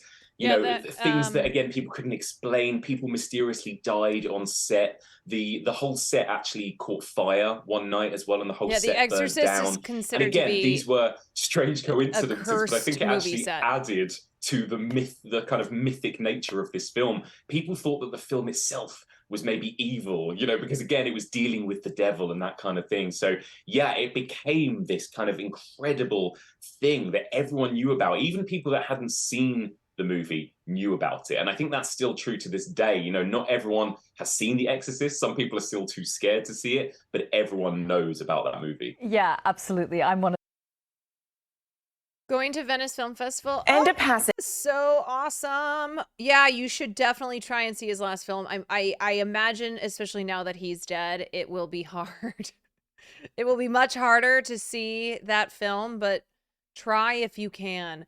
I think that's the other thing with him is people kind of think he they kind of say he quote unquote fell off, that he had these early successes, like 2 of the biggest box office hits of the 70s, but the fact that he never regained that early acclaim, and so that's why people say that that he fell off as a director. But the thing is that he didn't give a shit. He was not afraid to just try what he wanted to try, and sometimes it worked. And it worked beautifully, and sometimes it didn't. But like, he didn't care about anything other than the art of filmmaking, than like the process of making a movie. That was what like juiced his shit. He didn't seem to stress about the fact that he was not making films that were being nominated for Oscars anymore. He did not seem to care that he made quite a few films that were both financial and critical flops. He truly seemed to he truly seemed to like not be bothered by those things. And the fact that like he didn't ever just retire or disappear or go, you know what, that's it for me, and was still making movies up until the year that he died. I mean, he has a film that's his final film will be premiering at Venice Film Festival. So yeah, he was the guy who really crafted what I would consider like the greatest car chase of all time in The French Connection. He was he was an action aficionado.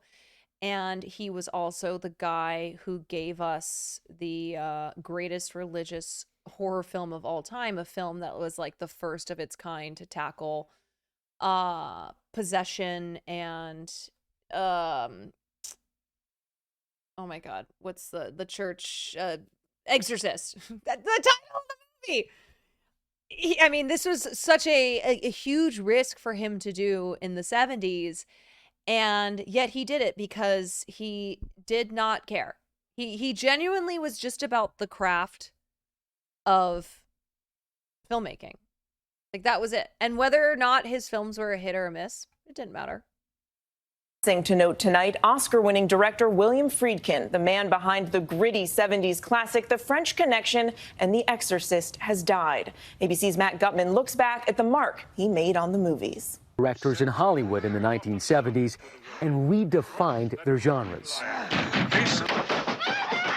The Exorcist, which made horror big business. In gritty realism to a lowish budget film starring relative unknowns, Roy Scheider and Gene Hackman. The guy said $40,000 and a one-way ticket to Jamaica. And I asked him, why a one-way ticket? And he... Yeah, so if you've seen The Exorcist, but you haven't seen... Also, I kind of... The winner is... But anyway, if you've seen The Exorcist, but you haven't seen other Friedkin films, of course you have to watch French Connection. But I would also recommend... I would recommend Cruising. 1980s Cruising. I would recommend Killer Joe, which was actually one of his later films. So that's with Matthew McConaughey in 2011. And then I would also recommend Sorcerer. But yeah, if you're going to start somewhere with William Friedkin, I feel as if you should start with The French Connection and The Exorcist, which were, you know, his first 2 movies and also his biggest and best. Well, William Friedkin. The French Connection winning 5 I say best. Not everyone would agree. Not everyone would agree. Academy Awards, including So I'll Best say most Picture successful. and Best Director for Friedkin. A year later, Friedkin terrifying audiences with The Exorcist, starring Linda Blair as a 12-year-old possessed by demons. Fans lined up for hours in the cold. Theaters sold out of tickets. And The Exorcist became one of the top-grossing movies ever, about $1.3 billion in today's dollars. William Friedkin was 87. He had said of himself, "I don't see myself as a pioneer. I see myself as a working guy, and that is all." And he lived up to I've that seen motto, Searching for working Sugarman. He until died the very too. end. His new movie, The Kane Mutiny Court Martial, premieres this month. Mary. Matt, thank you. Matt, thank you. Okay, let's look at we're not gonna watch this whole thing, but just look at this video on the cultural impact of The Exorcist. We're getting young people, old people, you name it, we get anyone. Last week in the rain, they stood as it was the sun today. Mr. Friedkin and Mr. Blatty felt sorry for the people. They hired caterers. They give out 3,000 cups of coffee each night, a total of 6,000. The public thought it was Look great. at these lines. My name is Randy Robbins, the assistant manager at the National Theater. We've had uncontrollable crowds, and to try and alleviate some of the problems of people not getting tickets that have been waiting long periods of time in line, we started a system of giving out coupons. Nobody gets a ticket without a coupon, and the way they get them is just by taking a place in line, waiting from 3 to 5.5 hours, and then purchasing their ticket with it. Only 1 coupon is given per person, and they can't buy a ticket without it, regardless. So what we do, right now it's 4 o'clock, we're giving out coupons for the 8 o'clock show, which will guarantee them a seat, so they won't have to worry about whether they'll be getting in or whether they won't be getting in. My name is Donna Yearwood. I'm a cashier here at the National Theater in Westwood. We are showing The Exorcist right now, and it's absolutely fantastic. We have people coming.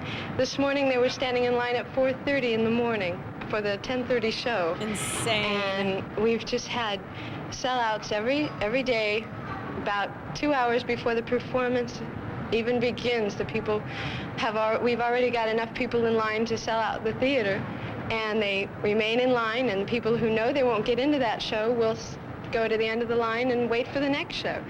Sometimes we'll have our 8 o'clock, 10 o'clock, and the midnight show sold out before 6 by the people that are standing in line. And they'll stand in line in the rain, they'll stand in line under all kinds of conditions, and they all seem to just really enjoy it when they come in.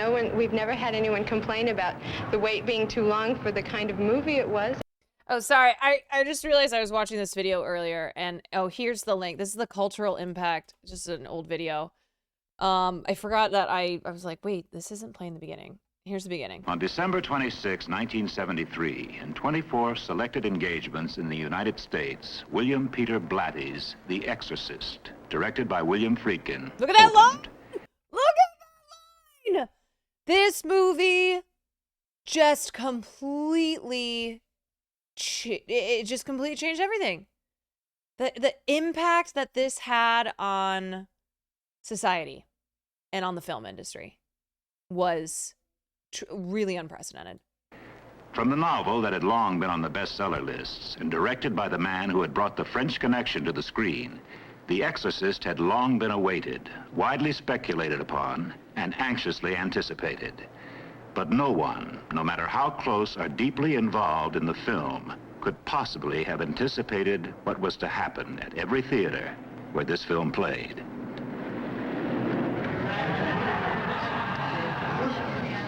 Look at it. This is the second time we've seen it. It's terrific. As many as I can possibly go. I love it. Try it. You'll like it. Well, we drove 100 miles, so I hope so. Fantastic movie. Drove 100 really miles. Gross. It was really terrific. I want to see if it's going to make me throw up. The Exorcist scored the biggest opening day gross for a single theater in the history of Los Angeles motion picture. Yeah, it still is one of the highest grossing films of all times. If you account for inflation, I believe it grossed about 1.2 billion, like in today's money.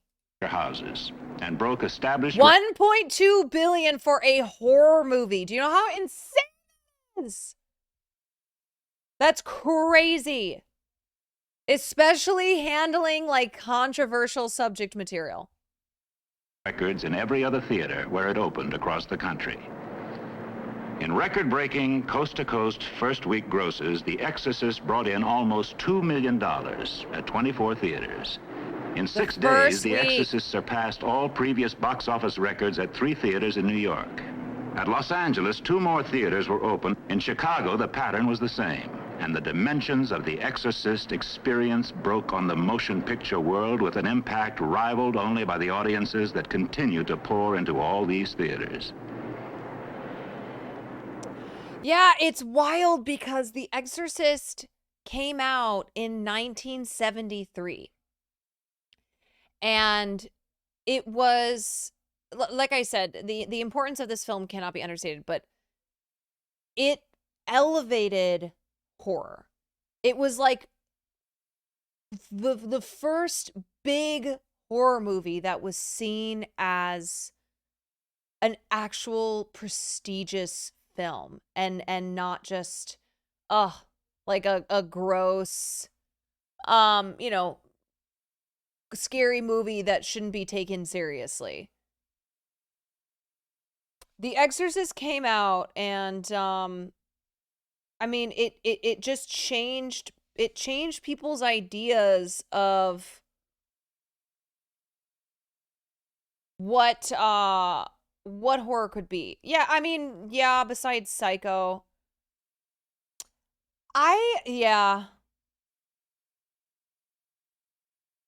Exorcist to me is much scarier than Psycho. Like I think Psycho, I remember seeing it when I was a kid, it was terrifying.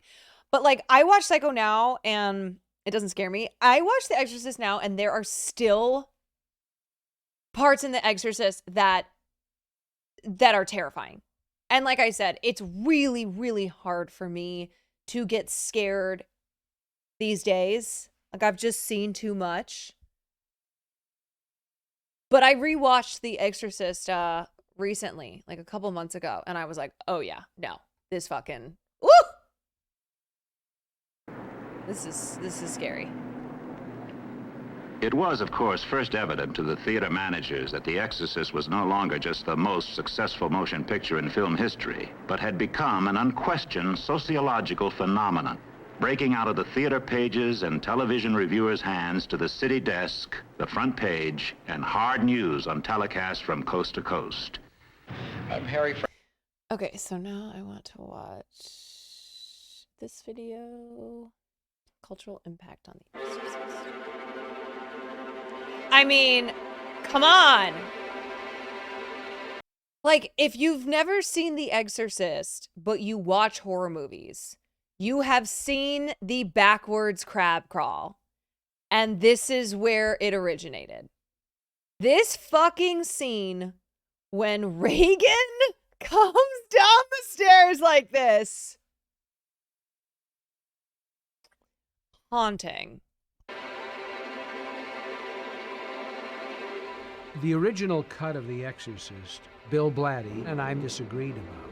I cut a number of scenes out, more than 12 minutes worth, from the original version of the film, for 2 reasons. One, I showed it to a man who was an executive at Warner Brothers then called John Calley. He was sort of head of production. And I showed the work print of the film to him, and he had what I thought were some very good suggestions. A couple of scenes, he said, I don't think you need that. I think that's overstatement.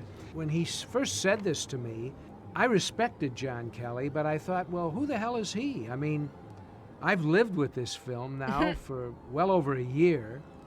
I won an Academy Award. What is he telling me how to change my film? But I went home after this meeting and I started to think about everything that he had said. And I went into the cutting room the next day And I tried all of the changes and cuts that he suggested, and I thought it was a better film. And so I went out with it that way. And for years, Blatty was angry about that, and for a long time, he didn't even speak to me. But whenever he did speak to me, he would say, "Billy, you've cut the heart and soul out of the movie." And I would say, "Bill, you're a sore winner. The movie's out there. It's a success. The success keeps growing. It's the gift that keeps on giving, as far as you're concerned. And you're telling me that I was wrong?" And then many years went by, from the year 1974, actually, when the film came out, and the year 2000. And Blatty and I had resumed our very close friendship, and he called me one day, and he said, "Bill, would you consider looking at the footage that you cut? I'll look at it with you. We'll look at it on an editing machine at Warner Brothers, where they have it stored. And will you just look at it and see if you could restore it and put it into a new version of the film?" And I did this as a favor to Bill, because I love Blatty and I respect him, and he gave me the best piece of material I've ever received. And I said, okay, and we went into Warner Brothers. I looked at all these cut scenes. I looked at the shot of the girl walking backwards down the stairs, which we couldn't use at the time because the cable showed, because it was so bright. Like, When we did that spider sequence originally, it was so tricky. You had to have a pretty well-coordinated person to do that. And of course, putting the person on wires helped, because you couldn't do it without the wires. It didn't make the movie because of the wires. And so in the 2000 release, they were easily able to take those wires out with CGI. And so Billy decided to use it in the re-release. Can you imagine being an audience goer in 1973, seeing this shit on your screen? I mean, this was 50 years ago. All right. And if you like, some of you in chat, if you're seeing this for the first time, you're like, oh, imagine 50 years ago where like you didn't know this kind of stuff was possible in cinema. You had no idea the depths that horror films could take you to.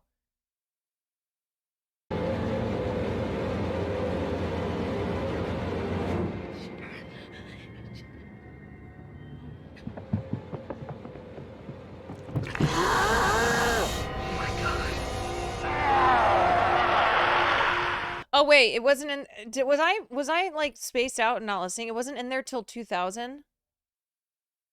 Oh, I thought so. This was not in the original. Okay, because I've seen the director's cut of The Exorcist, but I also thought I had seen the original. They had to cut in that scene. Okay, so this came out in 2000. My parents said that when the original came out. Yeah, because that's what my mom also talks about this movie and says, obviously, you know, the head scene was like made them shit themselves. And I swear she also talked about the crab scene, but I guess not. So it's just in the later cut.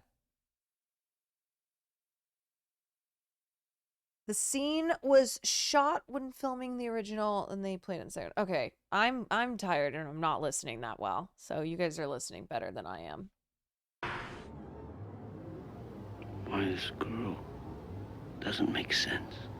The scene in which Billy and I argued about on the set was a speech between Max von Sydow and Jason Miller on the staircase between bouts of the ritual. 232, take 7, please. And the speech was, why this girl? What is the sense of the point of that? And to paraphrase Marin's answer, it was, the girl is not the target. The target is you, me, every person in this household. And the point is to make us despair, to make us feel that humanity is ultimately vile, ugly, bestial, putrescent. So much so that if there were a God, he couldn't possibly love us. And to me, that So speech haunting. was so important because on a practical level, it would permit a member of the audience to not hate himself for enjoying some of the more horrific moments. It would explain things like the green vomit spewing, everything, all the horrific stuff. I think the point is to make us despair. That was the first scene that I cut out of the movie on my own originally, because I felt that that statement of what it's all about was inherent in the whole film. Bill always felt that it needed to be stated. And I said, Bill, I can't include it because the whole movie is saying that. To reject the possibility that God could love us. I really put it back for him because I feel and felt that I owe him a lot. He wrote this thing, he created it, gave it to me. And as I got older, I become somewhat less arrogant, and I felt that he should have the version of the film come out that he wanted. Cher? And I even did other things with the film, like I added some subliminal cuts. And I added, at the end of the final scene which I'd cut out, a scene between Kinderman, the detective, and Father O'Malley, where they're talking outside the house after the family has left. Father Dyer, you go to films?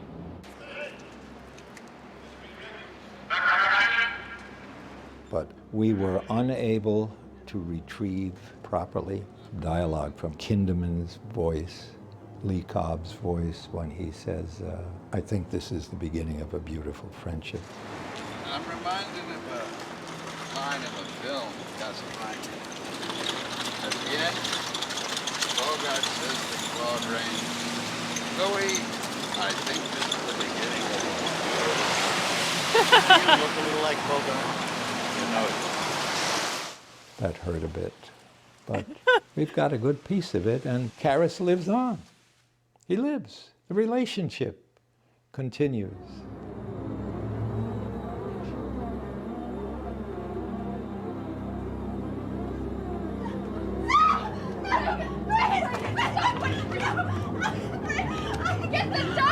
There was a bunch of stuff that existed in work print that they couldn't find a matching negative. But I wasn't going to stick in a work print which is scratched and splotched, and I was going to try to integrate that into a brand new print of the movie.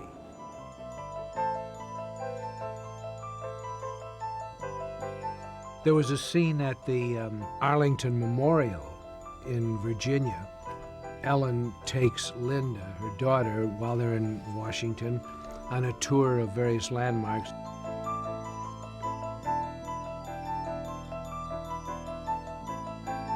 She takes them up to the tomb of the unknown soldier and watches the ceremony. And that scene was shot just for the line where little Linda says to her mother, Mommy, why do people have to die?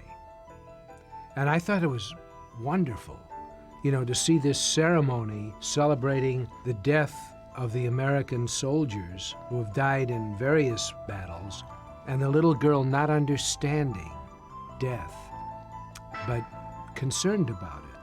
And I would have put that moment back in the film, but we could not find the soundtrack.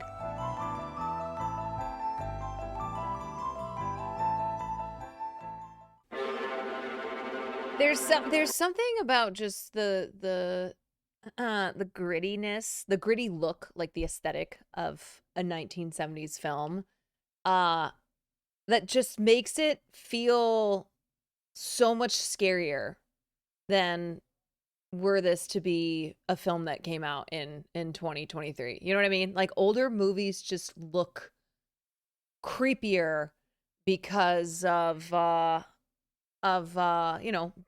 being filmed on film. And just like, I don't know, the soundtrack of 70s horror movies, yeah, the lack of color grading, the texture, there's just something about it that feels so it's so spooky without even, getting into the film itself. It's also, of course, it speaks to Friedkin's skills as a former documentarian. Yes. So the reason Mortificent, which I'm sure you know, but it feels very documentary-like, as did all of his films, because that was where he came from. So he was a promising but not super well-known director who had a background in documentary film. So when he made The French Connection, which we will talk about next, because we're going to take a look at that car chase scene, from the get-go, his style of filmmaking was very gritty, was very visceral, and it just felt so real and raw because of his background making documentaries.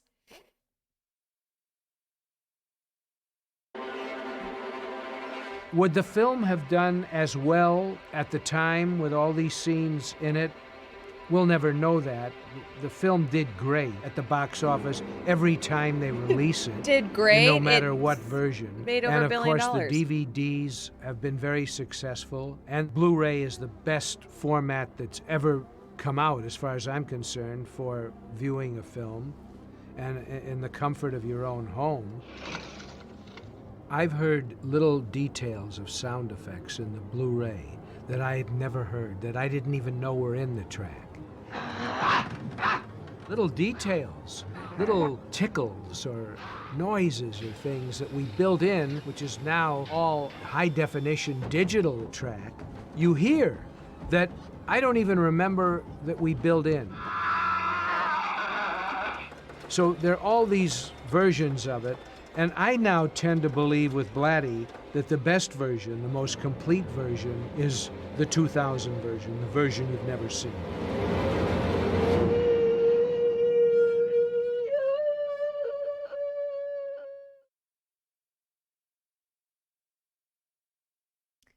All right, so let's look over here. Is Disney going to sell to Apple? Could Apple actually acquire? No! Sorry. Okay, so this next scene that we're sorry, that was really loud. The next scene that we are going to take a look at is the full car chase scene from The French Connection. So The French Connection, which was released in 1971, dominated the Academy Awards, winning the Oscar for Best Picture as well as Best Director for William Friedkin. And it was his first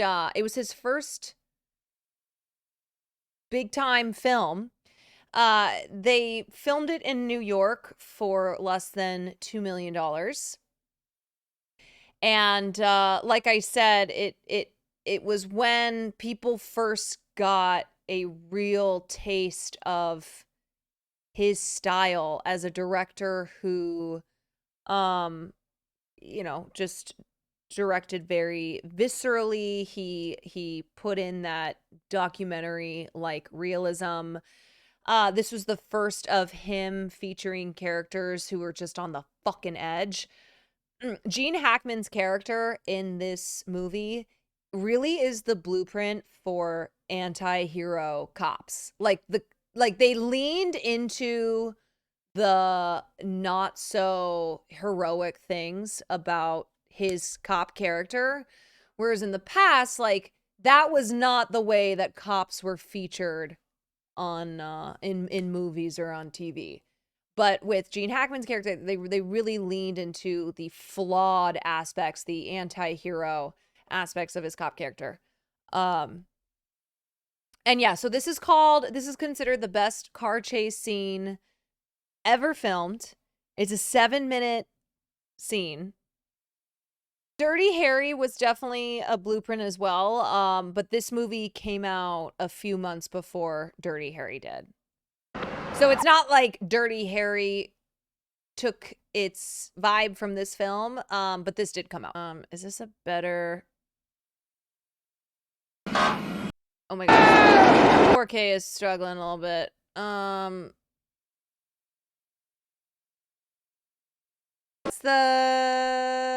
That's the car chase scene. Okay, wait, I wanted to see...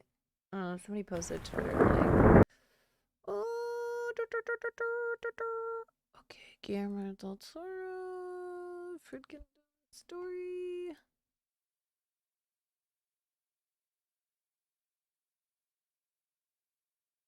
Oh yeah. We watched him telling the story, but here it is. On the elevator train, and the way we got that was we went to see the head of the Transit Authority in New York, and he was not the head; he was the head of public relations, and we went to him, my producer and I, and we told him what we wanted to do, and we asked permission to do it, and he said, "You guys are crazy." He said, "I could never let you do anything like what you just described." He said, "First of all, there's never been an elevated train that was hijacked. There's never been a train crash on the elevated system in New York." And he said, "It just would be really difficult." And my producer is Sicilian, and he said, "How difficult?" And the guy said, $40,000 and a one-way ticket to Jamaica. And I asked him, why a one-way ticket? And he said, because if I let you do what you just told me on that train, I will be fired, and I want to live the rest of my life in Jamaica. Mm-hmm. And so he did. Happily ever after, I'm told. Yeah, so the film was rejected by every studio in town, which kind of seems to be more often the case than not, that a film that goes on to be a huge success was initially rejected by like every studio. But it was Richard Zanuck at 20th Century Fox who finally gave it the green light. And so Friedkin, because he believed that the film really required an on-the-ground documentary type feel. And again, like both The French Connection and The Exorcist, two of his early films that really set the groundwork for many films to come that would then attempt to imitate, some successful, some not, the gritty realism and just the violent and visceral reaction that violent and visceral style of filmmaking that he had. Sorry, my brain is like fried. Okay, so here's Guillermo del Toro's tweet on William Friedkin. I had the privilege to sit all day by the side of the masters he shot, The Caine Mutiny, day after day, dining the shoot, and a couple times in pre-production from call to wrap. During pre-production, he made it clear to cast and crew that the schedule, very tight, would demand everyone to come in fully prepared, and that he would not consider many more takes than one. Everyone that stepped into the seat had to be able to have the full book ready. He was precise, eloquent, and so full of energy that it was almost daunting to see. Everyone on that set gave him their all. He would run long takes and produce drama beautifully.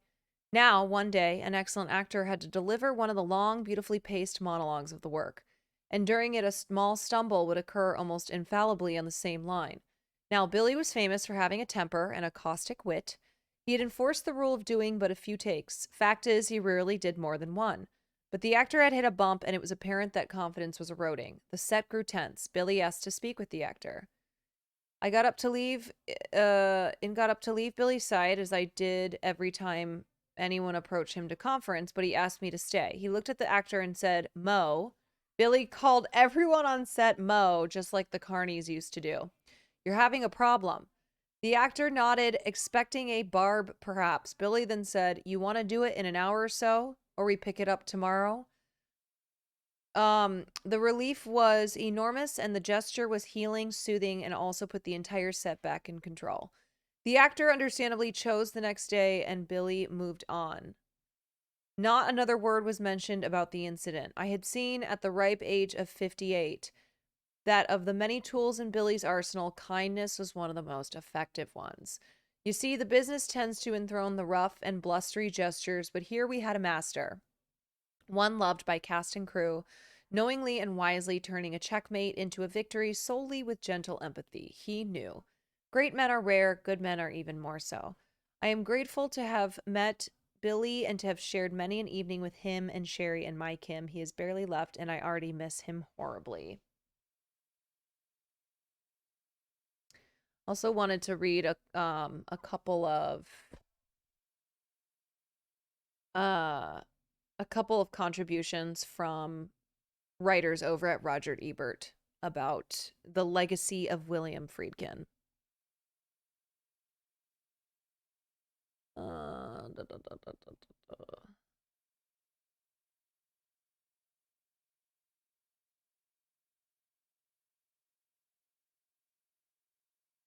William Friedkin was deeply into sin. His films operate on what the disgraced psychiatrist of Kenneth Branagh's Bonzer Dead Again called the karmic payment plan.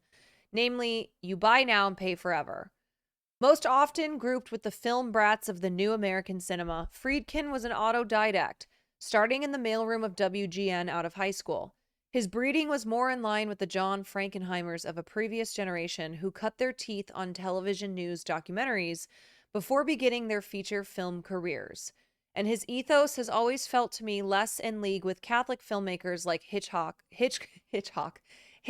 or Scorsese, despite The Exorcist serving as the most effective Catholic recruitment artifact in the modern era, awash in rinse cycles of the fallen, than Billy Wilder's irascible, even noxious belief in the essential lousiness of the world and its inhabitants. Indeed, there are similarities between Friedkin's and Wilder's past. Friedkin, whose Ukrainian Jewish grandparents fled their homeland before a violent anti-Semitic pogrom, and Wilder, who lost most of his family to Hitler's death camps. Like Wilder's prickly filmography, Friedkin's best movies are documentaries of the inevitability of great evil. Dangerous to the touch, I don't know anyone who has seen Friedkin's key pictures and has not been lacerated by the experience.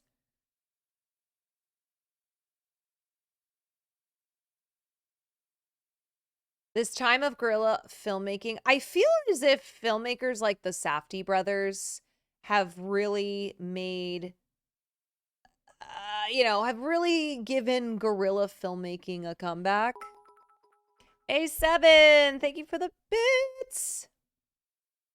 There are not a lot of filmmakers today, though, who employ this style of filmmaking. And again, though, in the 70s, he was coming up with he was reminiscent of a previous generation of filmmakers who had, as this says, cut their teeth on news documentaries before beginning their feature film careers.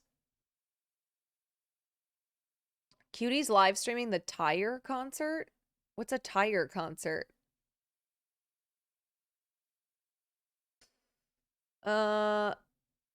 Okay. I've already written about his titanic achievements as a director and the symphonies of terror he composed for this site, but I want to take a minute to say that few people had a voice for storytelling like Friedkin. Kranko, thank you for the 3 months. Punchline sounded so funny in his voice. I was lucky enough to see him speak at the BAM Cinematic, where he told somehow uproarious stories about killers and thieves. Generously, when speaking about the movie The Wages of Fear, which had inspired his remake Sorcerer, which y'all should watch, he took a minute to ham it up and say, if you haven't seen The Wages of Fear, what are you doing here? Get out. Go watch it. He had this perfect cadence like a psychotic dentist finally released from lifelong doctor-patient confidentiality. That's such a great descriptor. On the executive who he made the mistake of telling that he wanted to cast Ellen Burstyn in The Exorcist. He got on the ground and grabbed my leg. Now, walk. You see how hard this is? That's what it will be like if you try to cast Ellen Burstyn in The Exorcist. And his reunion with The Exorcist extra Paul Bateson, who'd been arrested by French Connection extra Randy Jurgensen. I went up to Rikers Island to see him. He said, "Hi, Bill. How's the movie going?" I said, "Oh, fine. Did you do those murders?" Many people could tell that story, but only Friedkin could bring down the house with his enunciation and diction. There was no one else like him. Yeah, so really legendary filmmaker who leaves behind an incredible legacy. And I really do think that even though he was known for The Exorcist and the French Connection, and then basically many people consider him to have fallen off after that. Like, they say he made 2 great films and that was it. I disagree.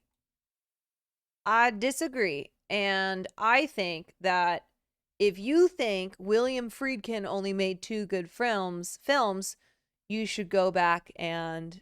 Oh, shit! I was just gonna sign up! Love you guys. Thank you for the raid. Will raid! Damn. I was just gonna end stream in a little bit. Yeah, I drove back from Sequoia today, and then I did Cash App, so I've pretty much been going since 10:30 in the morning, but you all just got here, so I'll hang out for a minute. We were just talking about William Friedkin, who... 5 more hours? 5 more hours! Timmy, thank you for the 7 months. We were talking about William Friedkin, who directed The French Connection and The Exorcist, as well as films like Killer Joe and Cruising and The Sorcerer. So he passed away today. He was 86 years old, and he really, the impact that his films have had on the rest of American cinema since his films were released in the early 70s is really immeasurable. We need to put more respect on Gene Hackman's name. Oh, dude, are people not putting respect on Gene Hackman's name? Dove, thank you for the 2 months. A7, thank you for those bits. Greatest horror ever. Yeah, I would say it's definitely in my top 5. Says he died 3 days ago. Okay, well, I don't know. The news was breaking today, so that's why we were covering him. Do I have any other vids on him? Remembering legendary filmmaker William Friedkin, the Oscar-winning director of The French Connection. You ended stream. Do we have... Hold on, guys. I'll be right back. Do we have any more food?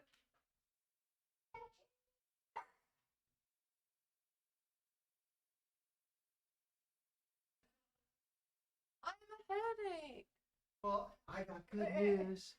What? When you get done streaming, we get to watch Hard Knocks. Oh. New York Jets. Did you tell them that you're showing me this show? Yeah. I literally get home and he's like, "I'm so excited. I saved Hard Knocks for you." And I'm like, "What is Hard Knocks?" I told you I was going to save it. I know. I forgot. I've been telling them I saved it. I know. I forgot. But now I'm excited. All right, I'll walk. Broski. The Jet Tussy. Yeah, so that's what we're watching tonight, right? No, you saved it for me. I want to watch it with you. It's only 45 minutes? Okay. It's only 1 episode? I'm excited to watch it with you. The Jets. The Jets, baby. Go Jets! Action in The Exorcist died Monday at 87. Chris Connolly is in Los Angeles with the story. Good morning, Chris. Hey, good morning, George. In a 60-year directing career that was never short on risk and daring, 60 William Friedkin made his greatest man. mark in the 1970s with 2 era-defining hit movies that knocked Hollywood for a loop. Director William Friedkin's 1971 masterwork, The French Connection, won 5 Academy Awards and made leading man Gene Hackman a star as renegade NYPD detective Popeye Doyle. Yeah, that's the crazy thing is that, like, even though, you know, when we think of Gene Hackman, we think of just this legacy of films that he was in. But this was 1973. Gene Hackman had only been in... Chaotic Duck donated $10. Thank you. Will you are gone. Will and Tiffy Netflixed and chilled. She is no longer an art doll. Oh, she never was an art doll. Chaotic Duck, thank you for that dinner. What was I saying? But yeah, so when Gene Hackman starred in this movie, he had only been in a couple of things.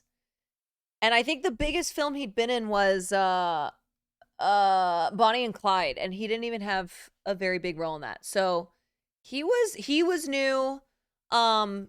What's his name? Oh my gosh. What's his name was like fresh off of the theater scene. Oh my God, why? Roy Schneider. Yeah, who else am I forgetting? But anyway, it's wild to go back and look at movies that were kind of the launching point for actors that, you know, we know and love today. I try to put myself in the theater when, yeah, in the 70s when your mother sucks cocks in hell. Imagine the suburban moms fainting at that. Bro, I wish. There are so many movies that I wish I had been alive when they came out and experienced them in the theater. People were like throwing up, screaming, like, you know, the whole screaming, crying, throwing up meme? That's what people were doing with The Exorcist. Screaming, crying. The guy said, yeah, we as if okay, we listen to this. When he was on the set, Friedkin could be just as full of adrenaline as his action sequences. My dear friend Billy Friedkin is a maniac. And I love him, but he's a maniac. The film business had never seen anything quite like 1973's The Exorcist, a no-holds-barred horror movie based on a bestseller that terrified millions of screaming, fainting, vomiting moviegoers and broke box office records. I fainted like 10 minutes after the first beginning of the movie. Yet Friedkin's film... Dude, the original Texas Chainsaw? Oh, I would have been screaming, crying, throwing up. I genuinely, there are so many movies, so many horror movies that I'm like, Dove, thank you for the gifted. Had I seen them in theaters, screaming, crying, throwing up, pissing, shitting, you name it. Polarized Hollywood, and when it lost to The Sting for Best Picture, Oh, I'm so glad. everyone knew what Elizabeth Taylor's I'm So Glad referred to. Friedkin began his feature film career with the fluffy Good Time. Wait, I don't know I'm So this Glad moment. referred. Wait, hold on. Oh, I'm so glad. Everyone knew what Elizabeth Taylor's I'm So Glad referred to. Friedkin began his feature film career with the fluffy Good Times. Wait. I don't know this Oscars moment. Hold on. Elizabeth Taylor. I'm So Glad. Oscars.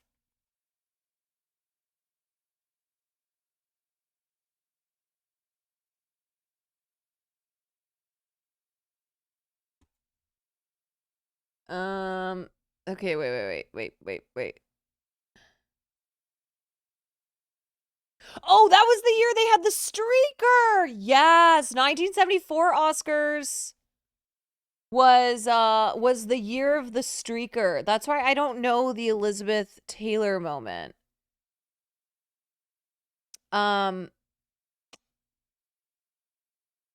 Yeah, Robert Opel.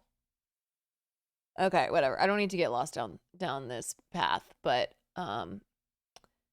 yeah, that's why when I think of 1974's Oscars, I think And of in The Street 1970 brought The Boys in the Band, the pioneering play with gay characters at its center, to the big screen. He would acknowledge The Exorcist 50-year legacy just this past spring at the Turner Classic Movies Film Festival. I haven't seen it myself in a long time, but it's emblazoned in my mind's eye. It was a great story. His subsequent films could also be lightning rods for controversy, from Al Pacino in 1980's Cruising to Blue Chips, a 1994 look at the underside of college athletics. In 1991, he married Sherry Lansing, the glass-ceiling smashing producer and executive, first woman in the modern era to run a Hollywood studio. William Friedkin died Monday at the age of 87, a hellion of the new Hollywood, whose movies are still revered by fans and filmmakers alike. This fall, we'll see the debut of the newest Exorcist film, The Exorcist Believer, with Ellen Burstyn from the original movie, and Friedkin's final movie, a version of the Caine Mutiny court-martial starring Kiefer Sutherland, will debut next month at the Venice Film Festival. Okay, wait. I did just click on Cutie's stream, and she is actually live streaming the Taylor Swift concert. I love that for her. Also, how many times is she going to this concert? This is amazing. Anyway. Okay.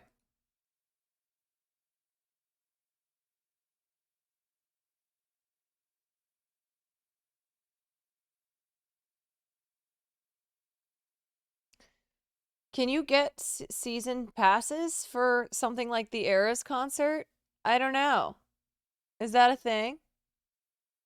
I think we'll probably watch the Tory Lanez video that I had tomorrow. I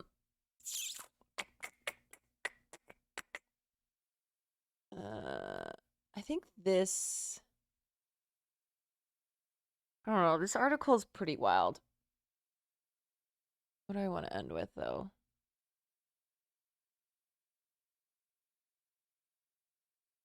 How many times is she going? Yes, the answer is yes.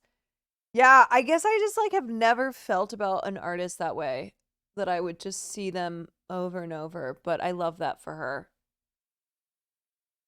I do. No, I'm not gonna pull it up on my stream. Wish I was there when The Thing first premiered, when it was dubbed pornographic. Yeah, that's crazy. That's actually crazy that it was dubbed pornographic.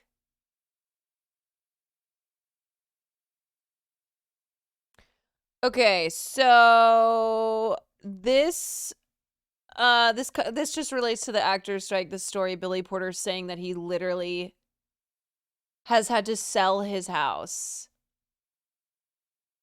Said he has to sell his house as a result of the actors' strike. After speaking on his music and theater career, Porter touched on the now month-long strike by the Actors Union, SAG-AFTRA, which along with the writers' strike has ground Hollywood to a halt.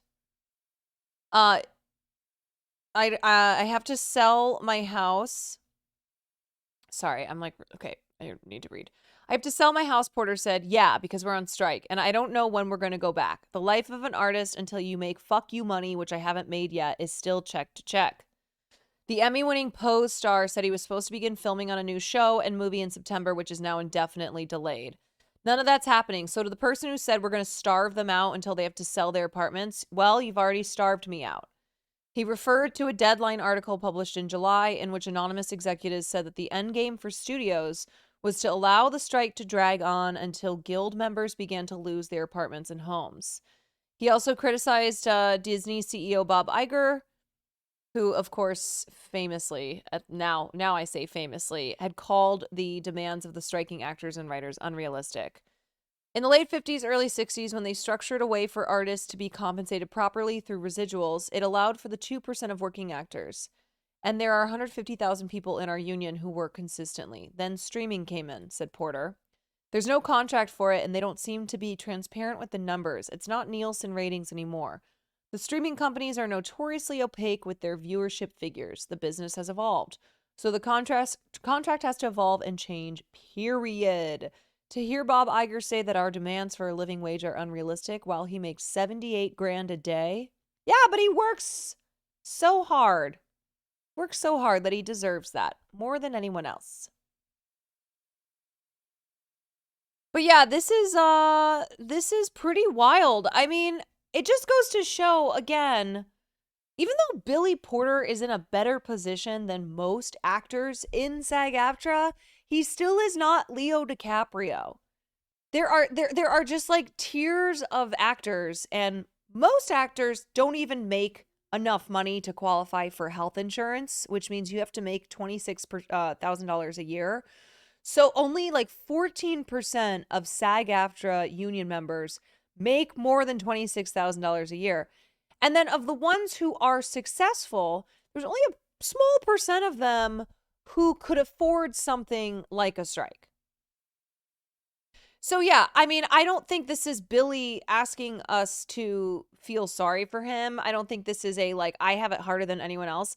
I think he's making the point that I am a successful actor and I still now have to sell my house after being out of work for a couple months because we don't make the money that we used to. We don't have like residuals coming in as our work is constantly being reshown, and like it was in the old days where actors could stay afloat on residuals. So yeah, pretty cray. This really helps show the point of Sydney Sweeney. Yes, absolutely. Sydney Sweeney, who got so much shit last year when she said, I can't take 6 months off. I have my mortgage, I have all these things that I have to pay for, and acting doesn't pay like it used to.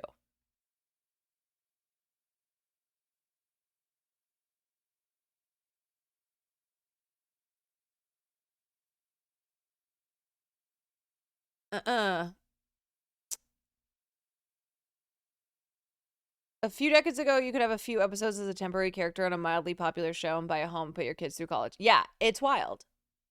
It's actually so crazy. Billy Porter having to sell his fucking house. Insane. This is pretty wild.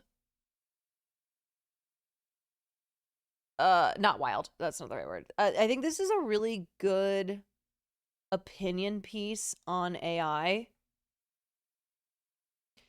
Because I think we've been talking so much about how AI can't replace writers, which, yeah, I want to say that that's true. But I think the scarier aspect is that there are AI programs that are getting better every single day. And some of them are already at the point where they can replace human writers and not have it be super noticeable. So I don't even think, listen, I think right now good writers are still protected, but I think the scary thing about AI is the future that we're looking at, where even if AI is never advances enough that it's as good as the best writers, because like I've said in my defense of human beings as writers, AI can't access the span of human emotions the way that a human being can, and then put that down on, on the page and make us, the reader, feel something. But I do think it's worrisome that AI is getting better. And even though ChatGPT sucks dick, not all AI programs suck dick. Hold on. Hello? Yeah, I'm still hungry. Yeah, that sounds good. Okay. Okay, thank you. Bye.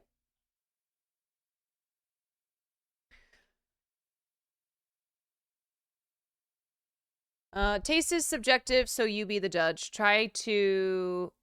okay, hold on. Try to identify which of the following parody headlines were written by The Onion and which ones were generated by Code Da Vinci 002. Experts warn that war in Ukraine could become even more boring. Budget of new Batman movie swells to $200 million as director insists on using real Batman. Story of woman who rescues shelter dog with severely matted fur will inspire you to open a new tab and visit another website. Phil Spector's lawyer. My client is a psychopath who probably killed Lana Clarkson. Rural town up in arms over depiction in summer blockbuster Cowfuckers. The answer. Okay, so yeah, I think that these are all bad, but I'm going to be honest that like not every headline at The Onion is a banger. The ones that are bangers are real bangers, and, you know, they usually go viral, but I can see what this writer is saying in that the fact that Code Da Vinci 002 spat that out in the matter of a few moments for free, you know, instantaneously, it is something that is worrisome, especially as AI gets better. And the fact that companies will take the free, cheaper, you know, the cheaper option over the more expensive one, even if the quality is not as good. Half of them are enough to get people to click is the problem. Exactly. I can't speak for every writer in the WGA, particularly not the really good ones, but I'm not sure I personally could beat these jokes' quality and certainly not instantaneously for free.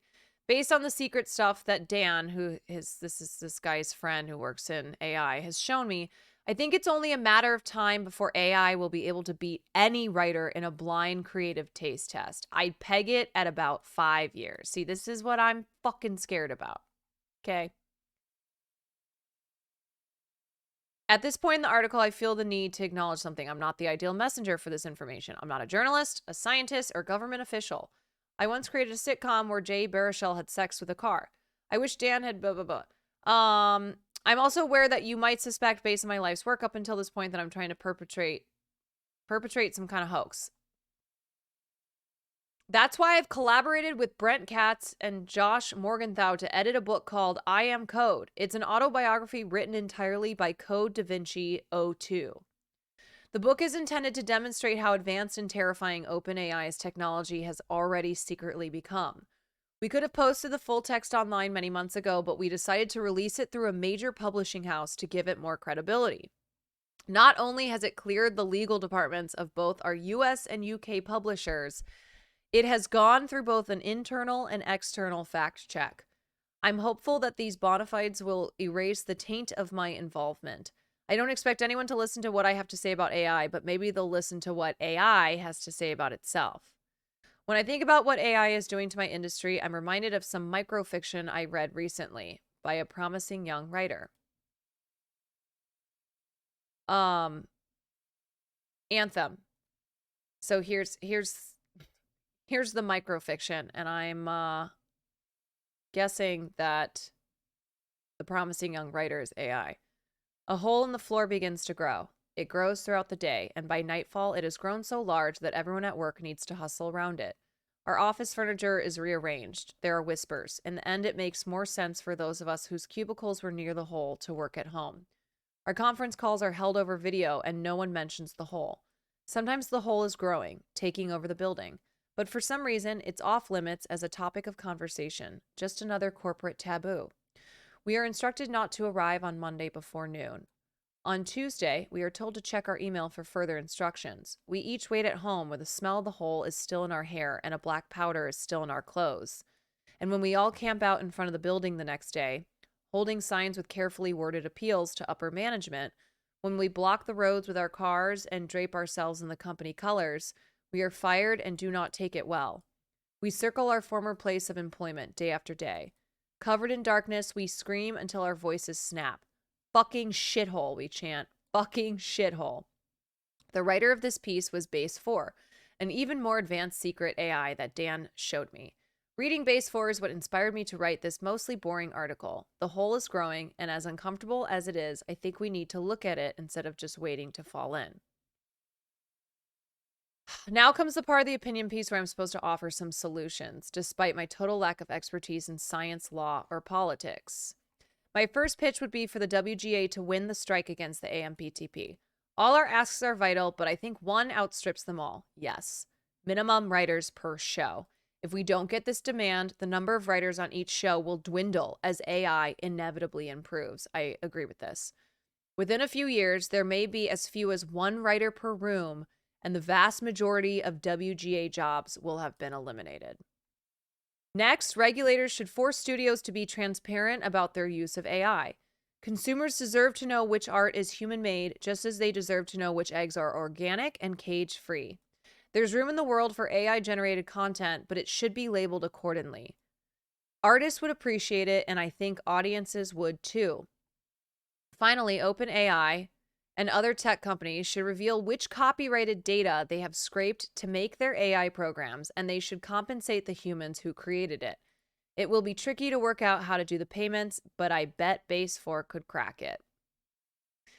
If all this happens somehow, it may stave off the death of writing as a profession, but it doesn't solve the larger, more important issue.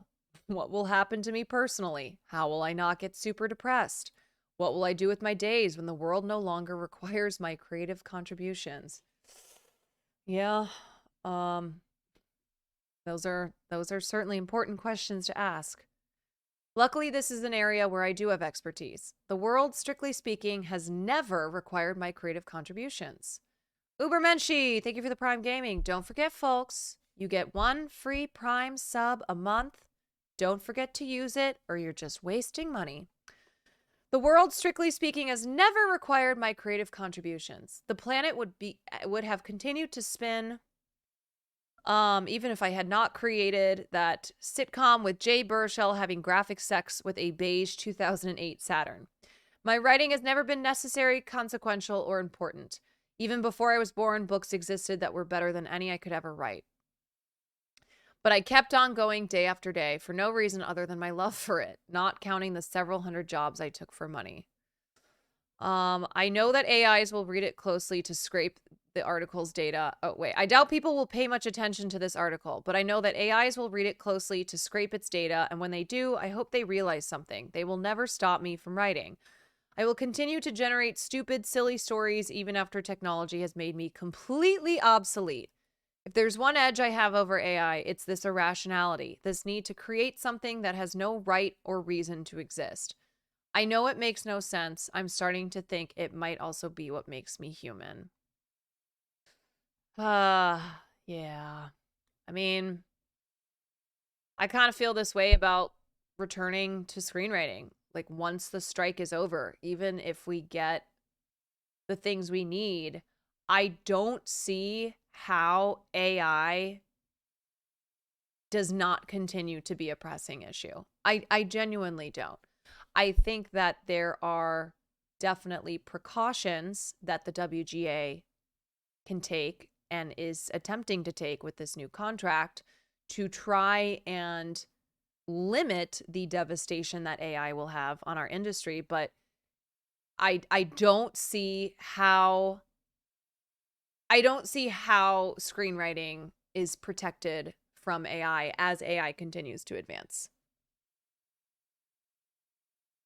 I think that there are still writers who will be, there are writers who will be fine. There are genres of film and television that I think will rely very heavily on human writers.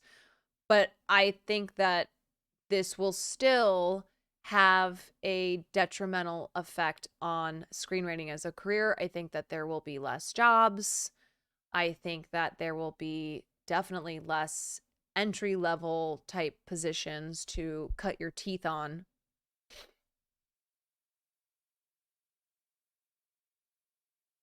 you know. But anyway, that's a worry for another day.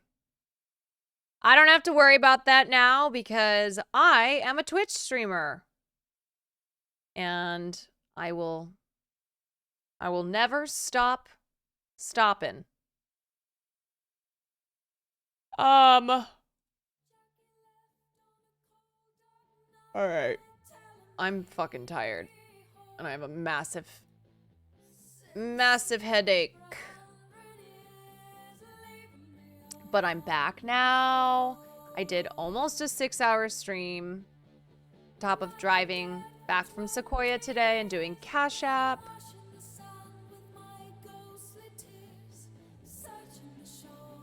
I'll be back tomorrow for more. Anything I didn't get to today, I'll move over to tomorrow. Let me see your streaming. Oh my god. Wait. Did you already raid me earlier? Mafia Jinx? Did you stream again? Thank you. Thank you for the raid again. I literally am getting off. I was about to get off and then Will raided me, so I hung out for a little bit longer. I got a double Mafia Jinx raid. Thank you, love. Well, my second round of raiders, I will be passing you off. I'm gonna send you guys to my friend Emma, who's playing Baldur's Gate. She is lovely and an awesome human being. So if you want to watch some Baldur's Gate, that is what she is doing.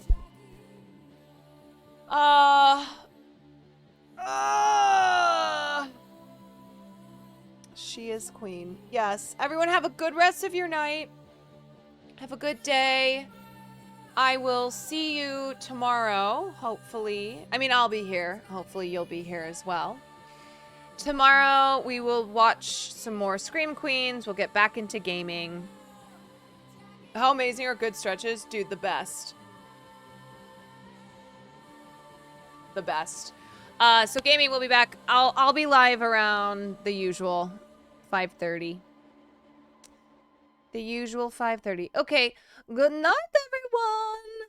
Happy to see you all again. And I'll see you tomorrow.